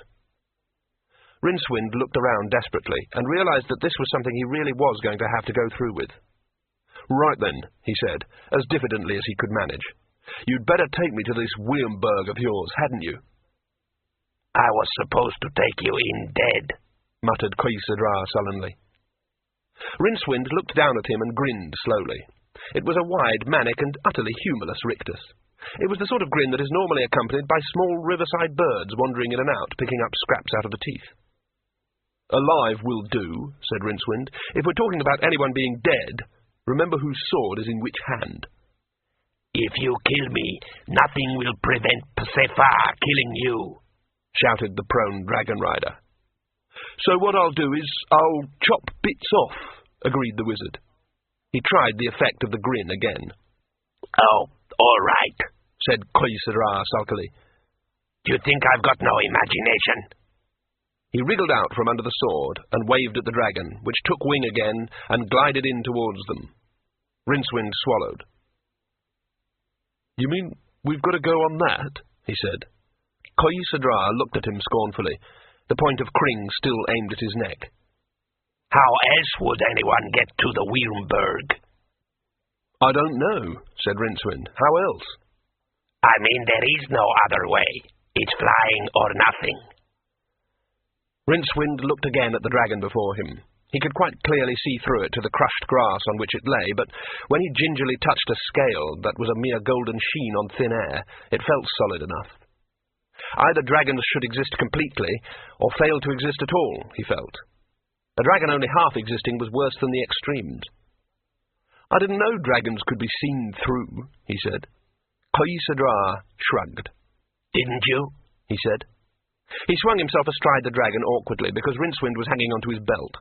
Once uncomfortably aboard, the wizard moved his white-knuckle grip to a convenient piece of harness and prodded Qoisadra lightly with the sword. "Have you ever flown before?" said the dragon rider without looking round. "Not as such, no." "Would you like something to suck?" Rincewind gazed at the back of the man's head, then dropped to the bag of red and yellow sweet that was being proffered. "Is it necessary?" he asked. "It is traditional," said Qoisadra. "Please yourself." The dragon stood up, lumbered heavily across the meadow, and fluttered into the air. Rincewind occasionally had nightmares about teetering on some intangible but enormously high place, and seeing a blue-distanced, cloud-punctuated landscape reeling away below him. This usually woke him up with his ankles sweating. He would have been even more worried had he known that the nightmare was not, as he thought, just the usual Discworld vertigo. It was a backwards memory of an event in his future so terrifying that it had generated harmonics of fear all the way along his lifeline. This was not that event, but it was good practice for it. Persephone clawed its way into the air with a series of vertebra-shattering bounds. At the top of its last leap, the wide wings unfolded with a snap and spread out with a thump which shook the trees. Then the ground was gone. Dropping away in a series of gentle jerks, Persephone was suddenly rising gracefully, the afternoon sunlight gleaming off wings that were still no more than a golden film. Rincewind made the mistake of glancing downwards and found himself looking through the dragon to the treetops below, far below. His stomach shrank at the sight. Closing his eyes wasn't much better, because it gave his imagination full rein. He compromised by gazing fixedly into the middle distance, where moorland and forest drifted by and could be contemplated almost casually. Wind snatched at him. Qoisadra half turned and shouted into his ear, "Behold, the Wyrmberg!" Rincewind turned his head slowly, taking care to keep Kring resting lightly on the dragon's back. His streaming eyes saw the impossibly inverted mountain rearing out of the deep forested valley like a trumpet in a tub of moss. Even at this distance, he could make out the faint octarine glow in the air that must be indicating a stable magic aura of at least, he gasped, several milliprime? At least. "Oh, no," he said. Even looking at the ground was better than that. He averted his eyes quickly and realized that he could now no longer see the ground through the dragon. As they glided around in a wide circle towards the Wyrmberg, it was definitely taking on a more solid form, as if the creature's body was filling with a gold mist. By the time the Wyrmberg was in front of them, swinging wildly across the sky, the dragon was as real as a rock. Rincewind thought he could see a faint streak in the air, as if something from the mountain had reached out and touched the beast. He got the strange feeling that the dragon was being made more genuine. Ahead of it, the Wierenberg turned from a distant toy to several billion tons of rock, poised between heaven and earth. He could see small fields, woods, and a lake up there, and from the lake a river spilled out and over the edge. He made the mistake of following the thread of foaming water with his eyes, and jerked himself back just in time. The flared plateau of the upturned mountain drifted towards them. The dragon didn't even slow. As the mountain loomed over Rincewind like the biggest fly-swatter in the universe, he saw a cave mouth. Psepha skimmed towards it, shoulder muscles pumping. The wizard screamed as the dark spread and enfolded him. There was a brief vision of rock flashing past, blurred by speed. Then the dragon was in the open again. It was inside a cave, but bigger than any cave had a right to be. The dragon, gliding across its vast emptiness, was a mere gilded fly in a banqueting hall. There were other dragons, gold, silver, black, white, flapping across the sun-shafted air on errands of their own, or perched on outcrops of rock. High in the domed roof of the cavern, scores of others hung from huge rings, their wings wrapped bat-like around their bodies. There were men up there, too. Rincewind swallowed hard when he saw them, because they were walking on that broad expanse of ceiling like flies. Then he made out the thousands of tiny rings that studded the ceiling. A number of inverted men were watching Psepha's flight with interest. Rincewind swallowed again. For the life of him, he couldn't think of what to do next. "Well," he asked in a whisper, "any suggestions?" "Obviously you attack," said Kring scornfully. "Why didn't I think of that?" said Rincewind. "Could it be because they all have crossbows?" "You're a defeatist." "Defeatist? That's because I'm going to be defeated." "You're your own worst enemy, Rincewind," said the sword. Rincewind looked up at grinning men. "Bet?" he said wearily. Before Kring could reply, Psepha reared in mid-air and alighted on one of the large rings, which rocked alarmingly. "Would you like to die now, or surrender first?" asked Aïsadra calmly. Men were converging on the ring from all directions, walking with a swaying motion as their hooked boots engaged the ceiling rings. There were more boots on a rack that hung in a small platform built on the side of the perch ring. Before Rincewind could stop him, the dragon rider had leapt from the creature's back to land on the platform, where he stood grinning at the wizard's discomfiture. There was a small expressive sound made by a number of crossbows being cocked. Rincewind looked up at a number of impassive, upside-down faces. The dragonfolk's taste in clothing didn't run to anything much more imaginative than a leather harness studded with bronze ornaments. Knives and sword sheaths were worn inverted. Those who were not wearing helmets let their hair flow freely, so that it moved like seaweed in the ventilation breeze near the roof. There were several women among them. The inversion did strange things to their anatomy. Rincewind stared. "Surrender," said Aïsadra again. Rincewind opened his mouth to do so. Kring hummed a warning, and agonizing waves of pain shot up his arm. "Never!" he squeaked. The pain stopped. "Of course he won't," boomed an expansive voice behind him. "He's a hero, isn't he?" Rincewind turned and looked into a pair of hairy nostrils. They belonged to a heavily built young man, hanging nonchalantly from the ceiling by his boots. "What is your name, hero?" said the man, "so that we know who you were." Agony shot up Rincewind's arm. I'm Rincewind of Ankh," he managed to gasp. "And I am Leo, Dragon Lord," said the hanging man, pronouncing the word with the harsh click in the back of the throat that Rincewind could only think of as a kind of integral punctuation. "You have come to challenge me in mortal combat." "Well, no, I didn't." "You are mistaken, Aïsadra. Help our hero into a pair of hook boots. I am sure he is anxious to get started." "No, look, I came here to find my friends. I'm sure there's really no—" Rincewind began as the dragon rider guided him firmly onto the platform, pushed him onto a seat, and proceeded to strap hook boots to his feet. "Hurry up, Aïsadra. We mustn't keep our hero from his destiny," said Leo. Look, I expect my friends are happy enough here, so if you could just, set me down somewhere. You will see your friends soon enough, said the Dragon Lord airily. If you are religious, I mean. None who enter the Wilburg ever leave again, except metaphorically, of course. Show him how to reach the rings, Kaisadra. Look what you got me into, Rincewind hissed. Kring vibrated in his hand. Remember that I am a magic sword, it hummed. How can I forget? Climb the ladder and grab a ring, said the Dragon Rider. Then bring your feet up until the hooks catch. He helped the protesting wizard climb until he was hanging upside down, robe tucked into his breeches. Kring dangling from one hand. At this angle, the dragonfolk looked reasonably bearable, but the dragons themselves, hanging from their perches, loomed over the scene like immense gargoyles. Their eyes glowed with interest.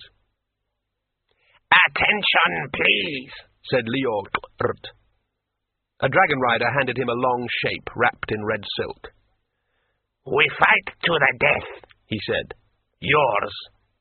And I suppose I earn my freedom if I win, said Rincewind without much hope.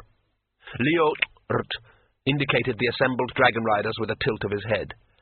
Don't be naive, he said. Rincewind took a deep breath. I suppose I should warn you, he said, his voice hardly quavering at all, that this is a magic sword. Liort let the red silk wrapping drop away into the gloom and flourished a jet-black blade. Runes glowed on its surface. What a coincidence, he said, and lunged. Rincewind went rigid with fright, but his arm swung out as Kring shot forward. The swords met in an explosion of octarine light. Liort swung himself backwards, his eyes narrowing. Kring leapt past his guard, and although the Dragon Lord's sword jerked up to deflect most of the force, the result was a thin red line across its master's torso. With a growl, he launched himself at the wizard, boots clattering as he slid from ring to ring.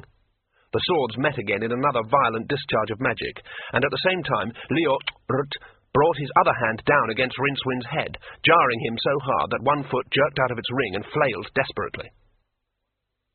Rincewind knew himself to be almost certainly the worst wizard on the Discworld, since he knew but one spell. Yet for all that he was still a wizard, and thus by the inexorable laws of magic, this meant that upon his demise it would be Death himself who appeared to claim him, instead of sending one of his numerous servants, as is usually the case. Thus it was that, as a grinning Liort swung back and brought his sword around in a lazy arc, time ran into treacle. To Rincewind's eyes, the world was suddenly lit by a flickering octarine light, tinged with violet, as photons impacted on the sudden magical aura. Inside it, the Dragon Lord was a ghastly-hued statue, his sword moving at a snail's pace in the glow. Beside Liort was another figure, visible only to those who can see in the extra 4 dimensions of magic. It was tall and dark and thin, and against a sudden night of frosty stars, it swung two-handed, a scythe of proverbial sharpness. Rincewind ducked. The blade hissed coldly through the air beside his head, and entered the rock of the cavern roof without slowing. Death screamed a curse in his cold, crypt voice. The scene vanished. What passed for reality on the Discworld reasserted itself with a rush of sound. Liort gasped at the sudden turn of speed with which the wizard had dodged his killing stroke, and with that desperation only available to the really terrified, Rincewind uncoiled like a snake and launched himself across the space between them. He locked both hands around the Dragon Lord's sword arm and wrenched. It was at that moment that Rincewind's one remaining ring, already overburdened, slid out of the rock with a nasty little metal sound. He plunged down, swung wildly, and ended up dangling over a bone-splintering Death, with his hands gripping the Dragon Lord's arm so tightly that the man screamed. Liort looked up at his feet. Small flakes of rock were dropping out of the roof around the ring pitons. "Let go, damn you!" he screamed, "or we'll both die!" Rincewind said nothing. He was concentrating on maintaining his grip, and keeping his mind closed to the pressing images of his fate on the rocks below. "Shoot him!" bellowed Liort. Out of the corner of his eye, Rincewind saw several crossbows levelled at him. Liort chose that moment to flail down with his free hand, and a fistful of rings stabbed into the wizard's fingers. He let go. Two-Flower grabbed the bars and pulled himself up. "Say anything?" said Hrun from the region of his feet. "Just clouds." Hrun lifted him down again and sat on the edge of one of the wooden beds that were the only furnishings in the cell. "Bloody hell," he said. "Don't despair," said Two-Flower. "I'm not despairing." "I expect it's all some sort of misunderstanding. I expect they'll release us soon. They seem very civilized." Hrun stared at him from under bushy eyebrows. He started to say something, then appeared to think better of it. He sighed instead. "And when we get back, we can say we've seen dragons," Two-Flower continued. "What about that, eh?" "Dragons don't exist," said Hrun flatly. "Codis of Chimeria killed the last one 200 years ago. I don't know what we're seeing, but they aren't dragons." "But they carried us up in the air. In that hall there must have been hundreds." "I expect it was just magic," said Hrun dismissively. "Well, they look like dragons," said Two-Flower, an air of defiance about him. "I always wanted to see dragons ever since I was a little lad. Dragons flying around in the sky, breathing flames." "They just used to crawl around in swamps and stuff, and all they breathed was stink," said Hrun, lying down in the bunk. "They weren't very big either. They used to collect firewood." "I heard they used to collect treasure," said Two-Flower. "And firewood. Hey," Hrun added, brightening up, "did you notice all those rooms they brought us through? Pretty impressive, I thought. Lot of good stuff about. Plus some of those tapestries have got to be worth a fortune." He scratched his chin thoughtfully, making a noise like a porcupine shouldering its way through gorse. "What happens next?" asked Two-Flower. Hrun screwed a finger in his ear and inspected it absently. "Well," he said, "I expect in a minute the door will be flung back and I'll be dragged off to some sort of temple arena where I'll fight maybe a couple of giant spiders and an 8-foot slave from the jungles of Klatch.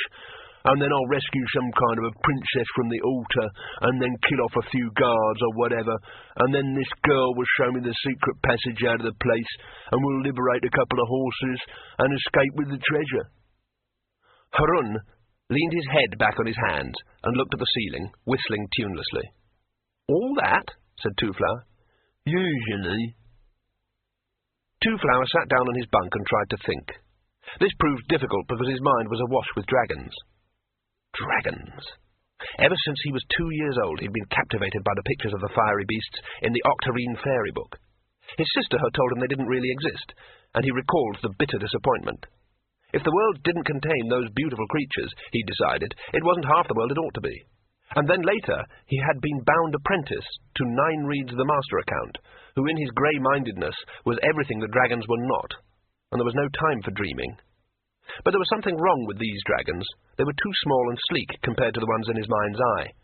Dragons ought to be big and green, and clawed and exotic and fire-breathing.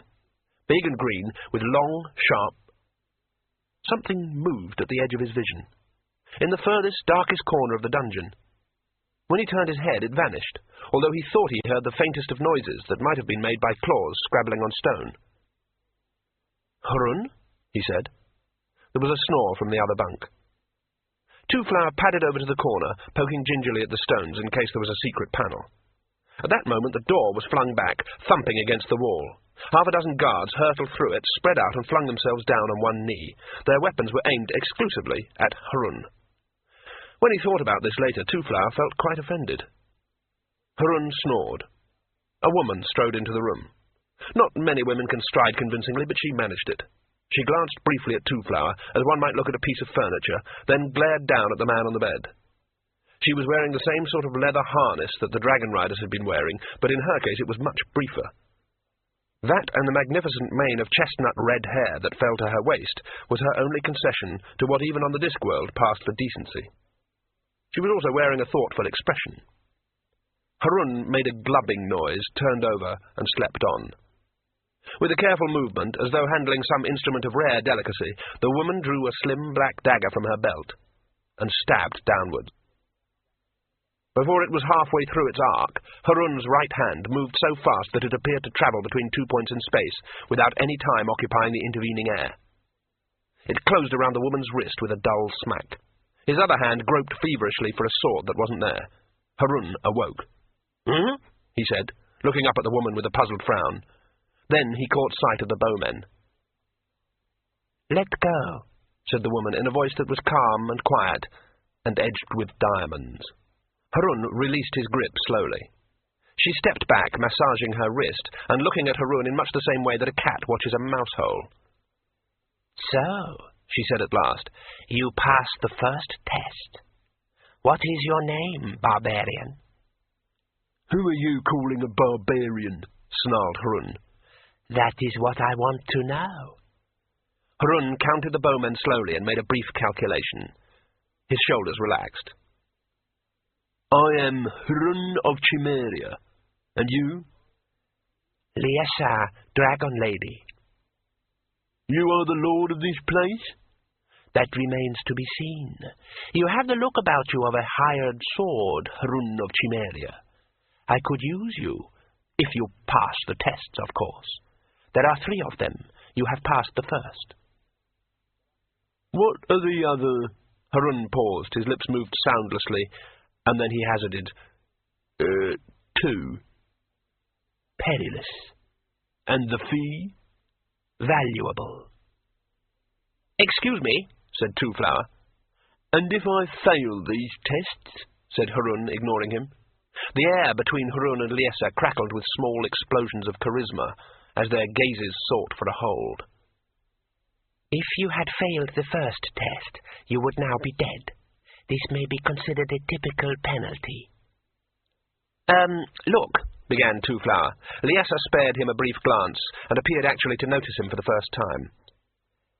"Take that away," she said calmly, and turned back to Harun. 2 of the guards shouldered their bows, grasped Two-Flower by the elbows, and lifted him off the ground. Then they trotted smartly through the doorway. "Hey!" said Two-Flower, as they hurried down the corridor outside. "Where," as they stopped in front of another door, "is my," as they dragged the door open, "luggage?" He landed in the heap of what once might have been straw. The door banged shut, its echoes punctuated by the sound of bolts being slammed home. In the other cell, Harun had barely blinked. "Okay," he said. "What is the second test?" "You must kill my 2 brothers." Harun considered this. "Both at the same time, or one after the other?" he said. "Consecutively or concurrently," she assured him. "What?" "Just kill them," she said sharply. "Good fighters, are they?" "Renowned." "So in return for all this?" "You will wed me and become Lord of the Wyrmberg." There was a long pause. Harun's eyebrows twisted themselves in unaccustomed calculation. "I get you and this mountain," he said at last. "Yes." She looked him squarely in the eye, and her lips twitched. "The fee is worthwhile, I assure you." Harun dropped his gaze to the rings on her hand. The stones were large, being the incredibly rare blue milk diamonds from the clay basins of Mythos. When he managed to turn his eye from them, he saw Liesa glaring down at him in fury.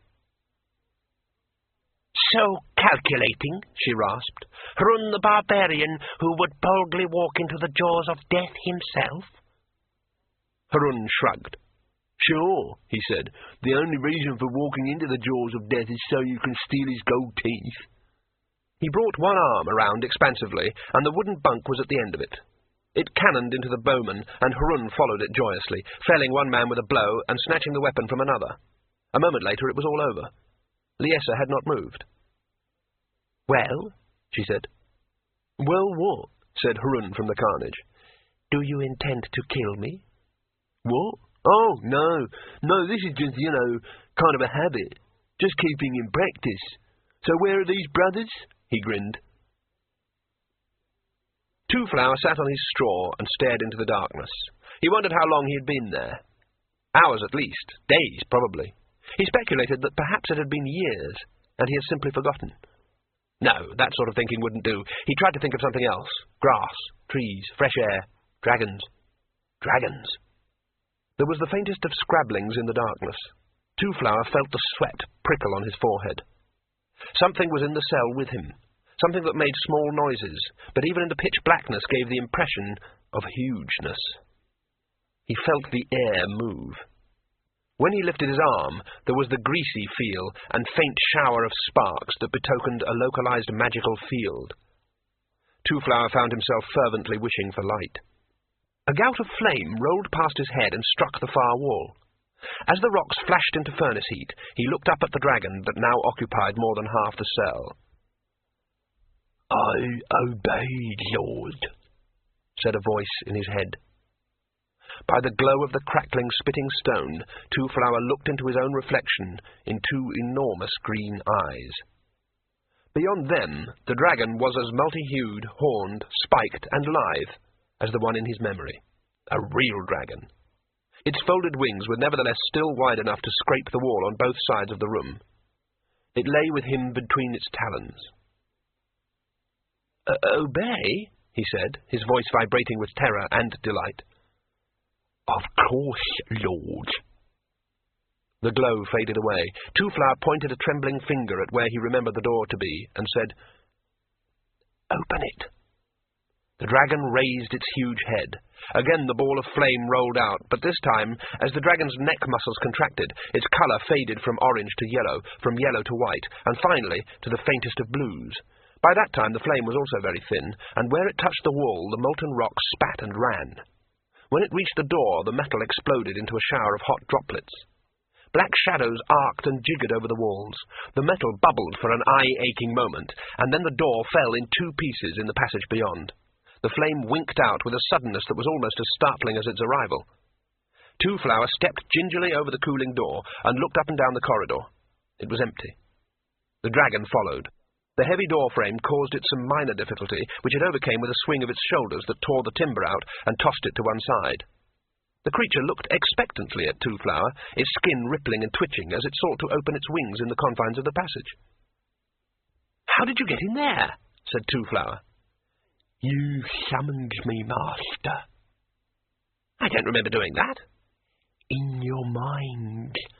You called me up in your mind," thought the dragon patiently. "You mean I just thought of you, and there you were?" "Yes." "It was magic?" "Yes." "But I thought about dragons all my life." "In this place, the frontier between thought and reality is probably a little confused. All I know is that once I was not, and then you thought me, and then I was. Therefore, of course, I am yours to command." "Good grief!" Half a dozen guards chose that moment to turn the bend in the corridor. They stopped, open-mouthed. Then one remembered himself sufficiently to raise his crossbow and fire. The dragon's chest heaved. The quarrel exploded into flaming fragments in mid-air. The guards scurried out of sight. A fraction of a second later, a wash of flame played over the stones where they'd been standing. Two-Flower looked up in admiration. "Can you fly, too?" he said.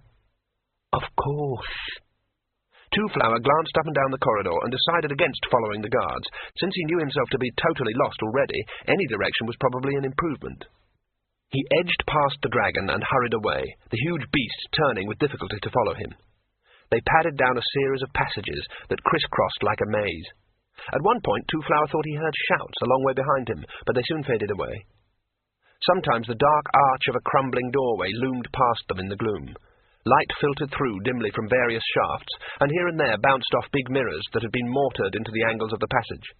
Sometimes there was a brighter glow from a distant light well.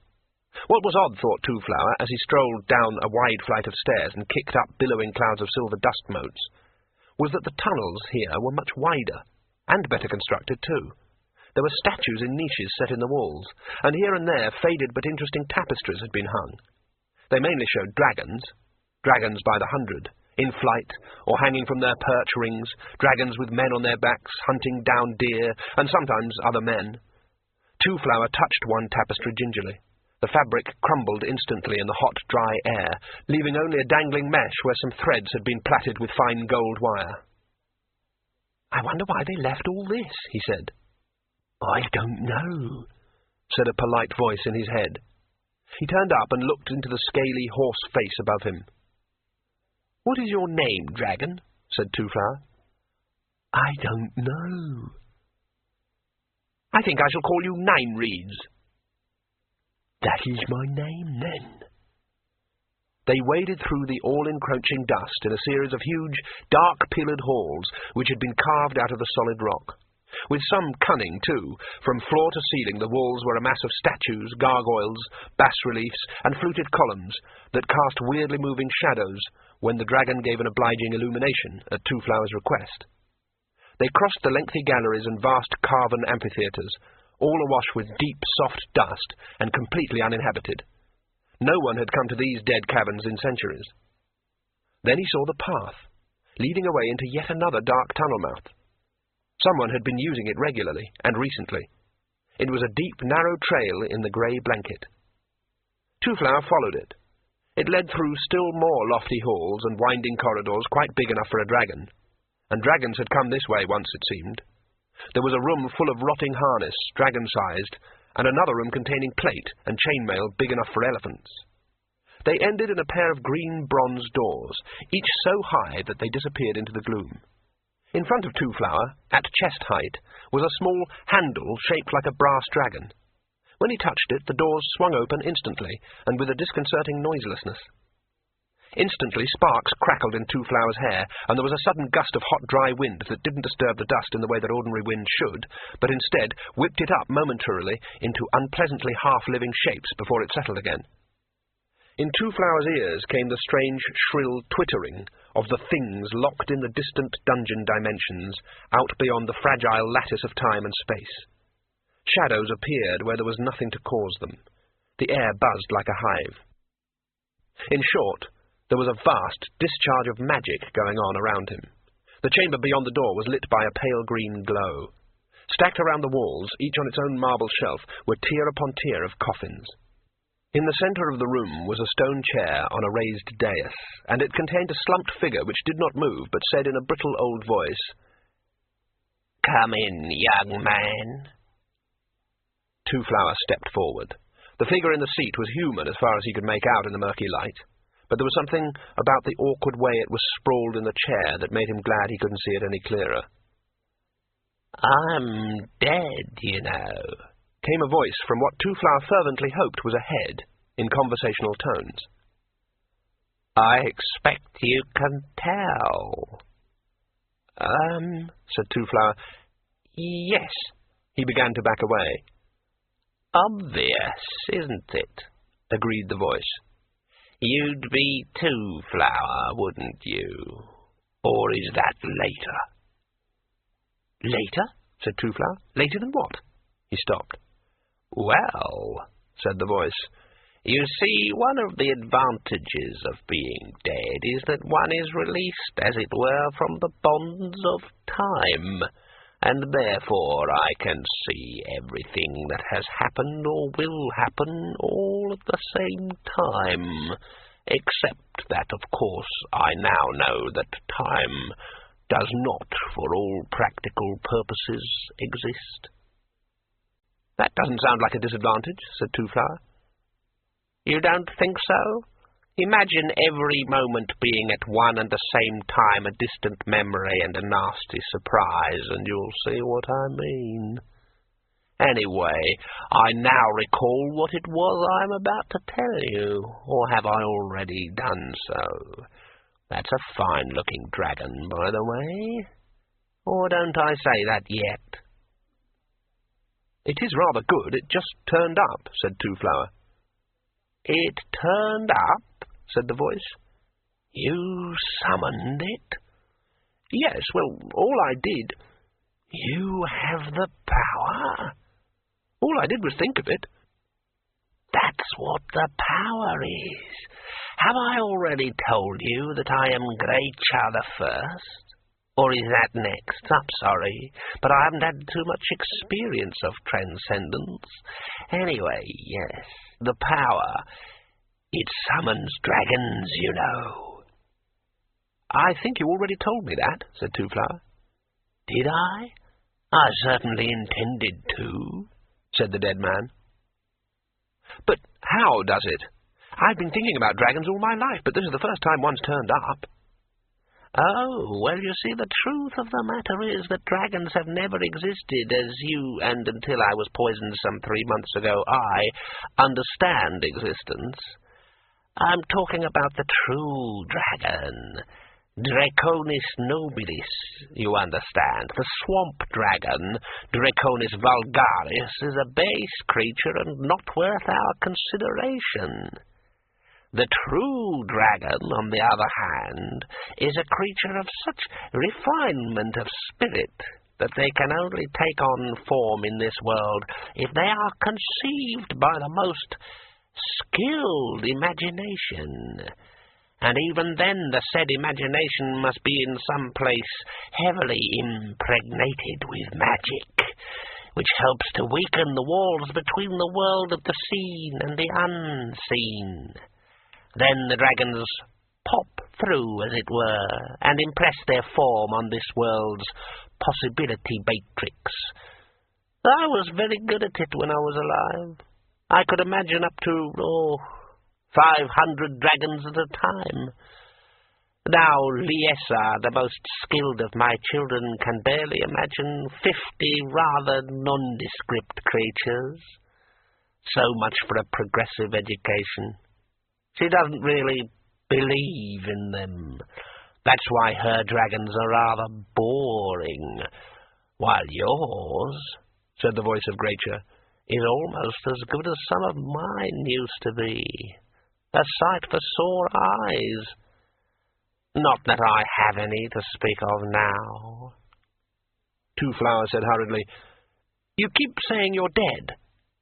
Well?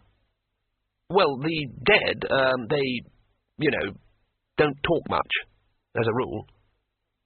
I used to be an exceptionally powerful wizard. My daughter poisoned me, of course. It is the generally accepted method of succession in our family. But the corpse sighed, or at least a sigh came from the air a few feet above it. It soon became obvious that none of my 3 children is sufficiently powerful to wrest the lordship of the Wilmberg from the other 2. A most unsatisfactory arrangement. A kingdom like ours has to have one ruler. So I resolved to remain alive in an unofficial capacity, which of course annoys them all immensely. I won't give my children the satisfaction of burying me until there is only one of them left to perform the ceremony. There was a nasty wheezing noise. Two Flower decided that it was meant to be a chuckle. So it was one of them that kidnapped us, said Two Flower. Liesa, said the dead wizard's voice. My daughter. Her power is strongest, you know. My son's dragons are incapable of flying more than a few miles before they fade. Fade? I did notice that we could see through the one that brought us here, said Two Flower. I thought that was a bit odd. Of course, said Gracia. The power only works near the Wyrmberg. It's the inverse square law, you know. At least I think it is. As the dragons fly further away, they begin to dwindle. Otherwise, my little Liesa would be ruling the whole world by now, if I know anything about it. But I can see I mustn't keep you. I expect you'll be wanting to rescue your friend. Two Flower gaped. Harun, he said. Not him. The skinny wizard. My son, Leort, is trying to hack him to pieces. I admired the way you rescued him. Will, I mean. Two Flower drew himself up to his full height, an easy task. Where is he said, heading towards the door with what he hoped was an heroic stride. Just follow the pathway in the dust, said the voice. Liesa comes to see me sometimes. She still comes to see her old dad, my little girl. She was the only one with the strength of character to murder me. A chip off the old block. Good luck, by the way. I seem to recall I said that. We'll say it now, I mean. The rambling voice got lost in a maze of tenses as Two-Flower ran along the dead tunnels, with the dragon loping along easily behind him. But soon he was leaning against a pillar completely out of breath. It seemed ages since he'd had anything to eat. "Why don't you fly?" said 9 reeds inside his head. The dragon spread its wings and gave an experimental flap, which lifted it momentarily off the ground. Two-Flower stared for a moment, then ran forward and clambered quickly onto the beast's neck. Soon they were airborne, the dragon skimming along easily a few feet from the floor and leaving a billowing cloud of dust in its wake. Two-Flower hung on as best he could as 9 reeds swooped through a succession of caverns and soared around a spiral staircase that could easily have accommodated a retreating army. At the top they emerged into the more inhabited regions, the mirrors at every corridor corner brightly polished and reflecting a pale light. "I smell other dragons." The wings became a blur, and Two-Flower was jerked back as the dragon veered and sped off down a side corridor like a gnat-crazed swallow. Another sharp turn sent them soaring out of a tunnel mouth in the side of a vast cavern. There were rocks far below, and up above were broad shafts of light from great holes near the roof. A lot of activity on the ceiling, too, as 9 reeds hovered, thumping the air with his wings. Two-Flower peered up at the shapes of roosting beasts and tiny men-shaped dots that were somehow walking upside down. "This is a roosting hall," said the dragon in a satisfied tone. As Two-Flower watched, one of the shapes far above detached itself from the roof and began to grow larger. Rincewind watched as Liort's pale face dropped away from him. "This is funny," gibbered a small part of his mind. "Why am I rising?" Then he began to tumble in the air, and reality took over. He was dropping to the distant, guano-speckled rocks. His brain reeled with the thought. The words of the spell picked just that moment to surface from the depths of his mind, as they always did in times of crisis. "Why not say us?" they seemed to urge. "What have you got to lose?" Rincewind waved a hand in the gathering slipstream. "Ashonai," he called. The word formed in front of him in a cold blue flame that streamed in the wind. He waved the other hand, drunk with terror and magic. "Ebiris," he intoned. The sound froze into a flickering orange word that hung beside its companion. "Ershoring, Kavantai, Paitan, Ngurad, Feringomali." As the words blazed their rainbow colours around him, he flung his hands back and prepared to say the 8th and final word that would appear in coruscating octarine and seal the spell. The imminent rocks were forgotten. He began. The breath was knocked out of him. The spell scattered and snuffed out. A pair of arms locked around his waist, and the whole world jerked sideways as the dragon rose out of its long dive, claws grazing just for a moment the topmost rock on the Wienberg's noisome floor. Two-Flower laughed triumphantly. "Got him!" And the dragon, curving gracefully at the top of his flight, gave a lazy flip of his wings and soared through a cave mouth into the morning air.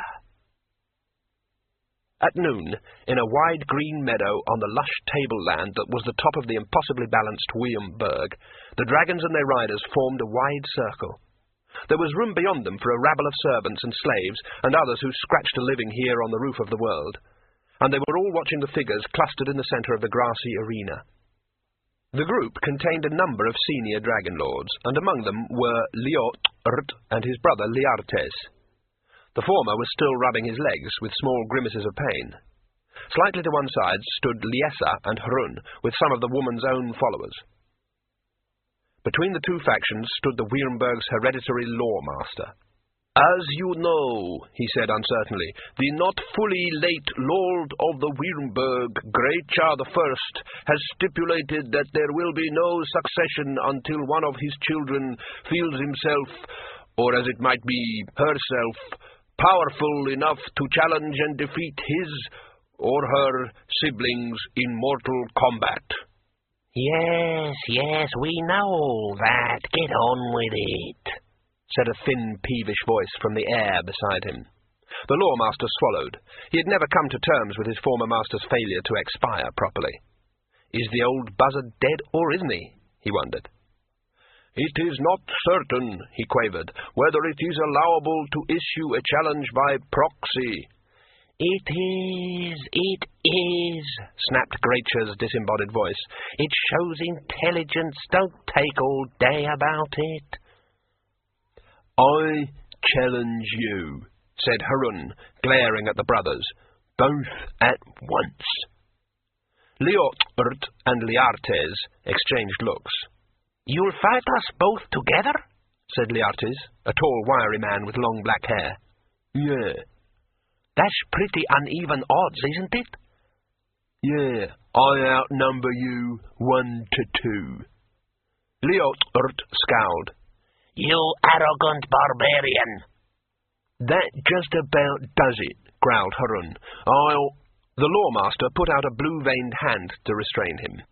It is forbidden to fight on the killing ground, he said, and paused while he considered the sense of this. You know what I mean, anyway, he hazarded, giving up, and added, as the challenged parties, my lords Liort and Liartes, have choice of weapons. Dragons, they said together. Liesa snorted. Dragons can be used offensively, therefore they are weapons, said Liort firmly. If you disagree, we can fight over it. Yeah, said his brother, nodding at Harun. The lawmaster felt a ghostly finger prod him in the chest. Don't stand there with your mouth open, said Graiture's graveyard voice. Just hurry up, will you? Harun stepped back, shaking his head. Oh, no, he said. Once was enough. I'd rather be dead than fight on one of those things. Die, then, said the lawmaster, as kindly as he could manage. Liort and Liartes were already striding back across the turf to where the servants stood waiting with their mounts. Harun turned to Liesa. She shrugged. Don't I even get a sword? He pleaded. A knife, even? No, she said. I didn't expect this. She suddenly looked smaller, all defiance gone. I'm sorry. You're sorry? Yes, I'm sorry. Yes, I thought you'd said you were sorry. Don't glare at me like that. I can imagine you the finest dragon to ride. No. The lawmaster wiped his nose on a handkerchief, held the little silken square aloft for a moment, then let it fall. A boom of wings made Harun spin round. Liort's dragon was already airborne and circling around towards them. As it swooped low over the turf, a billow of flame shot from its mouth, scoring a black streak across the grass that rushed towards Harun. At the last minute he pushed Liesa aside and felt the wild pain of the flame on his arm as he dived for safety. He rolled as he hit the ground and flipped onto his feet again while he looked around frantically for the other dragon. It came in from one side, and Harun was forced to take a badly judged standing jump to escape the flame. The dragon's tail whipped around as it passed and caught him a stinging blow across the forehead. He pushed himself upright, shaking his head to make the wheeling stars go away. His blistered back screamed pain at him. Liort came in for a second run, but slower this time to allow for the big man's unexpected agility. As the ground drifted up, he saw the barbarian standing stock still, chest heaving, arms hanging loosely by his sides. An easy target. As his dragon swooped away, Liort turned his head, expecting to see a dreadfully big cinder. There was nothing there. Puzzled, Liort turned back.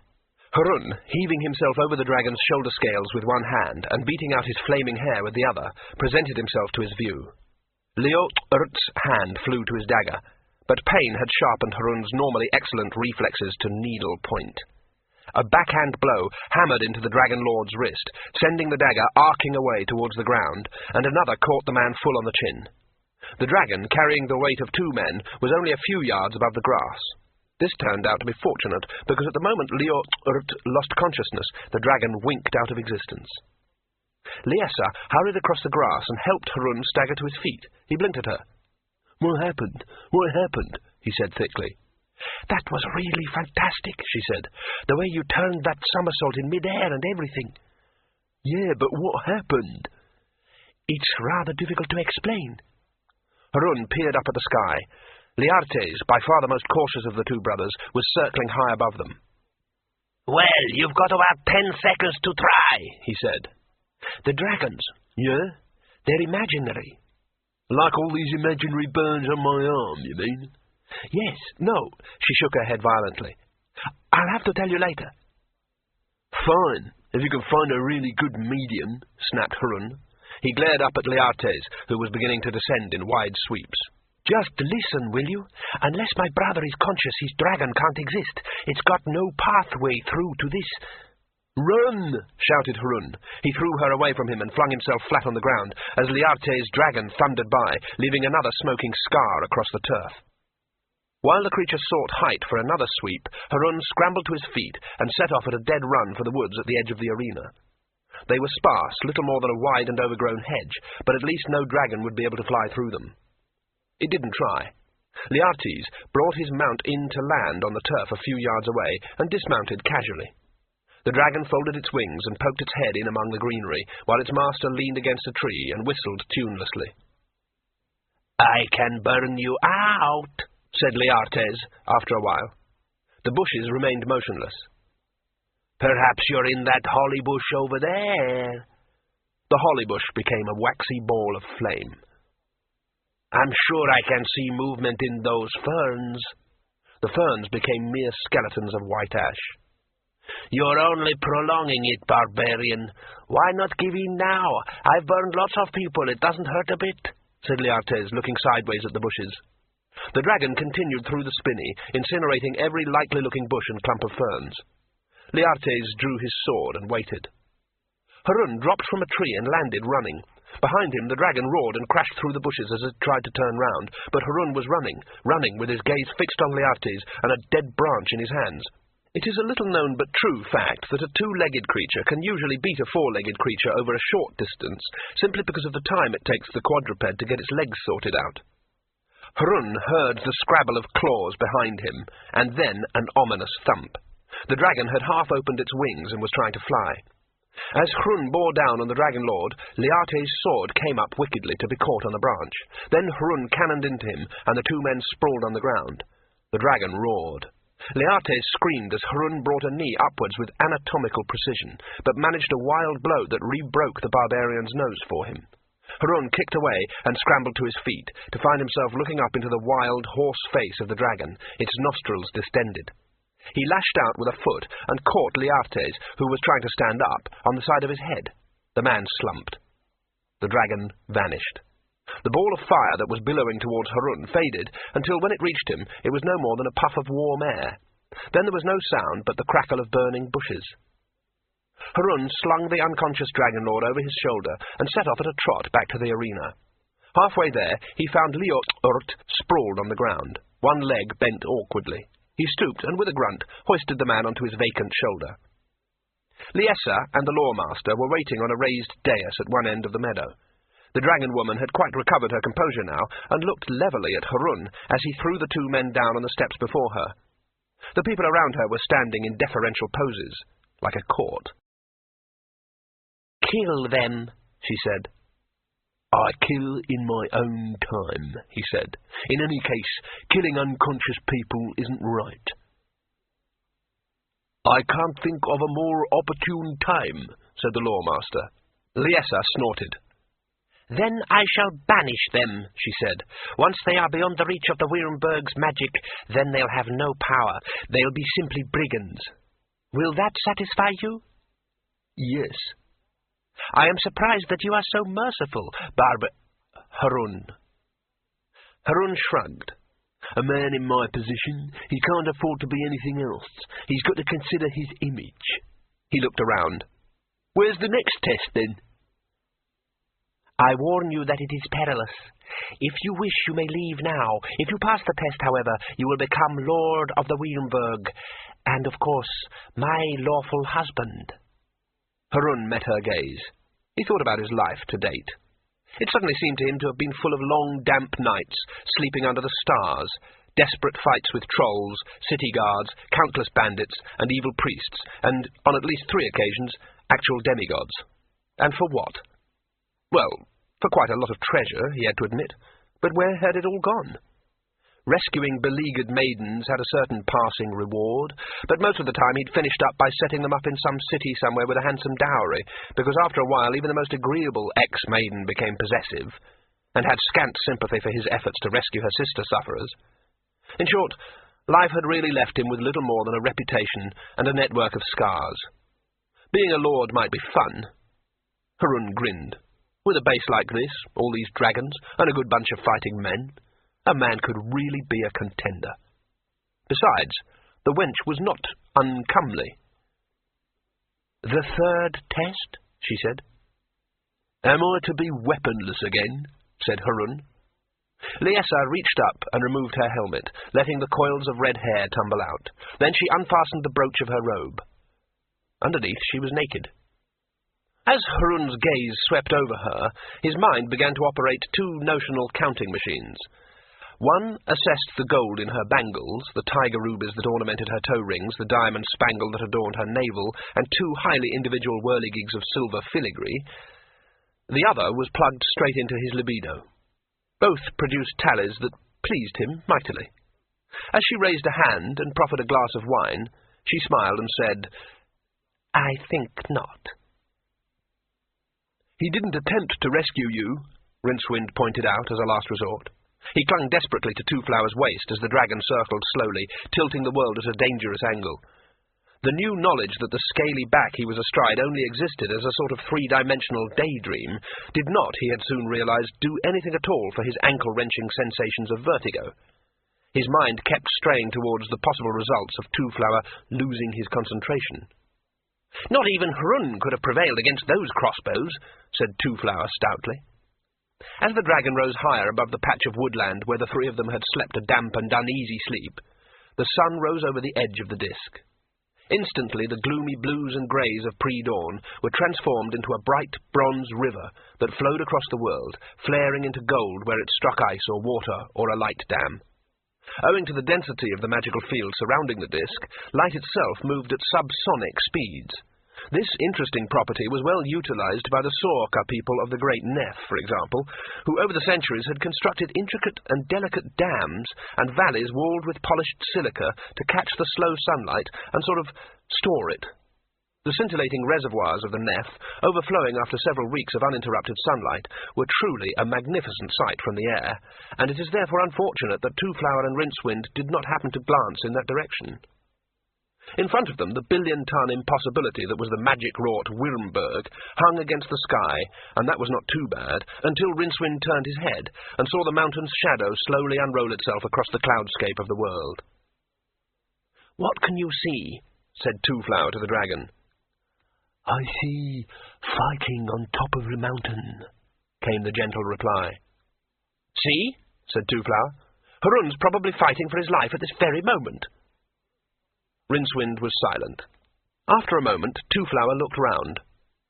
The wizard was staring intently at nothing at all, his lips moving soundlessly. "Rincewind?" The wizard made a small croaking noise. "I'm sorry," said Two Flower. "What did you say?" "All the way, the great fall," muttered Rincewind. His eyes focused, looked puzzled for a moment, then widened in terror. He made the mistake of looking down. "Ah!" he opined, and began to slide. Two Flower grabbed him. "What's the matter?" Rincewind tried shutting his eyes, but there were no eyelids to his imagination, and it was staring widely. "Don't you get scared of heights?" he managed to say. Two Flower looked down at the tiny landscape, mottled with cloud shadows. The thought of fear hadn't actually occurred to him. "No," he said. "Why should I? You're just as dead if you fall from 40 feet as if you fall from 4,000 fathoms. That's what I say." Rincewind tried to consider this dispassionately, but couldn't see the logic of it. It wasn't the actual falling, it was the hitting Two Flower grabbed him quickly. "Steady on," he said cheerfully. "We're nearly there." "I wish I was back in the city," moaned Rincewind. "I wish I was back on the ground." "I wonder if dragons can fly all the way to the stars," mused Two Flower. "Now that would be something." "You're mad," said Rincewind flatly. There was no reply from the tourist, and when the wizard craned around, he was horrified to see Two Flower looking up at the paling stars with an odd smile on his face. "Don't you even think about it," added Rincewind menacingly. "The man you seek is talking to the dragon woman," said the dragon. "Hmm?" said Two Flower, still looking at the paling stars. "What?" said Rincewind urgently. "Oh, yes, Harun," said Two Flower. "I hope we're in time. Dive now. Go low." Rincewind opened his eyes as the wind increased to a whistling gale. Perhaps they were blown open. The wind certainly made them impossible to shut. The flat summit of the Wierenberg rose up at them, lurched alarmingly, then somersaulted into a green blur that flashed by on either side. Tiny woods and fields blurred into a rushing patchwork. A brief silvery flash in the landscape may have been the little river that overflowed into the air at the plateau's rim. Rincewind tried to force the memory out of his mind, but it was rather enjoying itself there, terrorizing the other occupants and kicking over the furniture. "I think not," said Liesa. Harun took the wine cup slowly. He grinned like a pumpkin. Around the arena the dragons started to bay. Their riders looked up, and something like a green blur flashed across the arena, and Harun had gone. The wine cup hung momentarily in the air, then crashed down the steps. Only then did a single drop spill. This was because, in the instant of enfolding Harun gently in its claws, Nine Reeds the dragon had momentarily synchronized their bodily rhythms. Since the dimension of the imagination is much more complex than those of time and space, which are very junior dimensions indeed, the effect of this was to instantly transform a stationary and priapic Harun into a Harun moving sideways at 80 miles an hour with no ill effects whatsoever, except for a few wasted mouthfuls of wine. Another effect was to cause Liesa to scream with rage and summon her dragon. As the gold beast materialized in front of her, she leapt astride it, still naked, and snatched a crossbow from one of the guards. Then she was airborne, while the other dragon riders swarmed towards their own beasts. The law master, watching from the pillar he had prudently slid behind in the mad scramble, happened at that moment to catch the cross-dimensional echoes of a theory being at that same instant hatched in the mind of an early psychiatrist in an adjacent universe, possibly because the dimension leak was flowing both ways, and for a moment the psychiatrist saw the girl on the dragon. The law master smiled. "Want to bet that she won't catch him?" said Gracher, in a voice of worms and sepulchres right by his ear. The lawmaster shut his eyes and swallowed hard. "I thought that my lord would now be residing fully in the Dread Land," he managed. "I am a wizard," said Gracher. "Death himself must claim a wizard, and he doesn't appear to be in the neighborhood." "Shall we go?" asked Death. He was on a white horse, a horse of flesh and blood, but red of eye and fiery of nostril. He stretched out a bony hand and took Gracher's soul out of the air and rolled it up until it was a point of painful light. And then he swallowed it. Then he clapped spurs to his steed, and it sprang into the air, sparks coruscating from its hooves. "Lord Gracher," whispered the old lawmaster as the universe flickered around him. "That was a mean trick," came the wizard's voice, a mere speck of sound disappearing into the infinite black dimensions. "My lord, what is death like?" called the old man tremulously. "When I have investigated it fully, I will let you know," came the faintest of modulations on the breeze. "Yes," murmured the lawmaster. A thought struck him. "During daylight, please," he added. "You clowns!" screamed Harun from his perch on Nine Reeds' foreclaws. "What did he say?" roared Rincewind as the dragon ripped its way through the air in the race for the heights. "Didn't hear," bellowed Twoflower, his voice torn away by the gale. As the dragon banked slightly, he looked down at the little toy spinning top that was the mighty Wierenberg, and saw the swarm of creatures rising in pursuit. Nine Reeds' wings pounded and flicked the air away contemptuously. Thinner air, too. Twoflower's ear popped for the third time. Ahead of the swarm, he noticed, was a golden dragon. Someone on it, too. "Hey, are you all right?" said Rincewind urgently. He had to drink in several lungfuls of the strangely distilled air in order to get the words out. "I could have been a lord, and you clowns had to go and—" Harun gasped as the chill, thin air drew the life even out of his mighty chest. "What's happening to the air?" muttered Rincewind. Blue lights appeared in front of his eyes. "Huh?" said Twoflower, and passed out. The dragon vanished. For a few seconds the three men continued upwards, Twoflower and the wizard presenting an odd picture as they sat one in front of the other with their legs astride something that wasn't there. Then what passed for gravity on the disc recovered from surprise and claimed them. At that moment, Liesa's dragon flashed by, and Harun landed heavily across its neck. Liesa leaned over and kissed him. This detail was lost to Rincewind as he dropped away with his arm still clasped round Two-Flower's waist. The disc was a little round map pinned against the sky. It didn't appear to be moving, but Rincewind knew that it was. The whole world was coming towards him like a giant custard pie. "Wake up!" he shouted above the roar of the wind. "Dragons! Think of dragons!" There was a flurry of wings as they plummeted through the host of pursuing creatures, which fell away and up. Dragons screamed and wheeled across the sky. No answer came from Two-Flower. Rincewind's robe whipped around him, but he did not wake. Dragons, thought Rincewind in a panic. He tried to concentrate his mind, tried to envisage a really lifelike dragon. If he can do it, he thought, then so can I. But nothing happened. The disc was bigger now, a cloud-swirled circle rising gently underneath them. Rincewind tried it again, screwing up his eyes and straining every nerve in his body. A dragon. His imagination, a somewhat battered and overused organ, reached out for a dragon. Any dragon. "It won't work. You don't believe in them." Rincewind looked at the terrible mounted apparition grinning at him, and his mind bolted in terror. There was a brilliant flash. There was utter darkness. There was a soft floor under Rincewind's feet, a pink light around him, and the sudden shocked cries of many people. He looked around wildly. He was standing in some kind of tunnel, which was mostly filled with seats, in which outlandishly dressed people had been strapped. They were all shouting at him. "Wake up," he hissed. "Help me."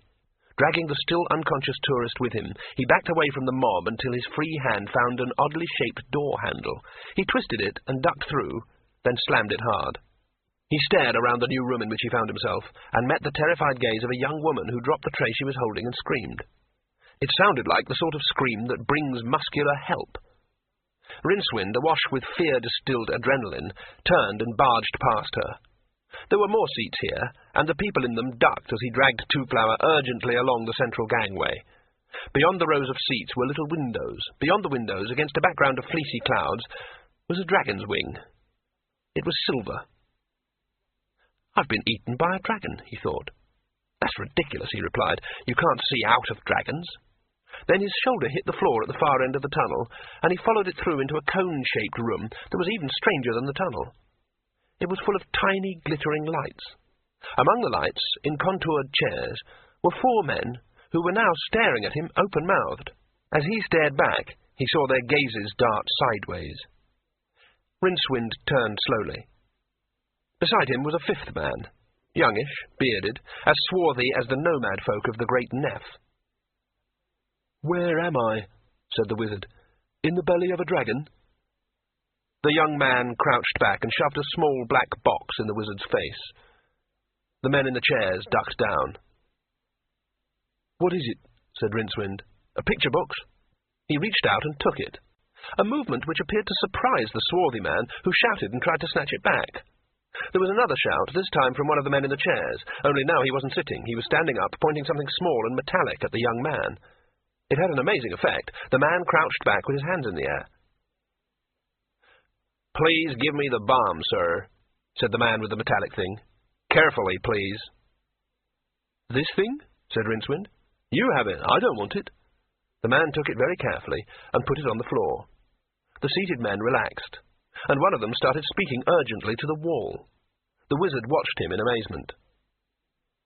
"Don't move," snapped the man with the metal. An amulet, Rincewind decided. It must be an amulet. The swarthy man backed into the corner. "That was a very brave thing you did," said amulet holder to Rincewind. "You know that?" "What?" "What's the matter with your friend?" "Friend?" Rincewind looked down at Two-Flower, who was still slumbering peacefully. That was no surprise. What was really surprising was that Two-Flower was wearing new clothes. Strange clothes. His breeches now ended just above his knees. Above that he wore some sort of vest of brightly striped material. On his head was a ridiculous little straw hat with a feather in it. An awkward feeling around the leg regions made Rincewind look down. His clothes had changed too. Instead of the comfortable old robe so marvellously well adapted for speed into action in all possible contingencies, his legs were encased in cloth tubes. He was wearing a jacket of the same grey material. Until now, he'd never even heard the language the man with the amulet was using. It was uncouth and vaguely hublandish. So why could he understand every word? Let's see, they'd suddenly appeared in this dragon after they'd materialized in this dragon. They had struck up a conversation in the airport so naturally they had chosen to sit together on the plane, and he'd promised to show Jack Zweeblumen around when they got back to the States. Yes, that was it. And then Jack had been taken ill, and he'd panicked and come through here and surprised this hijacker. Of course. What on earth was hublandish? Dr. Reinswand rubbed his forehead. What he could do with was a drink. Ripples of paradox spread out across the sea of causality. Possibly the most important point that would have to be borne in mind by anyone outside the sum totality of the multiverse was that although the wizard and the tourist had indeed only recently appeared in an aircraft in mid-air, they had also, at one and the same time, been riding on that aeroplane in the normal course of things. That is to say, while it was true that they had just appeared in this particular set of dimensions, it was also true that they had been living in them all along. It is at this point that normal language gives up and goes and has a drink. The point is that several quintillion atoms had just materialized, however they had not, see below, in a universe where they should not strictly have been.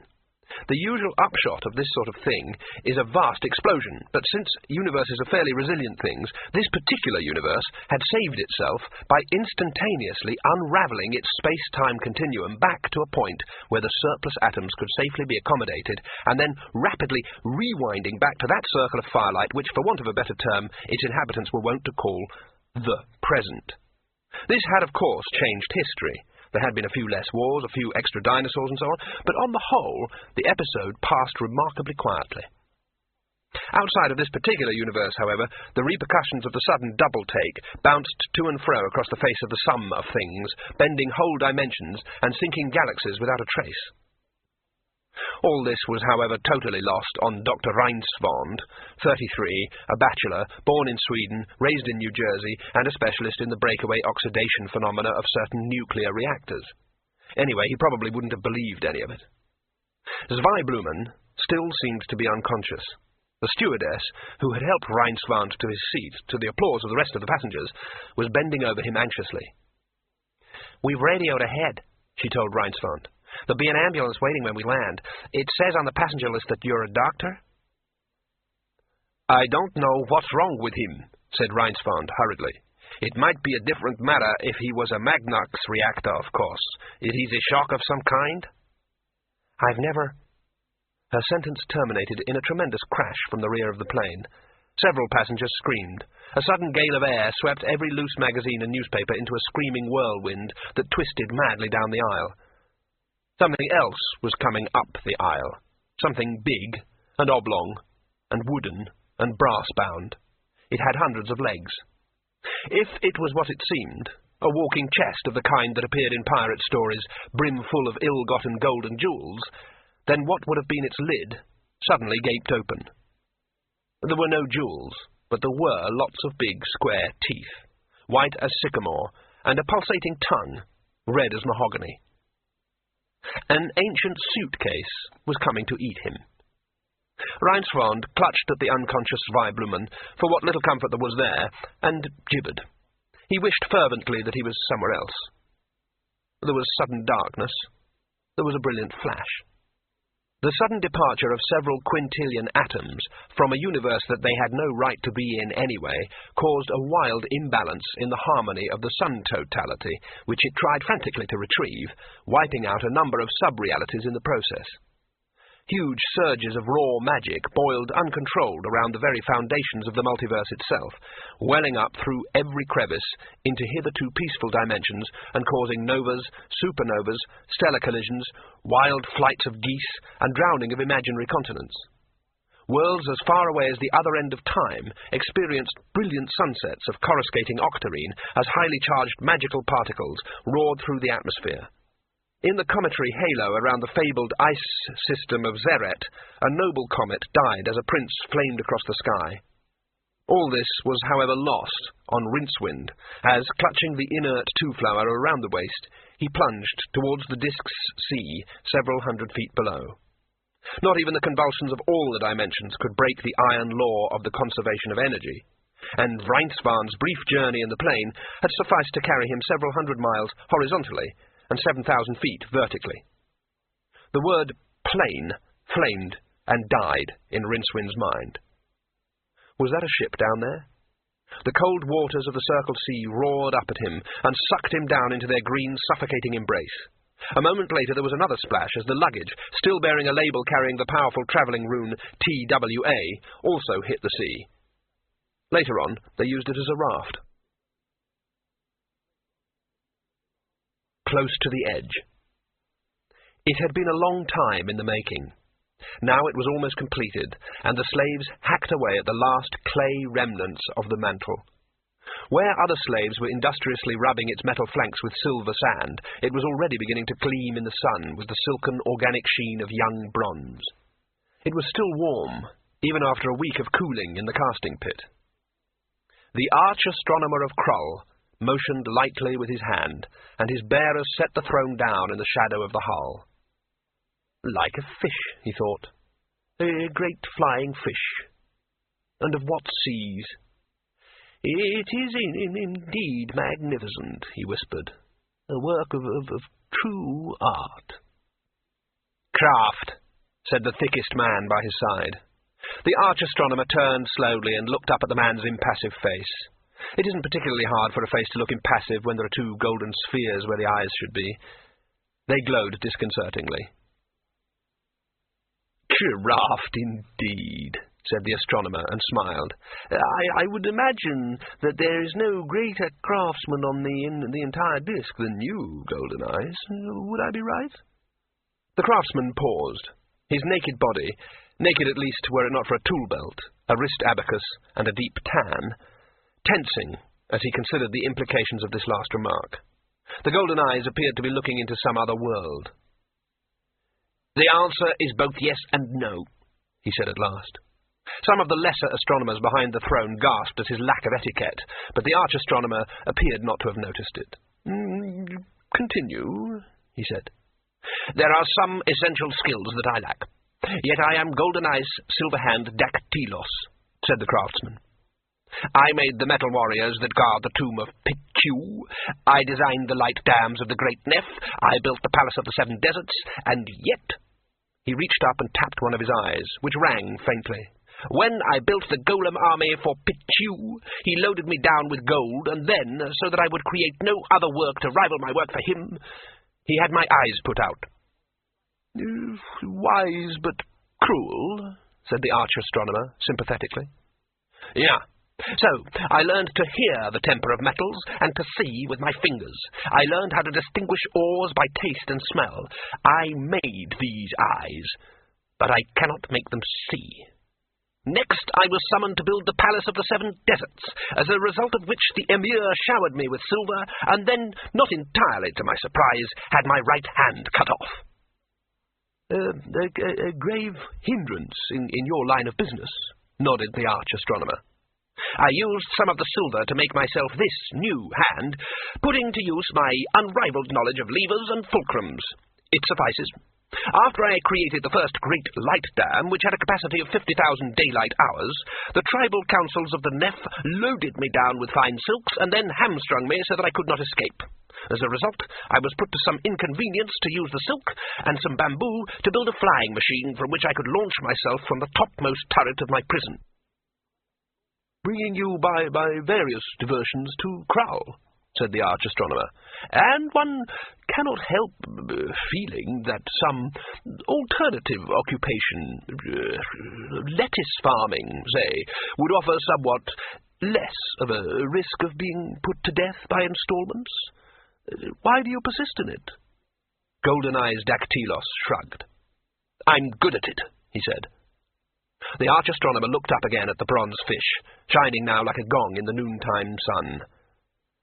Such beauty, he murmured, and unique. Come, Dactylos, recall to me what it was that I promised should be your reward. You asked me to design a fish that would swim through the seas of space that lie between the worlds, intoned the master craftsman, in return for which... Yes? My memory is not what it used to be, purred the arch-astronomer, stroking the warm bronze. In return, continued Dactylos, without much apparent hope, you would set me free and refrain from chopping off any appendages. I require no treasure.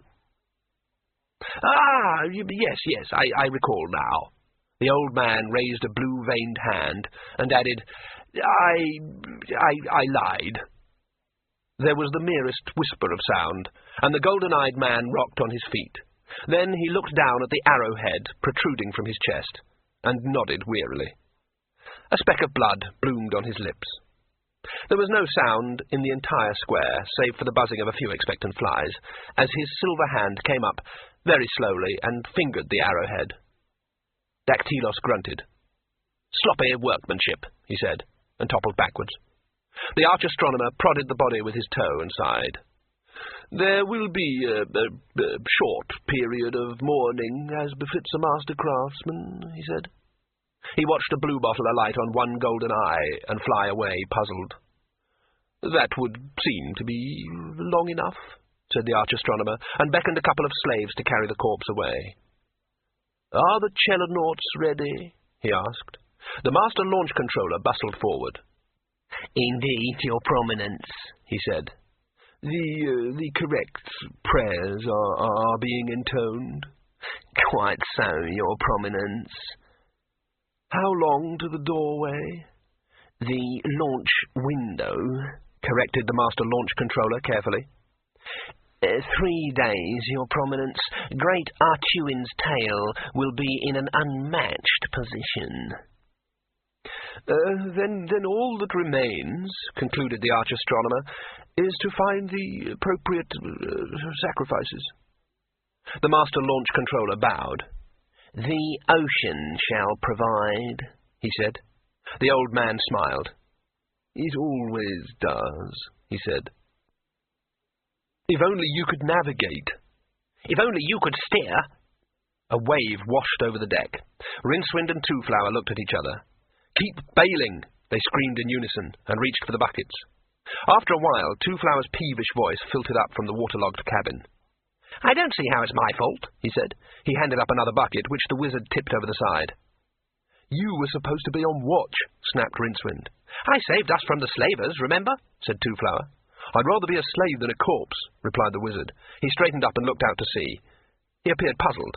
He was a somewhat different Rincewind from the one that escaped the fire of Ankh-Morpork some 6 months before. More scarred, for one thing, and much more travelled. He had visited the Hublands, discovered the curious folkways of many colourful peoples, invariably obtaining more scars in the process, and had even, for a never-to-be-forgotten few days, sailed on the legendary dehydrated ocean at the heart of the incredibly dry desert known as the Great Neph. On a colder and wetter sea, he had seen floating mountains of ice. He had ridden on an imaginary dragon. He had very nearly said the most powerful spell on the disc. There was definitely less horizon than there ought to be. Said Rincewind. I said nothing's worse than slavery, said Twoflower. His mouth opened as the wizard flung his bucket far out to sea and sat down heavily on the waterlogged deck, his face a grey mask. Look, I'm sorry I steered us into the reef, but this boat doesn't seem to want to sink, and we're bound to strike land sooner or later, said Twoflower comfortingly. This current must go somewhere. Look at the horizon, said Rincewind in a monotone. Twoflower squinted. It looks all right, he said after a while. Admittedly, there seems to be less than there usually is, but... That's because of the rim fall, said Rincewind. We're being carried over the edge of the world. There was a long silence, broken only by the lapping of the waves as the foundering ship spun slowly in the current. It was already quite strong. That's probably why we hit that reef, Rincewind added. We've got pulled off course during the night. Would you like something to eat? Asked Twoflower. He began to rummage through the bundle that he'd tied onto the rail, out of the damp. Don't you understand? Snarled Rincewind. We are going over the edge, gods damn it! Can't we do anything about it? No. Well, then I can't see any sense in panicking, said Twoflower calmly. "I knew we shouldn't have come this far edgewise," complained Rincewind to the sky. "I wish I had my picture box," said Twoflower, "but it's back on that slaver ship with the rest of the luggage, and—" "You won't need luggage where we're going," said Rincewind. He sagged and stared moodily at a distant whale that had carelessly strayed into the rimward current and was now struggling against it. There was a line of white on the foreshortened horizon, and the wizard fancied he could hear a distant roaring. "What happens after the ship goes over the rimfall?" said Twoflower. "Who knows? Well, in that case, perhaps we'll just sail on through space and land on another world." A faraway look came into the little man's eyes. "I like that," he said. Rincewind snorted. The sun rose in the sky, looking noticeably bigger this close to the edge. They stood with their backs against the mast, busy with their own thoughts. Every so often, one or other would pick up a bucket and do a bit of desultory bailing, for no very intelligent reason. The sea around them seemed to be getting crowded. Rincewind noticed several tree trunks keeping station with them, and just below the surface the water was alive with fish of all sorts. Of course, the current must be teeming with food washed from the continents near the hub. He wondered what kind of life it would be, having to keep swimming all the time to stay exactly in the same place. Pretty similar to his own, he decided. He spotted a small green frog, which was paddling desperately in the grip of the inexorable current. To Twoflower's amazement, he found a paddle and carefully extended it towards the little amphibian, which scrambled onto it gratefully. A moment later, a pair of jaws broke the water and snapped impotently at the spot where it had been swimming. The frog looked up at Rincewind from the cradle of his hands, then bit him thoughtfully on the thumb. Twoflower giggled. Rincewind tucked the frog away in a pocket and pretended he hadn't heard. "All very humanitarian, but why?" said Twoflower. "It'll all be the same in an hour." "Because," said Rincewind vaguely, and did a bit of bailing. Spray was being thrown up now, and the current was so strong that waves were forming and breaking all around them. It all seemed unnaturally warm. There was a hot, golden haze on the sea. The roaring was louder now. A squid, bigger than anything Rincewind had seen before, broke the surface a few hundred yards away and thrashed madly with its tentacles before sinking away. Something else that was large and fortunately unidentifiable howled in the mist. A whole squadron of flying fish tumbled up in a cloud of rainbow-edged droplets and managed to gain a few yards before dropping back and being swept in an eddy. They were running out of world. Rincewind dropped his bucket and snatched at the mast as the roaring final end of everything raced towards them. "I must see this," said Twoflower, half falling and half diving towards the prow. Something hard and unyielding smacked into the hull, which spun 90 degrees and came side-on to the invisible obstacle. Then it stopped suddenly, and a wash of cold sea foam cascaded over the deck, so that for a few seconds Rincewind was under several feet of boiling green water. He began to scream, and then the underwater world became the deep, clanging purple colour of fading consciousness, because it was about at this point that Rincewind started to drown. He awoke with his mouth full of burning liquid, and when he swallowed, the searing pain in his throat jerked him into full consciousness. The boards of a boat pressed into his back, and Twoflower was looking down at him with an expression of deep concern. Rincewind groaned and sat up. This turned out to be a mistake. The edge of the world was a few feet away. Beyond it, at a level just below that of the lip of the endless rimfall, was something altogether magical. Some 70 miles away, and well beyond the tug of the rim current, a dhow, with the red sails typical of a freelance slaver, drifted aimlessly through the velvety twilight. The crew, such as remained, were clustered on the foredeck, surrounding the men working feverishly on the raft. The captain, a thick-set man who wore the elbow turbans typical of the great Neff tribesman, was much travelled and had seen many strange people and curious things, many of which he had subsequently enslaved or stolen. He had begun his career as a sailor on the dehydrated ocean in the heart of the disk's driest desert. Water on the disk has an uncommon fourth state, caused by intense heat, combining with the strange, desiccating effects of octarine light. It dehydrates, leaving a silvery residue like free-flowing sand through which a well-designed hull can glide with ease. The dehydrated ocean is a strange place, but not so strange as its fish. The captain had never before been really frightened. Now he was terrified. "I can't hear anything," he muttered to the first mate. The mate peered into the gloom. "Perhaps it fell overboard," he suggested hopefully. As if in answer, there came a furious pounding from the ore deck below their feet, and the sound of splintering wood. The crewmen drew together fearfully, brandishing axes and torches. They probably wouldn't dare to use them, even if the monster came rushing towards them. Before its terrible nature had been truly understood, several men had attacked it with axes, whereupon it had turned aside from its single-minded searching of the ship, and had either chased them overboard, or had eaten them? The captain was not quite certain. The thing looked like an ordinary wooden sea chest, a bit larger than usual, maybe, but not suspiciously so. But while it sometimes seemed to contain things like old socks and miscellaneous luggage, at other times, and he shuddered, it seems to have... He tried not to think about it. It was just that the men who had been drowned overboard had probably been more fortunate than those it had caught. He tried not to think about it. There had been teeth like white wooden gravestones, and a tongue red as mahogany. He tried not to think about it. It didn't work. But he thought bitterly about one thing. This was going to be the last time he rescued ungrateful drowning men in mysterious circumstances. Slavery was better than sharks, wasn't it? And then they had escaped, and when his sailors had investigated their big chest, how had they appeared in the middle of an untroubled ocean sitting on a big chest anyway? And it had bitten...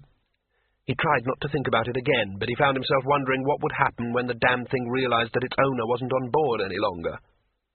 "Rafts ready, Lord," said the first mate.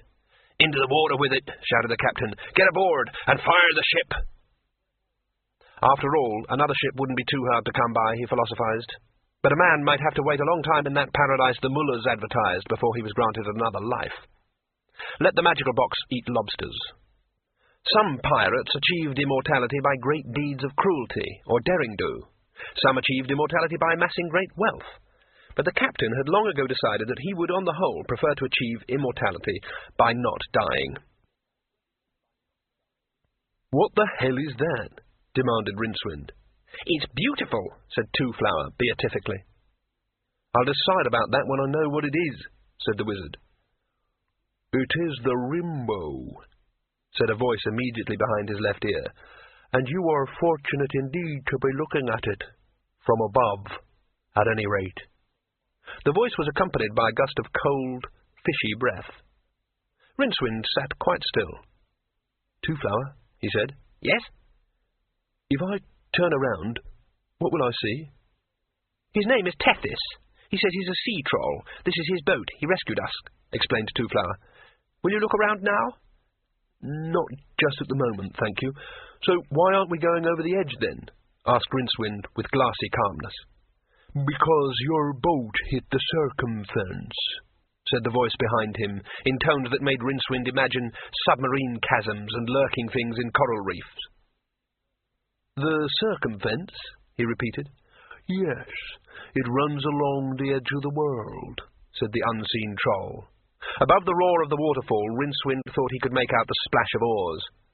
He hoped they were oars. "Ah, you mean the circumference," said Rincewind. "The circumference makes the edge of things."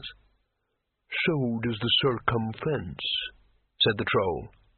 "He means this," said Two-Flower, pointing down. Rincewind's eyes followed the finger, dreading what they might see. Hubwards of the boat was a rope suspended a few feet above the surface of the white water. The boat was attached to it, moored yet mobile, by a complicated arrangement of pulleys and little wooden wheels. They ran along the rope as the unseen rower propelled the craft along the very lip of the rimfall. That explained one mystery. But what supported the rope? Rincewind peered along its length and saw a stout wooden post sticking up out of the water a few yards ahead. As he watched, the boat neared it and then passed it, the little wheels clacking neatly around it in a groove obviously cut for the purpose. Rincewind also noticed that smaller ropes hung down from the main rope at intervals of a yard or so. He turned back to Two-Flower. "I can see what it is," he said. "But what is it?" Two-Flower shrugged. Behind Rincewind, the sea troll said, "Up ahead is my house. We'll talk more when we are there. Now I must row." Rincewind found that looking ahead meant that he would have to turn and find out what the sea troll actually looked like, and he wasn't sure he wanted to do that yet. He looked at the Rimbo instead. It hung in the mists a few lengths beyond the edge of the world, appearing only at morning and evening, when the light of the disk's little orbiting sun shone past the massive bulk of Great Artuin, the world turtle, and struck the disk's magical field at exactly the right angle. A double rainbow coruscated into being. Close into the lip of the rimfall were the 7 lesser colours, sparkling and dancing in the spray of the dying seas. But they were pale in comparison to the wider band that floated beyond them, not deigning to share the same spectrum. It was the king colour, of which all the lesser colours are merely partial and wishy-washy reflections. It was octarine, the colour of magic. It was alive and glowing and vibrant, and it was the undisputed pigment of the imagination, because wherever it appeared it was a sign that mere matter was a servant of the powers of the magical mind. It was enchantment itself. But Rincewind always thought it looked a sort of greenish purple. After a while, a small speck on the rim of the world resolved itself into an eyot or crag, so perilously perched that the waters of the fall swirled around it at the start of their long drop. A driftwood shanty had been built on it, and Rincewind saw that the top rope of the circumfence climbed over the rocky island on a number of iron stakes, and actually passed through the shack by a small round window. He learned later that this was so that the troll could be alerted to the arrival of any salvage on his stretch of the circumfence by means of a series of small bronze bells balanced delicately on the rope. A crude floating stockade had been built out of rough timber on the hubward side of the island. It contained 1 or 2 hulks and quite a large amount of floating wood in the form of planks, balks, and even whole natural tree trunks, some still sporting green leaves. This close to the edge, the disk's magical field was so intense that a hazy corona flickered across everything as raw illusion spontaneously discharged itself. With the last few squeaky jerks, the boat slid up against a small driftwood jetty. As it grounded itself and formed a circuit, Rincewind felt all the familiar sensations of a huge occult aura. Oily, bluish-tasting, and smelling of tin. All around them pure, unfocused magic was sleeting soundlessly into the world. The wizard and Two-Flower scrambled onto the planking, and for the first time Rincewind saw the troll. It wasn't half so dreadful as he'd imagined. Said his imagination after a while. It wasn't that the troll was horrifying. Instead of the rotting, betentacled monstrosity that he had been expecting, Rincewind found himself looking at a rather squat but not particularly ugly old man, who would quite easily have passed for normal on any city street, always provided that other people on the street were used to seeing old men who were apparently composed of water and very little else. It was as if the ocean had decided to create life without going through all that tedious business of evolution, and had simply formed a part of itself into a biped, and sent it walking squishily up the beach. The troll was a pleasant, translucent blue colour. As Rincewind stared, a small shoal of silver fish flashed across its chest. "It's rude to stare," said the troll. Its mouth opened with a little crest of foam, and shut again in exactly the same way that water closes over a stone. "Is it? Why?" asked Rincewind. "How does he hold himself together?" his mind screamed at him. "Why doesn't he spill?" "If you will follow me to my house, I will find you food and a change of clothing," said the troll solemnly. He set off over the rocks without turning to see if they would follow him. After all, where else could they go? It was getting dark, and a chilly, damp breeze was blowing over the edge of the world. Already the transient rimbo had faded, and the mists above the waterfall were beginning to thin. "Come on," said Rincewind, grabbing Two-Flower's elbow. But the tourist didn't appear to want to move. "Come on," the wizard repeated.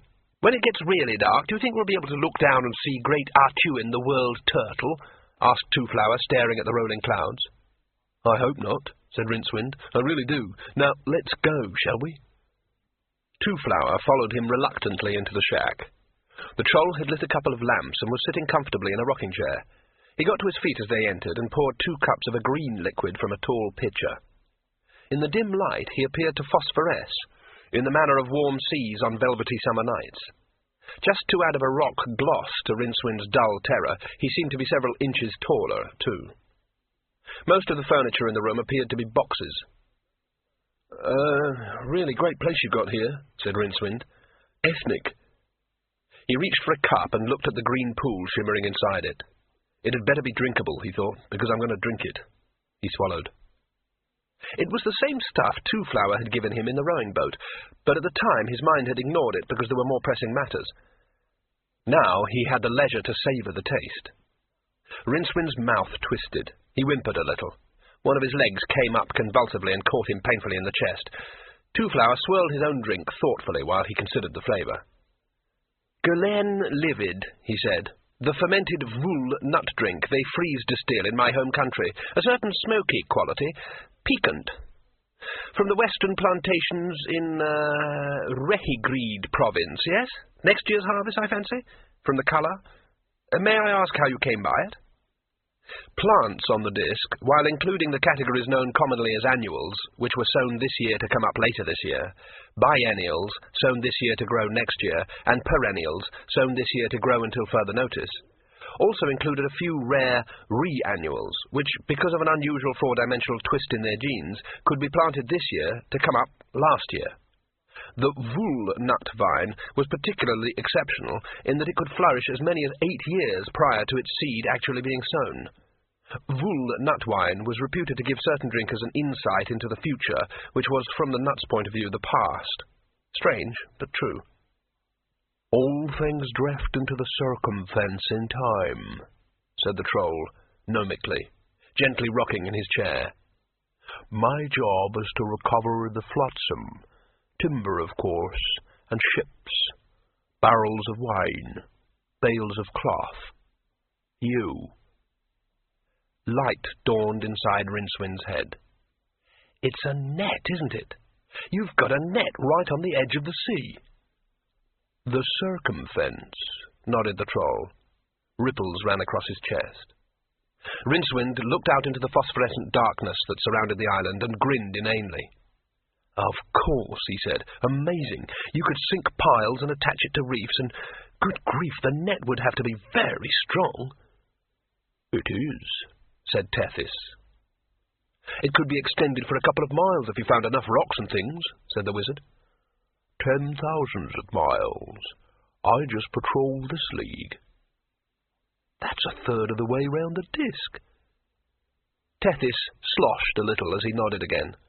While the two men helped themselves to some more of the green wine, he told them about the circumfence, the great effort that had been made to build it, and the ancient and wise kingdom of Krull, which had constructed it several centuries before, and the 7 navies that patrolled it constantly to keep it in repair and bring its salvage back to Krull, and the manner in which Krull had become a land of leisure ruled by the most learned seekers after knowledge, and the way in which they sought constantly to understand in every possible particular the wondrous complexity of the universe, and the way in which sailors, marooned on the circumfence, were turned into slaves, and usually had their tongues cut out. After some interjections at this point, he spoke, in a friendly way, on the futility of force, the impossibility of escaping from the island except by boat to one of the other 380 isles that lay between the island and Krull itself, or by leaping over the edge, and the high merit of muteness in comparison to, for example, death. There was a pause. The muted night roar of the rimfall only served to give the silence a heavier texture. Then the rocking chair started to creak again. Tethys seemed to have grown alarmingly during the monologue. There is nothing personal in all this, he added. I, too, am a slave. If you try to overpower me, I shall have to kill you, of course, but I won't take any particular pleasure in it. Rincewynd looked at the shimmering fists that rested lightly in the troll's lap. He suspected they could strike with all the force of a tsunami. I don't think you understand, explained Two-Flower. I am a citizen of the Golden Empire. I'm sure Krull would not wish to incur the displeasure of the Emperor. How will the Emperor know? Asked the troll. Do you think you're the first person from the Empire who has ended up on the circumfence? I won't be a slave, shouted Rincewynd. I'd jump over the edge first. He was amazed at the sound of his own voice. Would you, though? Asked the troll. The rocking chair flicked back against the wall, and one blue arm caught the wizard round the waist. A moment later the troll was striding out of the shack, with Rincewynd gripped carelessly in one fist. He did not stop until he came to the rimward edge of the island. Rincewynd squealed. Stop that, or I really will throw you over the edge, snapped the troll. I'm holding you, aren't I? Look." Rincewind looked. In front of him was a soft black night, whose mist-muted stars glowed peacefully, but his eyes turned downwards, drawn by some irresistible fascination. It was midnight on the disk, and so therefore the sun was far, far below, swinging slowly under great Artuin's vast and frosty plastron. Rincewind tried a last attempt to fix his gaze on the tips of his boots, which were protruding over the rim of the rock, but the sheer drop wrenched it away. On either side of him, two glittering curtains of water hurtled towards infinity, as the sea swept around the island on its way to the long fall. 100 yards below the wizard, the largest sea salmon he had ever seen flicked itself out of the foam in a wild, jerky, and ultimately hopeless leap. Then it fell back, over and over, into the golden underworld light. Huge shadows grew out of that light like pillars supporting the roof of the universe. Hundreds of miles below him, the wizard made out the shape of something, the edge of something. Like those curious little pictures where the silhouette of an ornate glass suddenly becomes the outline of two faces, the scene beneath him flipped into a whole new terrifying perspective. Because down there was the head of an elephant, as big as a reasonably sized continent. One mighty tusk, cut like a mountain against the golden light, trailing a widening shadow towards the stars. The head was slightly tilted, and a huge, ruby eye might almost have been a red supergiant that had managed to shine at noonday. Below the elephant, Rincewind swallowed and tried not to think. Below the elephant there was nothing but the distant, painful disk of the sun, and sweeping slowly past it was something that, for all its city-sized scales, its crater pox, its lunar cragginess, was indubitably a flipper. "Shall I let go?" suggested the troll. "Nah," said Rincewind, straining backwards. "I have lived here on the edge for 5 years, and I have not had the courage," boomed Tethys. "Nor have you, if I may judge." He stepped back, allowing Rincewind to fling himself on the ground. Twoflower strolled up to the rim and peered over. "Fantastic," he said. "If only I had my picture box. What else is down there? I mean, if you jumped off, what would you see?" Tethys sat down on an outcrop. High over the disk, the moon came out from behind a cloud, giving him the appearance of ice. "My home is down there, perhaps," he said slowly, "beyond your silly elephants and that ridiculous turtle. A real world. Sometimes I come out here and look, but somehow I can never bring myself to take that extra step. A real world with real people. I have wives and little ones somewhere down there." He stomped and blew his nose. "You soon learn what you're made of, here on the edge." "Stop saying that, please," moaned Rincewind. He turned over and saw Twoflower standing unconcernedly on the very lip of the rock. "Nah," he said, and tried to burrow into the stone. "There's another world down there," said Twoflower, peering over. "Where exactly?" The troll waved an arm vaguely. "Somewhere," he said. "That's all I know. It was quite a small world, mostly blue." "So why are you here?" said Twoflower.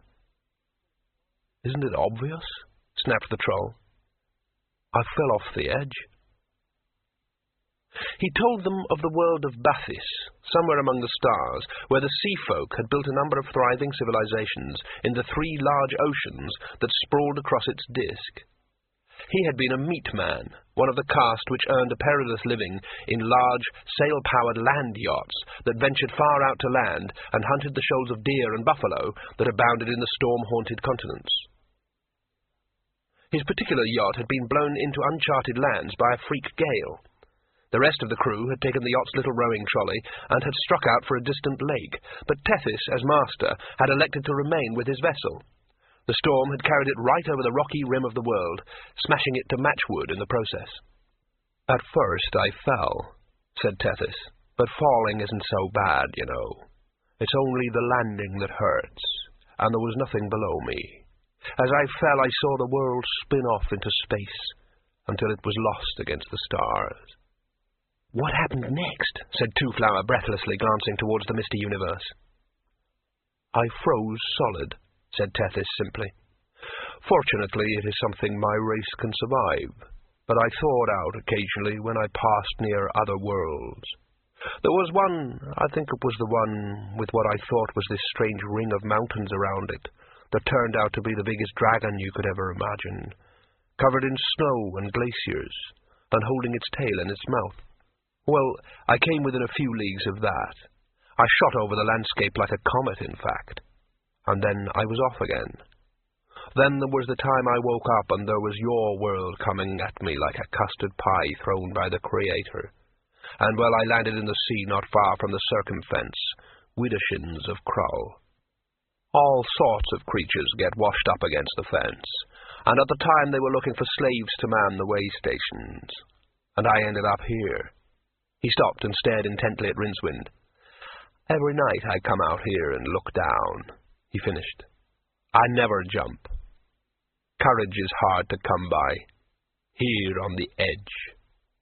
Rincewind began to crawl determinedly towards the shack. He gave a little scream as the troll picked him up, not unkindly, and set him on his feet. "Amazing," said Two-Flower, and leaned further out over the edge. "There are lots of other worlds out there." "Quite a number, I imagine," said the troll. "I suppose one could contrive some sort of a thing that could preserve one against the cold," said the little man thoughtfully. "Some sort of a ship that one could sail over the edge and sail to far-off worlds, too. I wonder—" "Don't even think about it," moaned Rincewind. "Stop talking like that, do you hear?" "They all talk like that in Krull," said Tethys. "Those with tongues, of course," he added. "Are you awake?" Two-Flower snored on. Rincewind jabbed him viciously in the ribs. "I said, are you awake?" "We've got to get out of here before this salvage fleet comes." The dishwater light of dawn oozed through the shack's one window, slopping across the piles of salvage boxes and bundles that were strewn around the interior. Two-Flower grunted again and tried to burrow into the pile of furs and blankets that Tethys had given them. "Look, there's all kinds of weapons and stuff in here," said Rincewind. "He's gone out somewhere. When he comes back, we could overpower him and... well, then we can think of something. How about it?" "That doesn't sound like a very good idea," said Two-Flower. "Anyhow, it's a bit ungracious, isn't it?" "Tough buns," snapped Rincewind. "This is a rough universe." He rummaged through the piles around the walls and selected a heavy, wavy-bladed scimitar that had probably been some pirate's pride and joy. It looked the sort of weapon that relied as much on its weight as its edge to cause damage. He raised it awkwardly. Would he leave that sort of thing around if it could hurt him? Two-Flower wondered aloud. Rincewind ignored him and took up a position beside the door. When it opened some 10 minutes later, he moved unhesitatingly, swinging it across the opening at what he judged was the troll's head height. It swished harmlessly through nothing at all and struck the doorpost, jerking him off his feet and onto the floor. There was a sigh above him. He looked up into Tethys's face, which was shaking sadly from side to side. "It wouldn't have harmed me," said the troll, "but nevertheless, I am hurt. Deeply hurt." He reached over the wizard and jerked the sword out of the wood. With no apparent effort, he bent its blade into a circle and sent it bowling away over the rocks until it hit a stone and sprang, still spinning, in a silver arc that ended in the mists forming over the rimfall. "Very deeply hurt," he concluded. He reached down beside the door and tossed a sack towards Two-Flower. "It's the carcass of a deer that is just about how you humans like it, and a few lobsters, and a sea salmon." "The circumfence provides," he said casually. He looked hard at the tourist, and then down again at Rincewind. "What are you staring at?" he said. "It's just that," said Two-Flower. "Compared to last night," said Rincewind. "You're so small," finished Two-Flower. "I see," said the troll carefully. "Personal remarks now." He drew himself up to his full height, which was currently about 4 feet. "Just because I'm made of water doesn't mean I'm made of wood, you know." "I'm sorry," said Two-Flower, climbing hastily out of the furs. "You're made of dirt," said the Troll. "But I didn't pass comments about things you can't help, did I? Oh, no, we can't help the way the Creator made us, that's my view. But if you must know, your moon here is rather more powerful than the ones around my own world." "The moon?" said Two-Flower. "I don't understand." "If I've got to spell it out," said the Troll testily, "I'm suffering from chronic tides." A bell jangled in the darkness of the shack.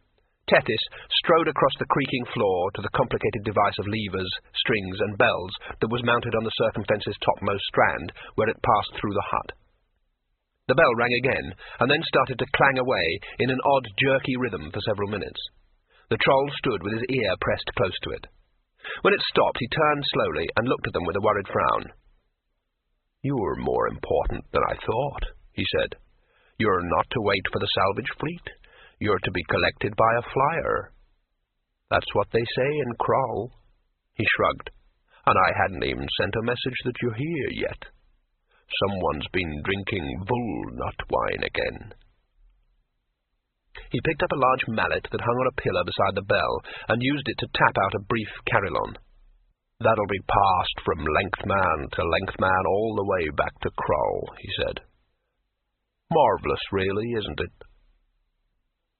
It came speeding across the sea, floating a man-length above it, but still leaving a foaming wake as whatever power that held it up smacked brutally into the water. Rincewind knew what power held it up. He was, he would be the first to admit, a coward, an incompetent, and not even very good at being a failure. But he was still a wizard of sorts. He knew one of the 8 great spells. He would be claimed by death himself when he died, and he recognized really finely honed magic when he saw it. The lens skimming towards the island was perhaps 20 feet across and totally transparent.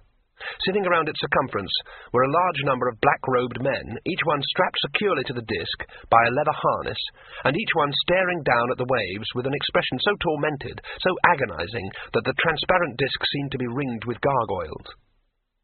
Rincewind sighed with relief. This was such an unusual sound that it made Two-Flower take his eyes off the approaching disc and turn them on him. "We're important, no lie," explained Rincewind. "They wouldn't be wasting all that magic on a couple of potential slaves," he grinned. "What is it?" said Two-Flower. "Well, the disc itself would have been created by Fresnel's wonderful concentrator," said Rincewind authoritatively. "That calls for many rare and unstable ingredients, such as demon's breath and so forth, and it takes at least 8 4th-grade wizards a week to envision. Then there's those wizards on it, who must all be gifted hydrophobes." "You mean they hate water?" said Two-Flower. "No, that wouldn't work," said Rincewind. "Hate is an attracting force, just like love. They really loathe it. The very idea of it revolts them. A really good hydrophobe has to be trained on dehydrated water from birth. I mean, that costs a fortune in magic alone. But they make great weather magicians. Rain clouds just give up and go away." "It sounds terrible," said the water troll behind them. "And they all die young," said Rincewind, ignoring him. "They just can't live with themselves." "Sometimes I think a man could wander across the disc all his life and not see everything there is to see," said Two-Flower. "And now it seems there are lots of other worlds as well.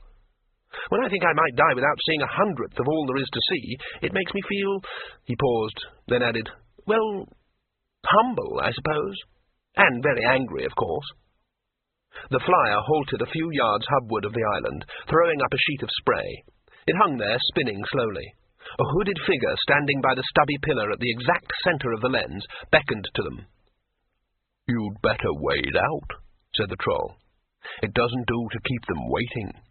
It has been nice to make your acquaintance." He shook them both wetly by the hand.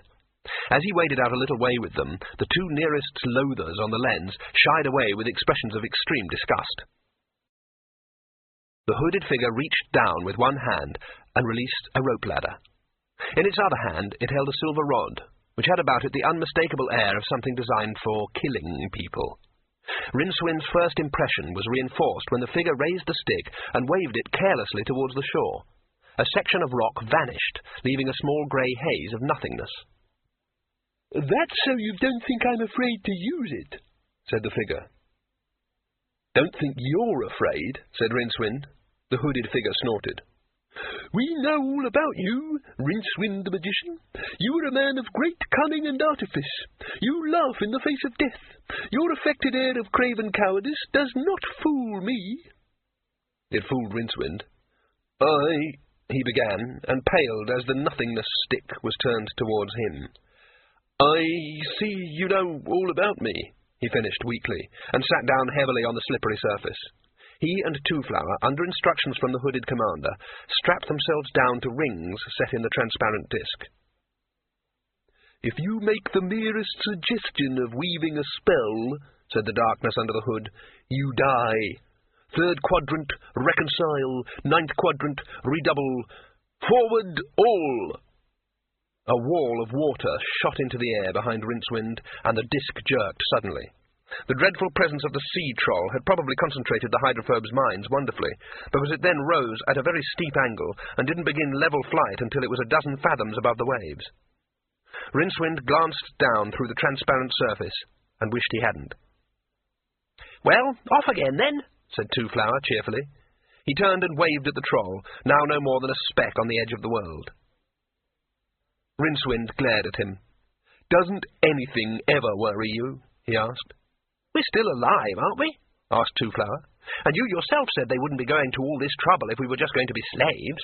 I expect Tethys was exaggerating. I expect it's all a misunderstanding. I expect we'll be sent home.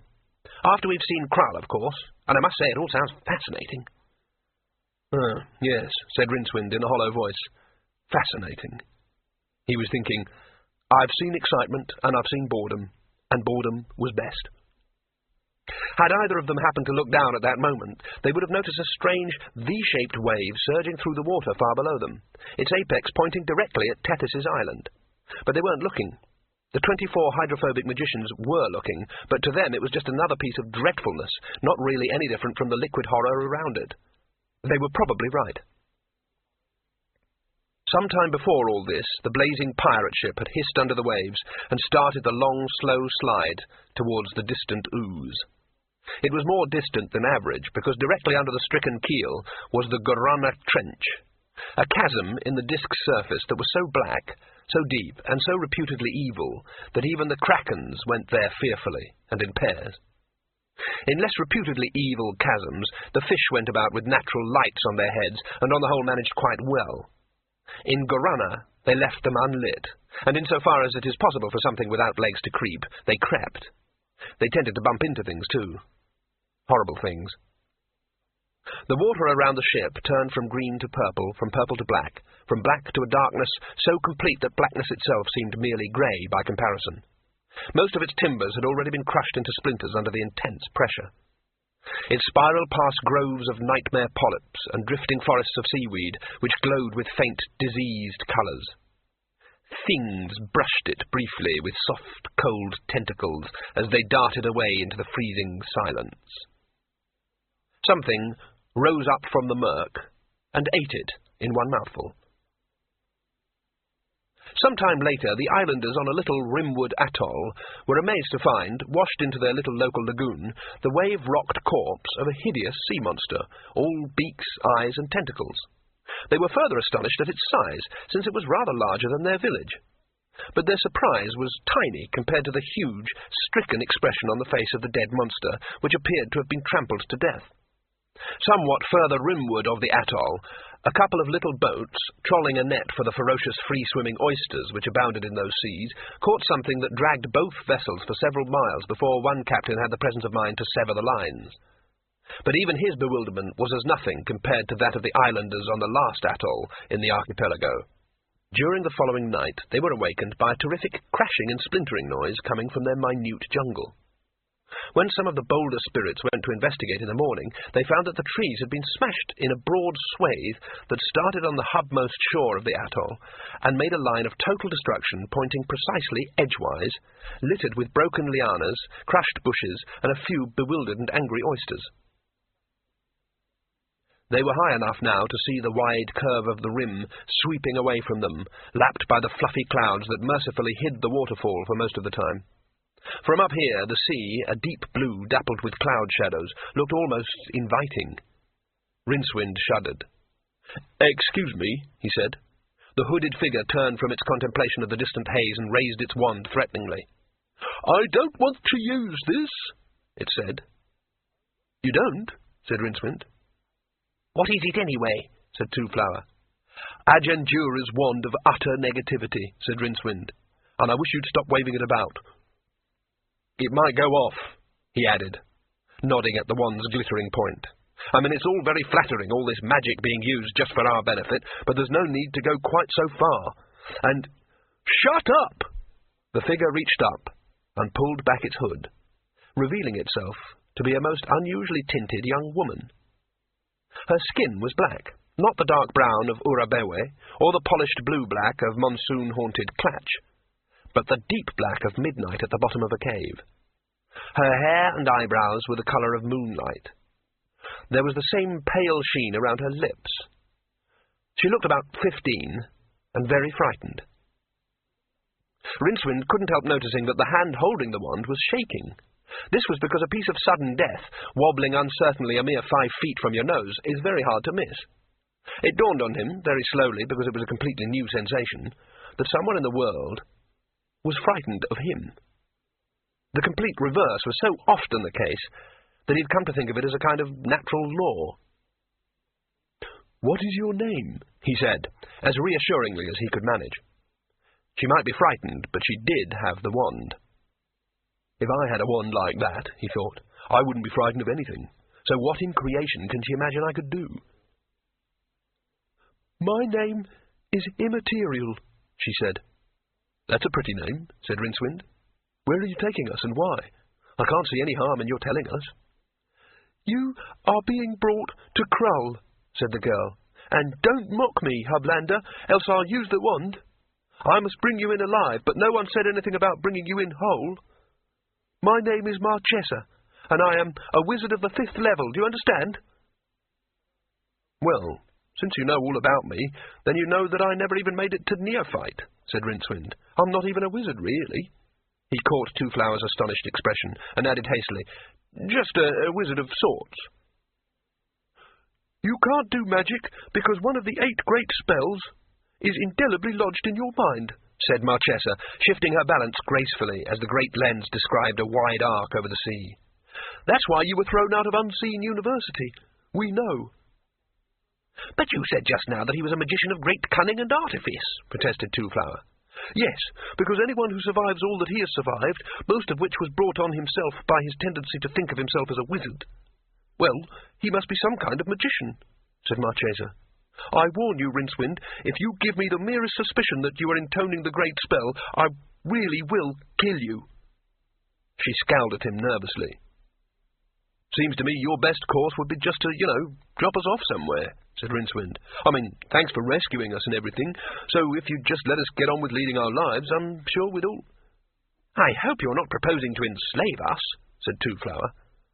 Marchesa looked genuinely shocked. "Certainly not.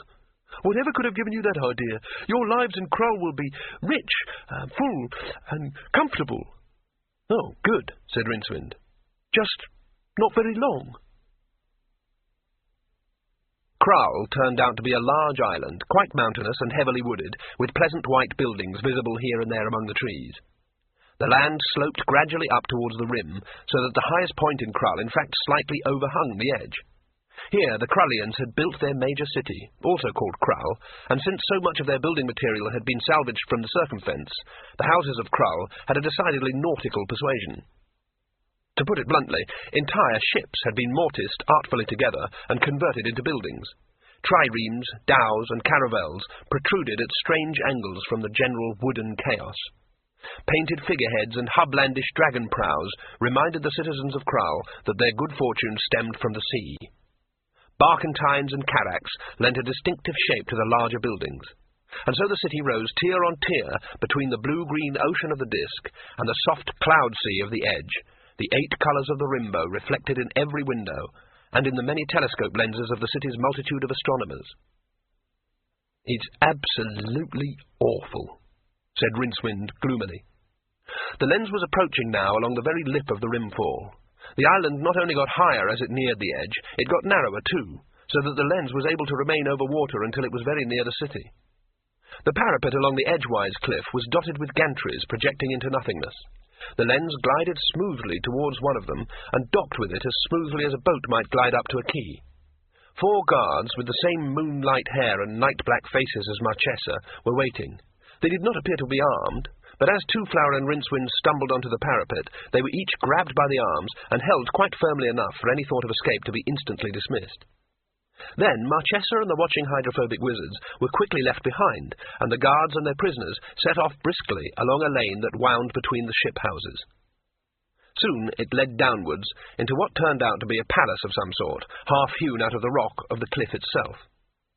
Rincewind was vaguely aware of brightly lit tunnels and courtyards open to the distant sky. A few elderly men, their robes covered in mysterious occult symbols, stood aside and watched with interest as the sextet passed. Several times Rincewind noticed hydrophobes.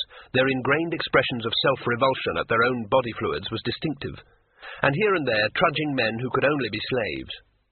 He didn't have much time to reflect on all this before a door was opened ahead of them, and they were pushed gently but firmly into a room. Then the door slammed behind them. Rincewind and Two-Flower regained their balance and stared around the room in which they now found themselves. "Gosh," said Two-Flower ineffectually after a pause during which he had tried unsuccessfully to find a better word. "This is a prison cell?" wondered Rincewind aloud. "All that gold and silk and stuff," Two-Flower added. "I've never seen anything like it."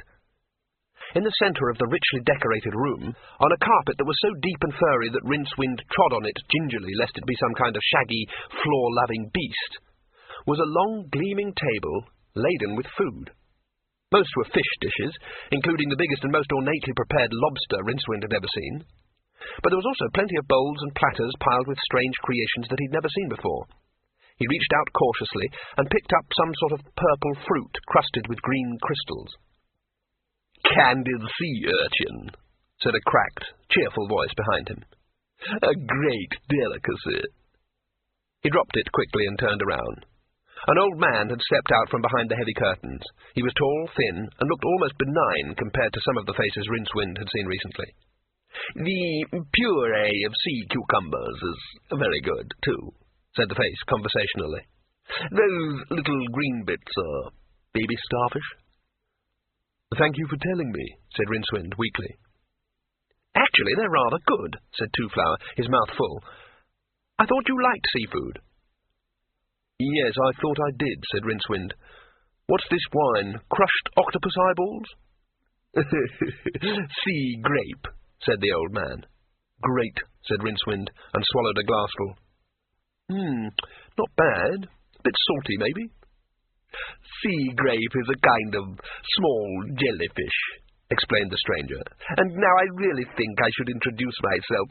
Why has your friend gone that strange colour?" "Culture shock, I imagine," said Two-Flower. "What did you say your name was?" "I didn't. It's Garhartra. I'm the guest master, you see. It is my pleasant task to make sure that your stay here is as delightful as possible." He bowed. "If there is anything you want, you have only to say." Two-Flower sat down on an ornate mother-of-pearl chair with a glass of oily wine in one hand and a crystallized squid in the other. He frowned. "I think I've missed something along the way," he said. "First we were told we were going to be slaves." "A base canard," interrupted Garhartra. "What's a canard?" said Two-Flower. "I think it's a kind of duck," said Rincewind from the far end of the long table. "Are these biscuits made of something really nauseating, do you suppose?" "And then we were rescued at great magical expense." "They're made of pressed seaweed," snapped the guest master. "But then we're threatened, also at vast expenditure of magic." "Yes, I thought it would be something like seaweed," agreed Rincewind. "They certainly taste like seaweed would if anyone was masochistic enough to eat seaweed." "And then we're manhandled by guards and thrown in here." "Pushed gently," corrected Garhartra. "Which turned out to be this amazingly rich room, and there's all this food, and a man saying he's devoting his life to making us happy," Two-Flower concluded. "What I'm getting at is this sort of lack of consistency." "Ah," said Rincewind. "What he means is, are you about to start being generally unpleasant again? Is this just a break for lunch?" Garhartra held up his hands reassuringly. "Please, please," he protested. "It was just necessary to get you here as soon as possible. We certainly do not want to enslave you. Please be reassured on that score." "Well, fine," said Rincewind. "Yes, you will in fact be sacrificed," Gahatra continued placidly. "Sacrificed? You're going to kill us?" shouted the wizard. "Kill? Yes, of course, certainly. It would hardly be a sacrifice if we didn't, would it? But don't worry, it'll be comparatively painless." "Comparatively? "Compared to what?" said Rincewind. He picked up a tall green bottle that was full of sea-grape jellyfish wine and hurled it hard at the guestmaster, who flung up a hand as if to protect himself. There was a crackle of octarine flame from his fingers, and the air suddenly took on the thick, greasy feel that indicated a powerful magical discharge. The flung bottle slowed, and then stopped in mid-air, rotating gently. At the same time, an invisible force picked Rincewind up and hurled him down the length of the room, pinning him awkwardly halfway up the far wall with no breath left in his body. He hung there with his mouth open, in rage and astonishment. Gahatra lowered his hand and brushed it slowly on his robe. "I didn't enjoy doing that, you know," he said. "I could tell," muttered Rincewind. "But what do you want to sacrifice us for?" asked Two Flower. "You hardly know us." "That's rather the point, isn't it? It's not very good manners to sacrifice a friend. Besides, you were specified. I don't know a lot about the god in question, but he was quite clear on that point. Look, I must be running along now. So much to organize, you know how it is." The guestmaster opened the door and then peered back around it. "Please, make yourselves comfortable, and don't worry." "But you haven't actually told us anything," wailed Two Flower.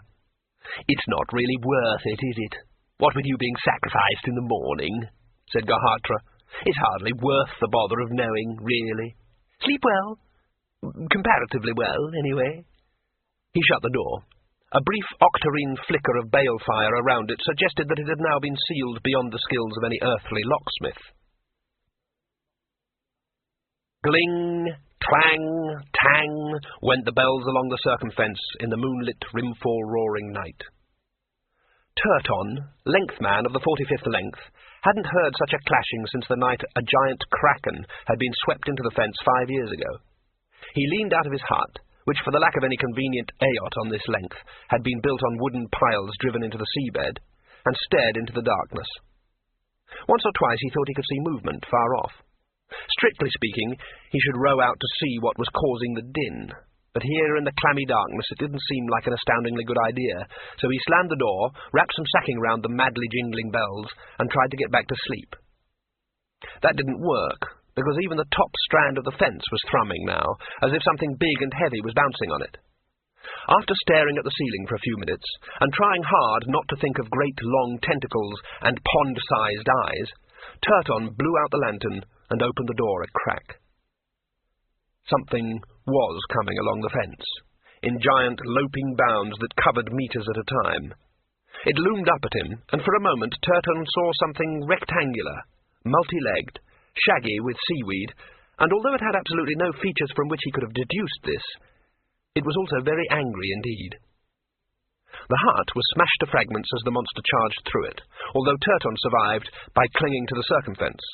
Some weeks later he was picked up by a returning salvage fleet, subsequently escaped from Krull on a hijacked lens, having developed hydrophobia to an astonishing degree, and after a number of adventures eventually found his way to the Great Neff, an area of the disk so dry that it actually has negative rainfall, which he nevertheless considered uncomfortably damp. "Have you tried the door?" "Yes," said Two Flower, "and it isn't any less locked than it was the last time you asked. There's the window, though." "A great way of escape," muttered Rincewind from his perch halfway up the wall. "You said it looks out over the edge. Just step out, and plunge through space and maybe freeze solid or hit some other world at incredible speeds or plunge wildly into the burning heart of a sun." "Worth a try," said Two Flower. "Want a seaweed biscuit?" "No." "When are you coming down?" Rincewind snarled. This was partly an embarrassment. Gahatra's spell had been the little-used and hard-to-master Atavar's personal gravitational upset, the practical result of which was that until it wore off, RinceWind's body was convinced that down lay at 90 degrees to that direction normally accepted as of a downward persuasion by the majority of the disk's inhabitants. He was, in fact, standing on the wall. Meanwhile, the flung bottle hung supportless in the air a few yards away. In its case, time had, well, not actually been stopped, but had been slowed by several orders of magnitude, and its trajectory had so far occupied several hours and a couple of inches as far as Twoflower and Rincewind were concerned. The glass gleamed in the moonlight. Rincewind sighed and tried to make himself comfortable on the wall. "Why don't you ever worry?" he demanded petulantly. "Here we are, going to be sacrificed to some god or other in the morning, and you just sit there eating barnacle canapes." "I expect something'll turn up," said Twoflower. "I mean, it's not as if we know why we're going to be killed," the wizard went on. "You'd like to, would you?" "Did you say that?" asked Rincewind. "Say what?" "You're hearing things," said the voice in Rincewind's head. He sat bolt sideways. "Who are you?" he demanded. Twoflower gave him a worried look. "I'm Twoflower," he said. "Surely you remember?" Rincewind put his head in his hands. "It's happened at last," he moaned. "I'm going out of my mind."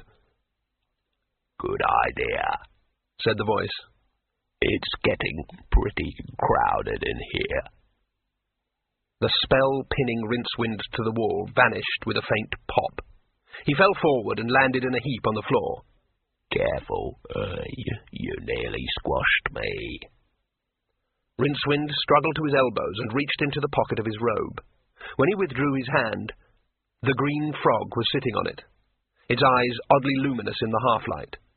"You," said Rincewind. "Put me down on the floor and stand back."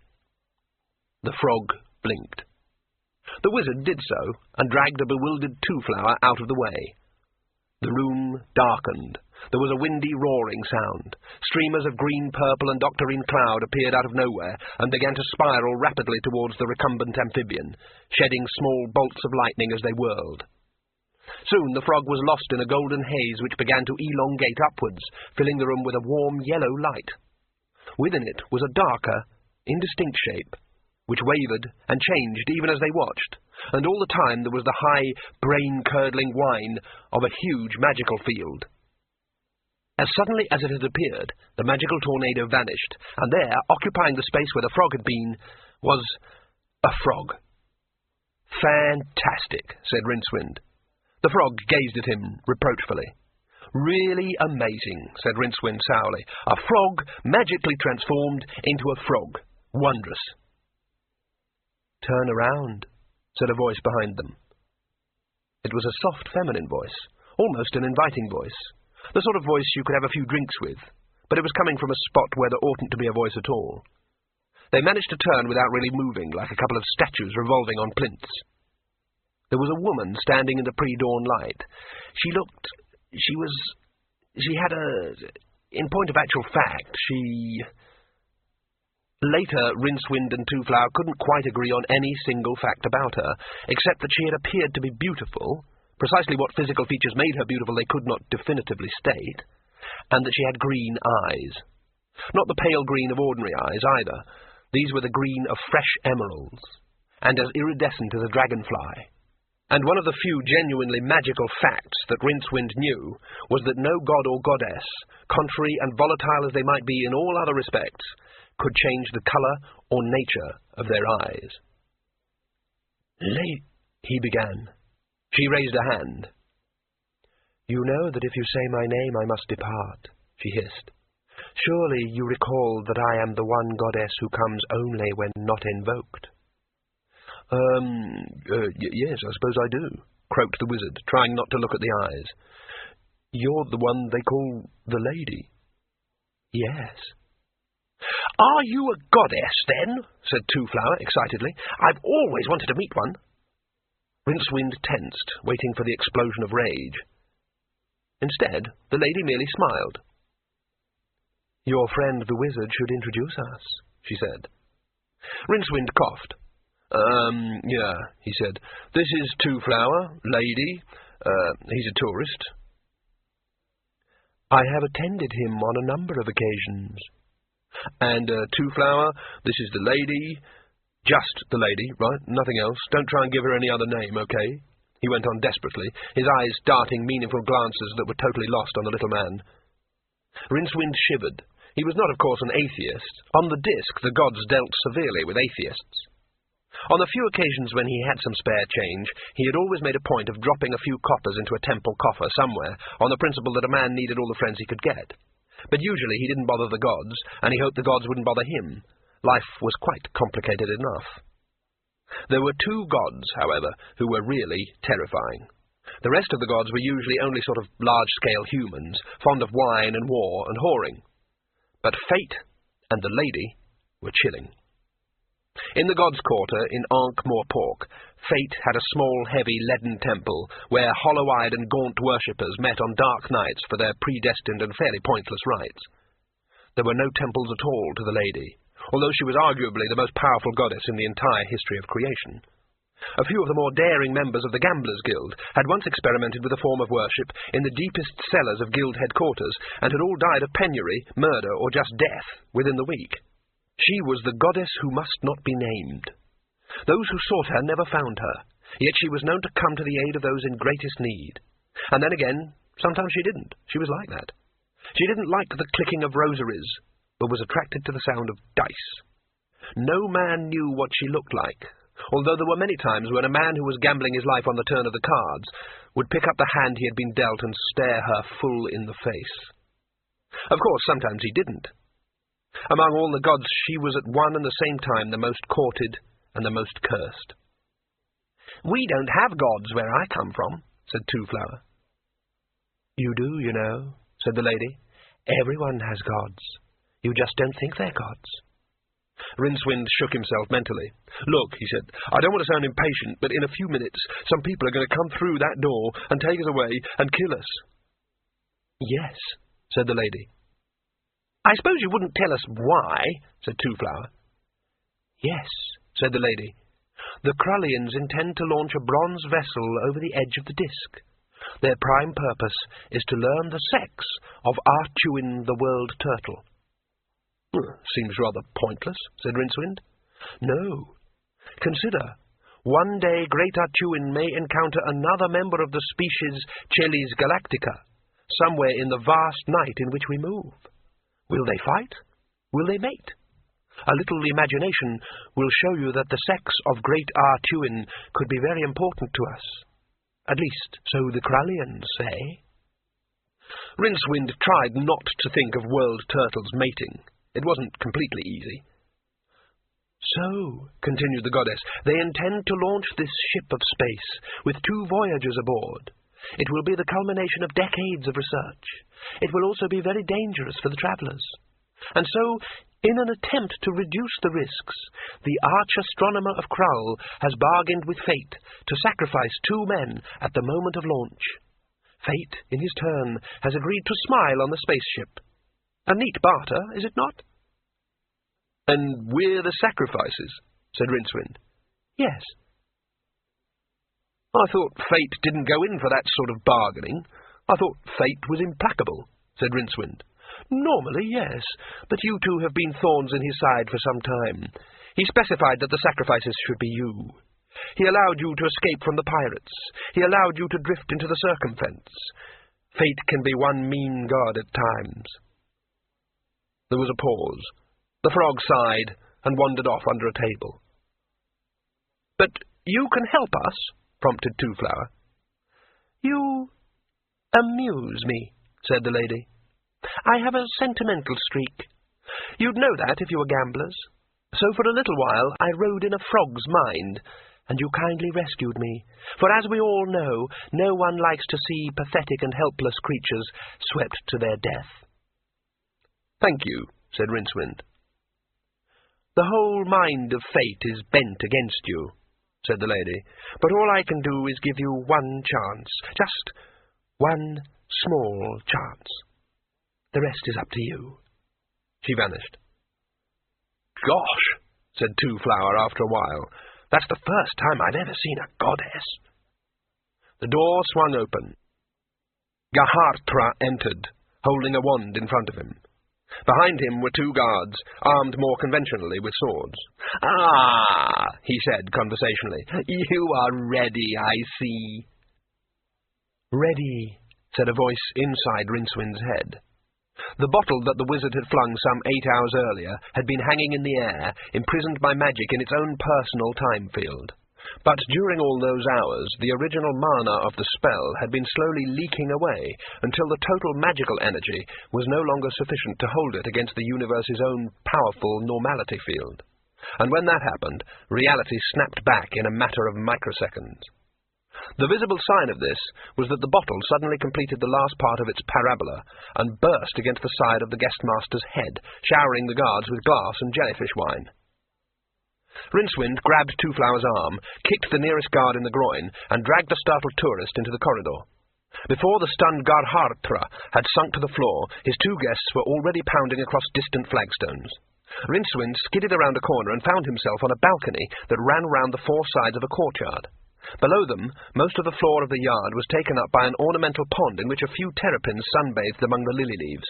And ahead of Rincewind were a couple of very surprised wizards, wearing the distinctive dark blue and black robes of trained hydrophobes. One of them, quicker on the uptake than his companion, raised a hand and began the first words of a spell. There was a short, sharp noise by Rincewind's side. Two-Flower had spat. The hydrophobe screamed and dropped his hand as though it had been stung.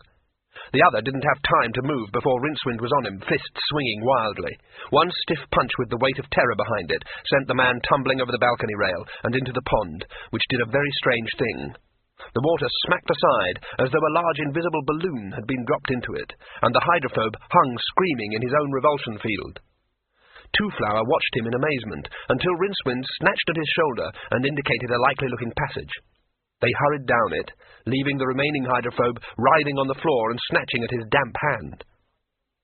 For a while there was some shouting behind them, but they scuttled along a cross corridor and another courtyard and soon left the sounds of pursuit behind. Finally, Rincewind picked a safe-looking door, peered around it, found the room beyond to be unoccupied, dragged Two-Flower inside, and slammed it behind him. Then he leaned against it, wheezing horribly. "We're totally lost in a palace on an island we haven't a hope of leaving," he panted. "And what's more, Hey!" he finished, as the sight of the contents of the room filtered up his deranged optic nerves. Two-Flower was already staring at the walls. Because what was so odd about the room was it contained the whole universe. Death sat in his garden, running a whetstone along the edge of his scythe. It was already so sharp that any passing breeze that blew across it was sliced smoothly into two puzzled zephyrs, although breezes were rare indeed in Death's silent garden. It lay on a sheltered plateau overlooking the Discworld's complex dimensions, and behind it loomed the cold, still, immensely high and brooding mountain of eternity.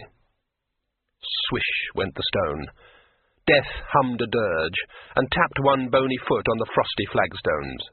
Someone approached through the dim orchard where the night apples grew, and there came the sickly sweet smell of crushed lilies. Death looked up angrily, and found himself staring into eyes that were black as the inside of a cat, and full of distant stars that had no counterpart among the familiar constellations of the real-time universe. Death and Fate looked at each other. Death grinned. He had no alternative, of course, being made of implacable bone. The whetstone sang rhythmically along the blade as he continued his task. "I have a task for you," said Fate. His words drifted across Death's side and split tidily into two ribbons of consonants and vowels. "I have tasks enough this day. The white plague abides even now in Pseudopolis, and I am bound there to rescue many of its citizens from his grasp. Such a one has not been seen these 100 years. I am expected to stalk the streets, as is my duty." "I refer to the matter of the little wanderer and the rogue wizard," said Fate softly, seating himself beside Death's black-robed form and staring down at the distant, multifaceted jewel, which was the Disc universe as seen from this extra-dimensional vantage point. The scythe ceased its song. "They die in a few hours," said Fate. "It is fated." Death stirred, and the stone began to move again. "I thought you would be pleased," said Fate. Death shrugged, a particularly expressive gesture for someone whose visible shape was that of a skeleton. "I did indeed chase them mightily once, but at last the thought came to me that sooner or later all men must die. Everything dies in the end. I can be robbed but never denied, I told myself. Why worry?" "I, too, cannot be cheated," snapped Fate. "So I have heard," said Death, still grinning. "Enough," shouted Fate, jumping to his feet. "They will die." He vanished in a sheet of blue fire. Death nodded to himself and continued his work. After some minutes, the edge of the blade seemed to be finished to his satisfaction. He stood up and levelled the scythe at the fat and noisome candle that burned on the edge of the bench, and then, with 2 deft sweeps, cut the flame into 3 bright slivers. Death grinned. A short while later, he was saddling his white stallion, which lived in a stable at the back of Death's cottage. The beast snuffled at him in a friendly fashion. Though it was crimson-eyed and had flanks like oiled silk, it was nevertheless a real flesh-and-blood horse, and indeed was in all probability better treated than most beasts of burden on the disc. Death was not an unkind master. He weighed very little, and although he often rode back with his saddlebags bulging, they weighed nothing whatsoever. "All those worlds," said Two-Flower. "It's fantastic." Rincewind grunted, and continued to prowl warily around the star-filled room. Two-Flower turned to a complicated astrolabe, in the centre of which was the entire great Artuin elephant disc system, wrought in brass and picked out with tiny jewels. Around it, stars and planets wheeled on fine silver wires. "Fantastic," he said again. On the walls around him, constellations made of tiny phosphorescent seed pearls had been picked out on vast tapestries made of jet-black velvet, giving the room's occupants the impression of floating in the interstellar gulf. Various easels held huge sketches of great Artuin, as viewed from various parts of the circumference, with every mighty scale and cratered pockmark meticulously marked in. Two-Flower stared about him with a far-away look in his eyes. Rincewind was deeply troubled. What troubled him most of all were the 2 suits that hung from supports in the centre of the room. He circled them uneasily. They appeared to be made of fine white leather, hung about with straps and brass nozzles, and other highly unfamiliar and suspicious contrivances. The leggings ended in high, thick-soled boots, and the arms were shoved into big, supple gauntlets. Strangest of all were the big copper helmets that were obviously supposed to fit on heavy collars around the neck of the suits. The helmets were almost certainly useless for protection. A light sword would have no difficulty in splitting them, even if it didn't hit the ridiculous little glass windows in the front. Each helmet had a crest of white feathers on top, which went absolutely no way at all towards improving their overall appearance. Rincewind was beginning to have the glimmerings of a suspicion about those suits. In front of them was a table covered with celestial charts and scraps of parchment covered with figures.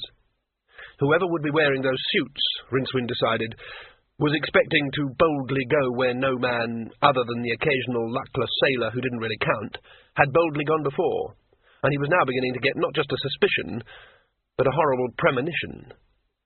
He turned round and found Two-Flower looking at him with a speculative expression.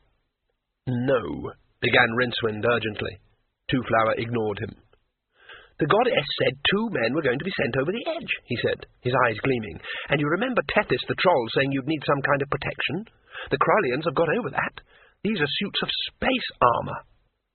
"They don't look very roomy to me," said Rincewind hurriedly, and grabbed the tourist by the arm. "So if you'd just come on, no sense in staying here." "Why must you always panic?" asked Two-Flower petulantly. "Because the whole of my future life just flashed in front of my eyes, and it didn't take very long.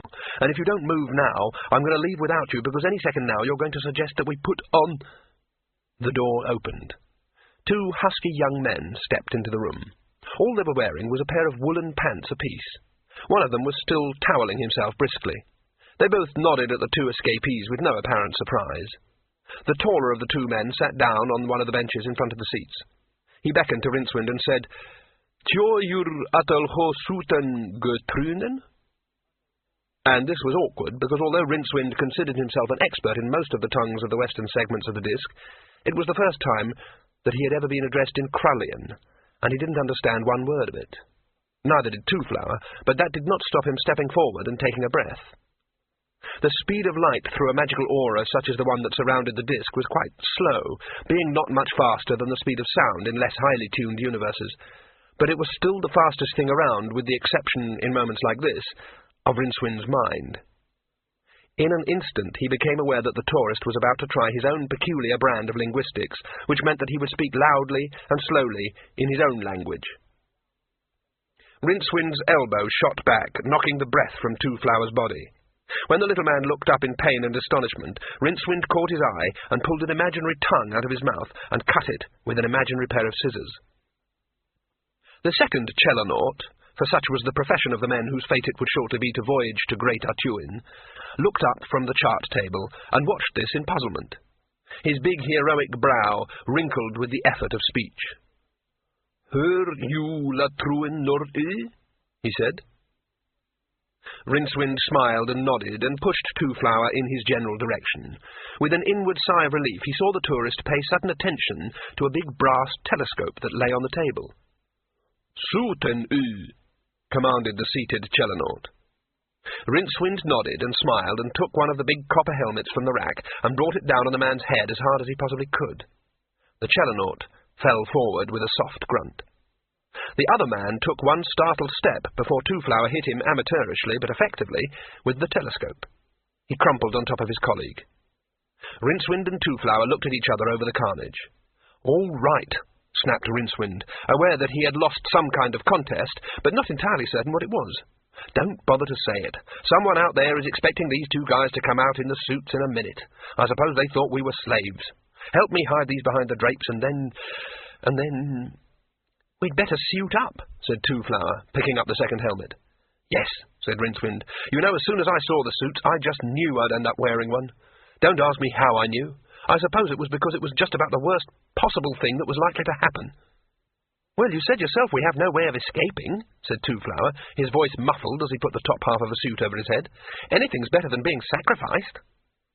"As soon as we get a chance, we run for it," said Rincewind. "Don't get any ideas." He thrust an arm savagely into his suit and banged his head on the helmet. He reflected briefly that someone up there was watching over him. "Thanks a lot," he said bitterly.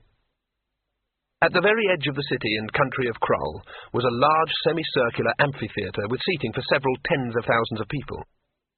The arena was only semicircular for the very elegant reason that it overlooked the cloud sea that boiled up from the rimfall far below. And now every seat was occupied, and the crowd was growing restive. It had come to see a double sacrifice and also the launching of the great bronze spaceship. Neither event had yet materialized. The arch-astronomer beckoned the master launch controller to him. Well, he said, filling a mere 4 letters with a full lexicon of anger and menace. The master launch controller went pale. "No news, Lord," said the launch controller, and added with a brittle brightness, "except that your prominence will be pleased to hear that Garhatra has recovered." "That is a fact he may come to regret," said the arch-astronomer. "Yes, Lord." "How much longer do we have?" The launch controller glanced at the rapidly climbing sun. 30 minutes, your prominence. After that, Krull will have revolved away from Great Artuin's tail, and the potent Voyager will be doomed to spin away into the Interterrapine Gulf. I have already set the automatic controls, so... All right, the arch-astronomer said, waving him away. "The launch must go ahead. Maintain the watch on the harbour, of course. When the wretched pair are caught, I will personally take a great deal of pleasure in executing them myself." "Yes, Lord." The arch-astronomer frowned. What else have you got to say, man? The launch controller swallowed. All this was very unfair on him. He was a practical magician rather than a diplomat, and that was why some wiser brains had seen to it that he would be the one to pass on the news. A monster has come out of the sea, and it's attacking the ships in the harbour, he said. A runner just arrived from there. A big monster, said the arch-astronomer. Not particularly, although it is said to be exceptionally fierce, Lord. The ruler of Krull and the Circumfence considered this for a moment, then shrugged. The sea is full of monsters, he said. It is one of its prime attributes. Have it dealt with, and, Master Launch Controller, Lord, if I am further vexed, you will recall that 2 people are due to be sacrificed. I may feel generous and increase the number. Yes, Lord. The Master Launch Controller scuttled away, relieved to be out of the autocrat's sight. The potent Voyager, no longer the blank bronze shell that had been smashed from the mold a few days earlier, rested in its cradle on top of a wooden tower in the centre of the arena. In front of it, a railway ran down towards the edge, where for the space of a few yards it turned suddenly upwards. The late Dactylos Goldeneyes, who had designed the launching pad as well as the potent Voyager itself, had claimed that this last touch was merely to ensure that the ship would not snag on any rocks as it began its long plunge. Maybe it was merely coincidental that it would also, because of that little twitch in the track, leap like a salmon and shine theatrically in the sunlight before disappearing into the cloud sea. There was a fanfare of trumpets at the edge of the arena. The Chelonauts' honour guard appeared, to much cheering from the crowd. Then the white-suited explorers themselves stepped out into the light. It immediately dawned on the arch-astronomer that something was wrong. Heroes always walked in a certain way, for example. They certainly didn't waddle, and one of the Chelonauts was definitely waddling. The roar of the assembled people of Krull was deafening. As the Chelonauts and their guards crossed the great arena, passing between the many altars that had been set up for the various wizards and priests of Krull's many sects to ensure the success of the launch, the arch-astronomer frowned. By the time the party was halfway across the floor, his mind had reached a conclusion. By the time the Chelonauts were standing at the foot of the ladder that led to the ship, and was there more than a hint of reluctance about them? The arch-astronomer was on his feet, his words lost in the noise of the crowd. One of his arms shot out and back, fingers spread dramatically in the traditional spell-casting position, and any passing lip-reader who was also familiar with the standard texts on magic would have recognized the opening words of Vestcake's floating curse, and would then have prudently run away. Its final words remained unsaid, however. The arch-astronomer turned in astonishment as a commotion broke out around the big arched entrance to the arena. Guards were running out in the daylight, throwing down their weapons as they scuttled among the altars or vaulted the parapet into the stands. Something emerged behind them, and the crowd around the entrance ceased its raucous cheering and began a silent, determined scramble to get out of the way. The something was a low dome of seaweed, moving slowly but with a sinister sense of purpose. One guard overcame his horror sufficiently to stand in its path and hurl his spear, which landed squarely among the weeds. The crowd cheered, then went deathly silent as the dome surged forward and engulfed the man completely. The arch-astronomer dismissed the half-formed shape of Vestcake's famous curse with a sharp wave of his hand, and quickly spoke the words of one of the most powerful spells in his repertoire, the infernal combustion enigma. Octarine fire spiraled around and between his fingers as he shaped the complex rune of the spell in mid-air and sent it, screaming and trailing blue smoke, towards the shape.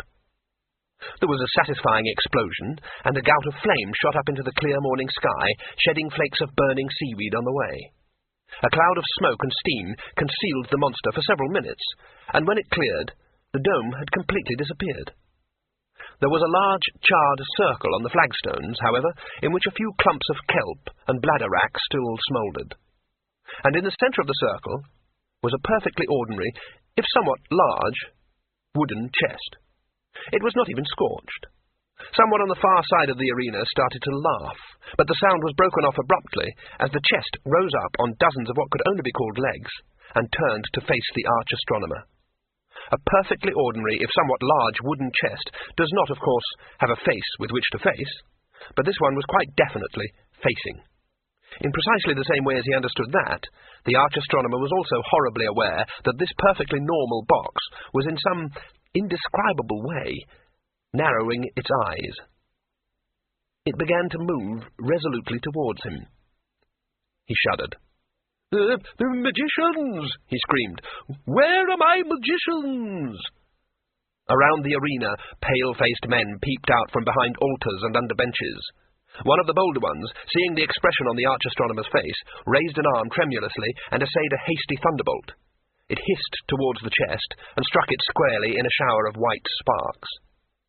That was a signal for every magician, enchanter, and thaumaturgist in Krull to leap up eagerly and, under the terrified eyes of their master, unleash the first spell that came to each desperate mind. Charms curved and whistled through the air. Soon the chest was lost to view again in an expanding cloud of magical particles, which billowed out and wreathed it in twisting, disquieting shapes. Spell after spell screamed into the melee. Flame and lightning bolts of all 8 colours stabbed out brightly from the seething thing that now occupied the space where the box had been. Not since the Mage Wars had so much magic been concentrated on one small area. The air itself wavered and glittered. Spell ricocheted off spell, creating short-lived wild spells whose brief half-life was both weird and uncontrolled. The stones under the heaving mass began to buckle and split. One of them, in fact, turned into something best left undescribed and slunk off into some dismal dimension. Other strange side effects began to manifest themselves. A shower of small lead cubes bounced out of the storm and rolled across the heaving floor, and eldritch shapes gibbered and beckoned obscenely. 4-sided triangles and double-ended circles existed momentarily before merging again into the booming, screaming tower of runaway raw magic that boiled up from the molten flagstones and spread out over Krull. It no longer mattered that most of the magicians had ceased their spell-casting and fled. The thing was now feeding on the stream of octarine particles that were always at their thickest near the edge of the disk. Throughout the island of Krull, every magical activity failed, as all the available mana in the area was sucked into the cloud, which was already a quarter of a mile high and streaming out into mind-curdling shapes. Hydrophobes on their sea-skimming lenses crashed screaming into the waves. Magic potions turned to mere impure water in their phials. Magic swords melted and dripped from their scabbards. But none of this in any way prevented the thing at the base of the cloud, now gleaming mirror-bright in the intensity of the power storm around it, from moving at a steady walking pace towards the arch-astronomer. Rincewind and Twoflower watched in awe from the shelter of potent Voyager's launch tower. The honour party had long since vanished, leaving their weapons scattered behind them. "Well," sighed Twoflower at last, "there goes the luggage." He sighed. "Don't you believe it," said Rincewind. "Sapient pearwood is totally impervious to all known forms of magic. It's been constructed to follow you anywhere. I mean, when you die, if you go to heaven, you'll at least have a clean pair of socks in the afterlife. But I don't want to die yet, so let's just get going, shall we?" "Where?" said Twoflower. Rincewind picked up a crossbow and a handful of quarrels. "Anywhere that isn't here," he said. "What about the luggage?" "Don't worry. When the storm has used up all the free magic in the vicinity, it'll just die out." In fact, that was already beginning to happen. The billowing cloud was still flowing up from the area, but now it had a tenuous, harmless look about it.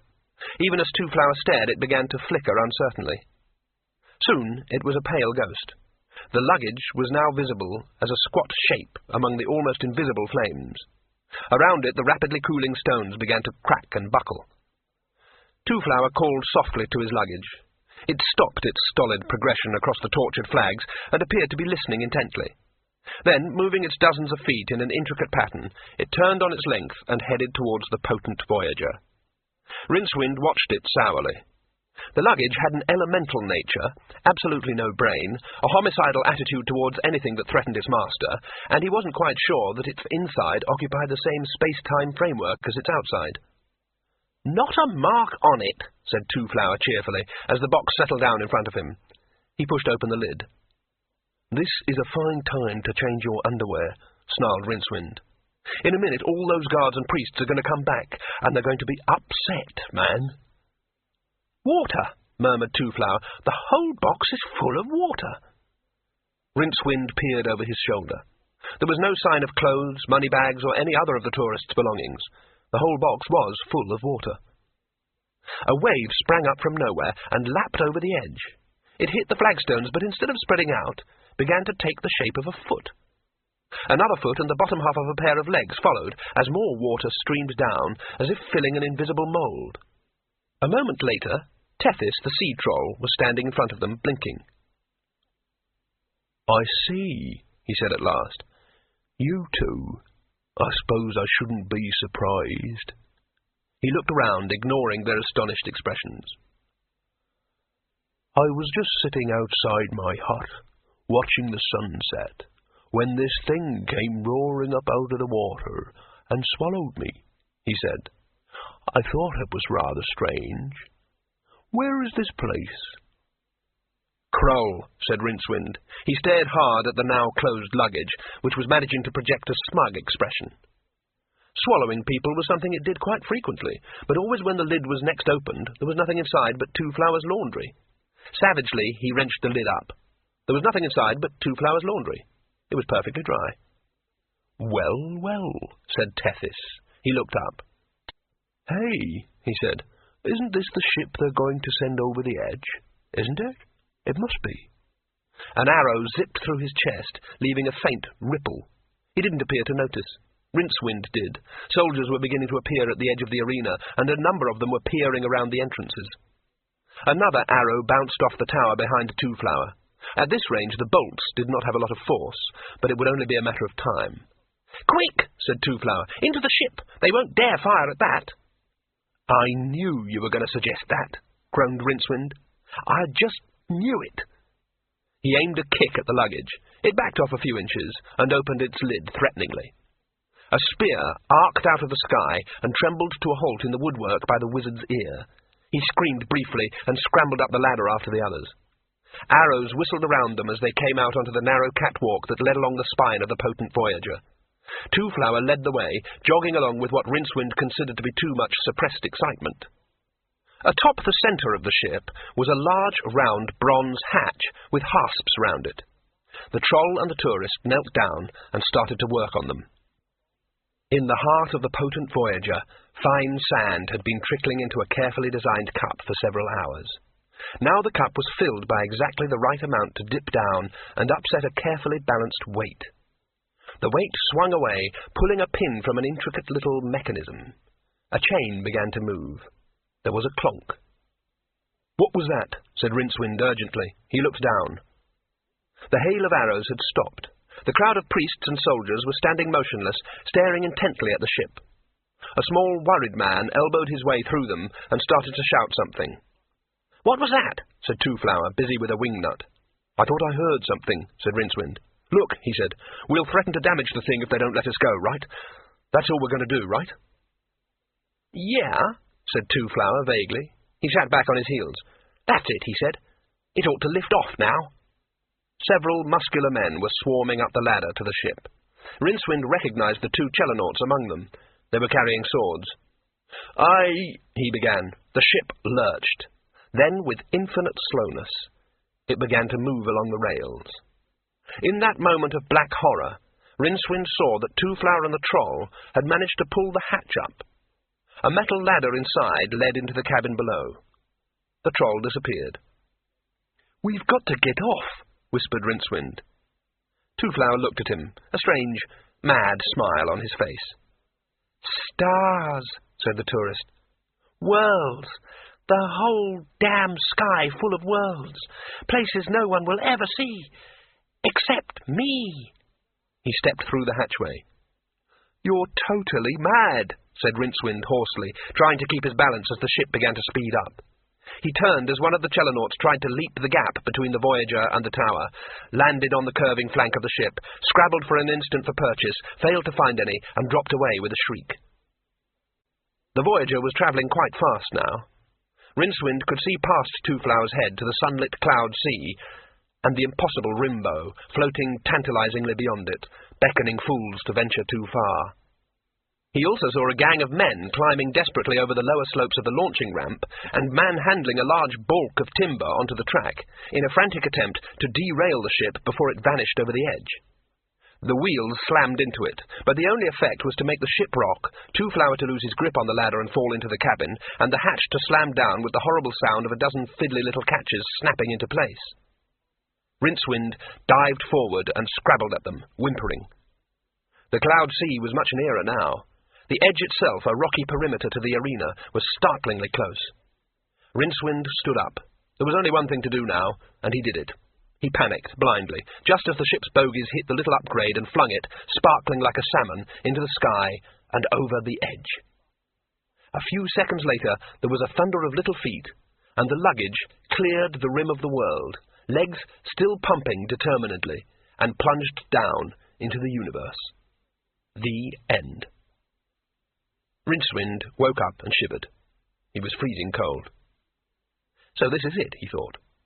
When you die, you go to a cold, damp, misty, freezing place. Hades, where the mournful spirits of the dead troop forever across the sorrowful marshes, corpse lights flickering fitfully in the encircling... Hang on a minute. Surely Hades wasn't this uncomfortable? And he was very uncomfortable indeed. His back ached where a branch was pressing into it. His legs and arms hurt where the twigs had lacerated them. And judging by the way his head was feeling, something hard had recently hit it. If this was Hades, it sure was hell. Hang on a minute. Tree. He concentrated on the word that floated up from his mind, although the buzzing in his ears and the flashing lights in front of his eyes made this an unexpected achievement. Tree. Wooden thing. That was it. Branches and twigs and things. And Rincewind lying in it. Tree, dripping wet. Cold white cloud all around. Underneath, too. Now, that was odd. He was alive, and lying, covered in bruises, in a small thorn tree that was growing in a crevice in a rock that projected out of the foaming white wall that was the rimfall. The realization hit him in much the same way as an icy hammer. He shuddered. The tree gave a warning creak. Something blue and blurred shot past him, dipped briefly into the thundering waters, and whirred back and settled on a branch near Rincewind's head. It was a small bird with a tuft of blue and green feathers. It swallowed the little silver fish that it had snatched from the fall, and eyed him curiously. Rincewind became aware that there were lots of similar birds around. They hovered, darted, and swooped easily across the face of the water, and every so often one would raise an extra plume of spray as it stole another doomed morsel from the waterfall. Several of them were perching in the tree. They were as iridescent as jewels. Rincewind was entranced. He was in fact the first man ever to see the rimfishers, the tiny creatures who had long ago evolved a lifestyle quite unique even for the disk. Long before the Krallians had built the circumfence, the rimfishers had devised their own efficient method of policing the edge of the world for a living. They didn't seem bothered about Rincewind. He had a brief but chilling vision of himself living the rest of his life out in this tree, subsisting on raw birds and such fish as he could snatch as they plummeted past. The tree moved distinctly. Rincewind gave a whimper as he found himself sliding backwards, but managed to grab a branch.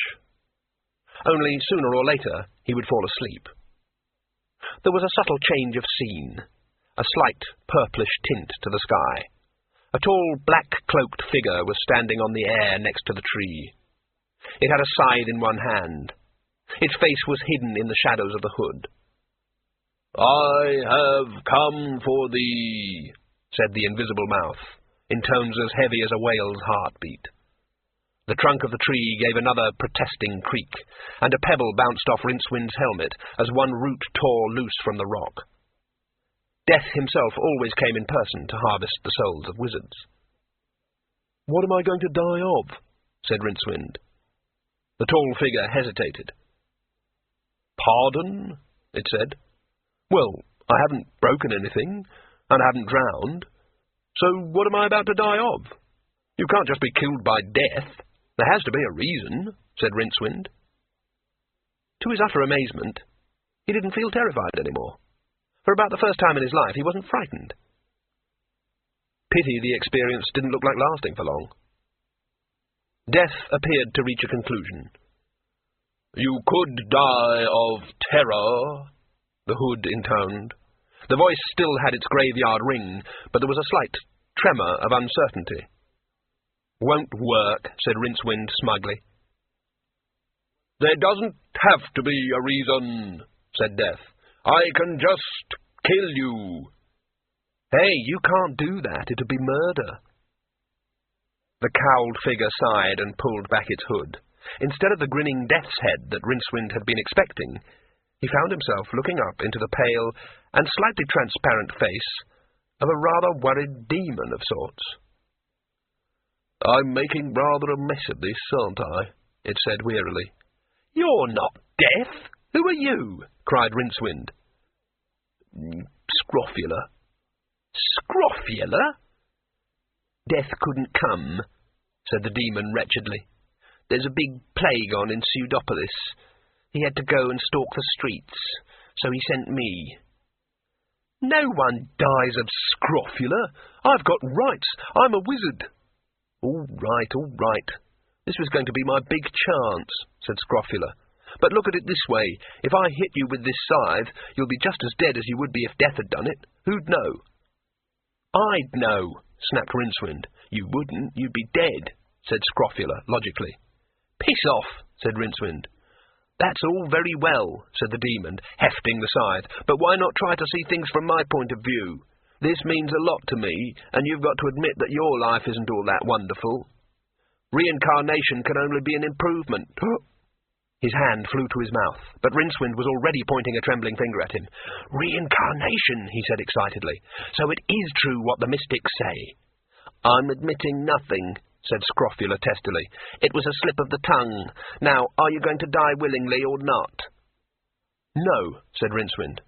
Please yourself, replied the demon. He raised the scythe. It whistled down in quite a professional way, but Rincewind wasn't there. He was in fact several meters below, and the distance was increasing all the time, because the branch had chosen that moment to snap and send him on his interrupted journey towards the interstellar gulf. Come back, screamed the demon. Rincewind didn't answer. He was lying belly down in the rushing air, staring down into the clouds that even now were thinning. They vanished. Below, the whole universe twinkled at Rincewind. There was great Artuin, huge and ponderous and pocked with craters. There was the little disk moon. There was a distant gleam that could only be the potent Voyager. And there were all the stars, looking remarkably like powdered diamonds spilled on black velvet. The stars that lured and ultimately called the boldest towards them. The whole of creation was waiting for Rincewind to drop in. He did so. There didn't seem to be any alternative.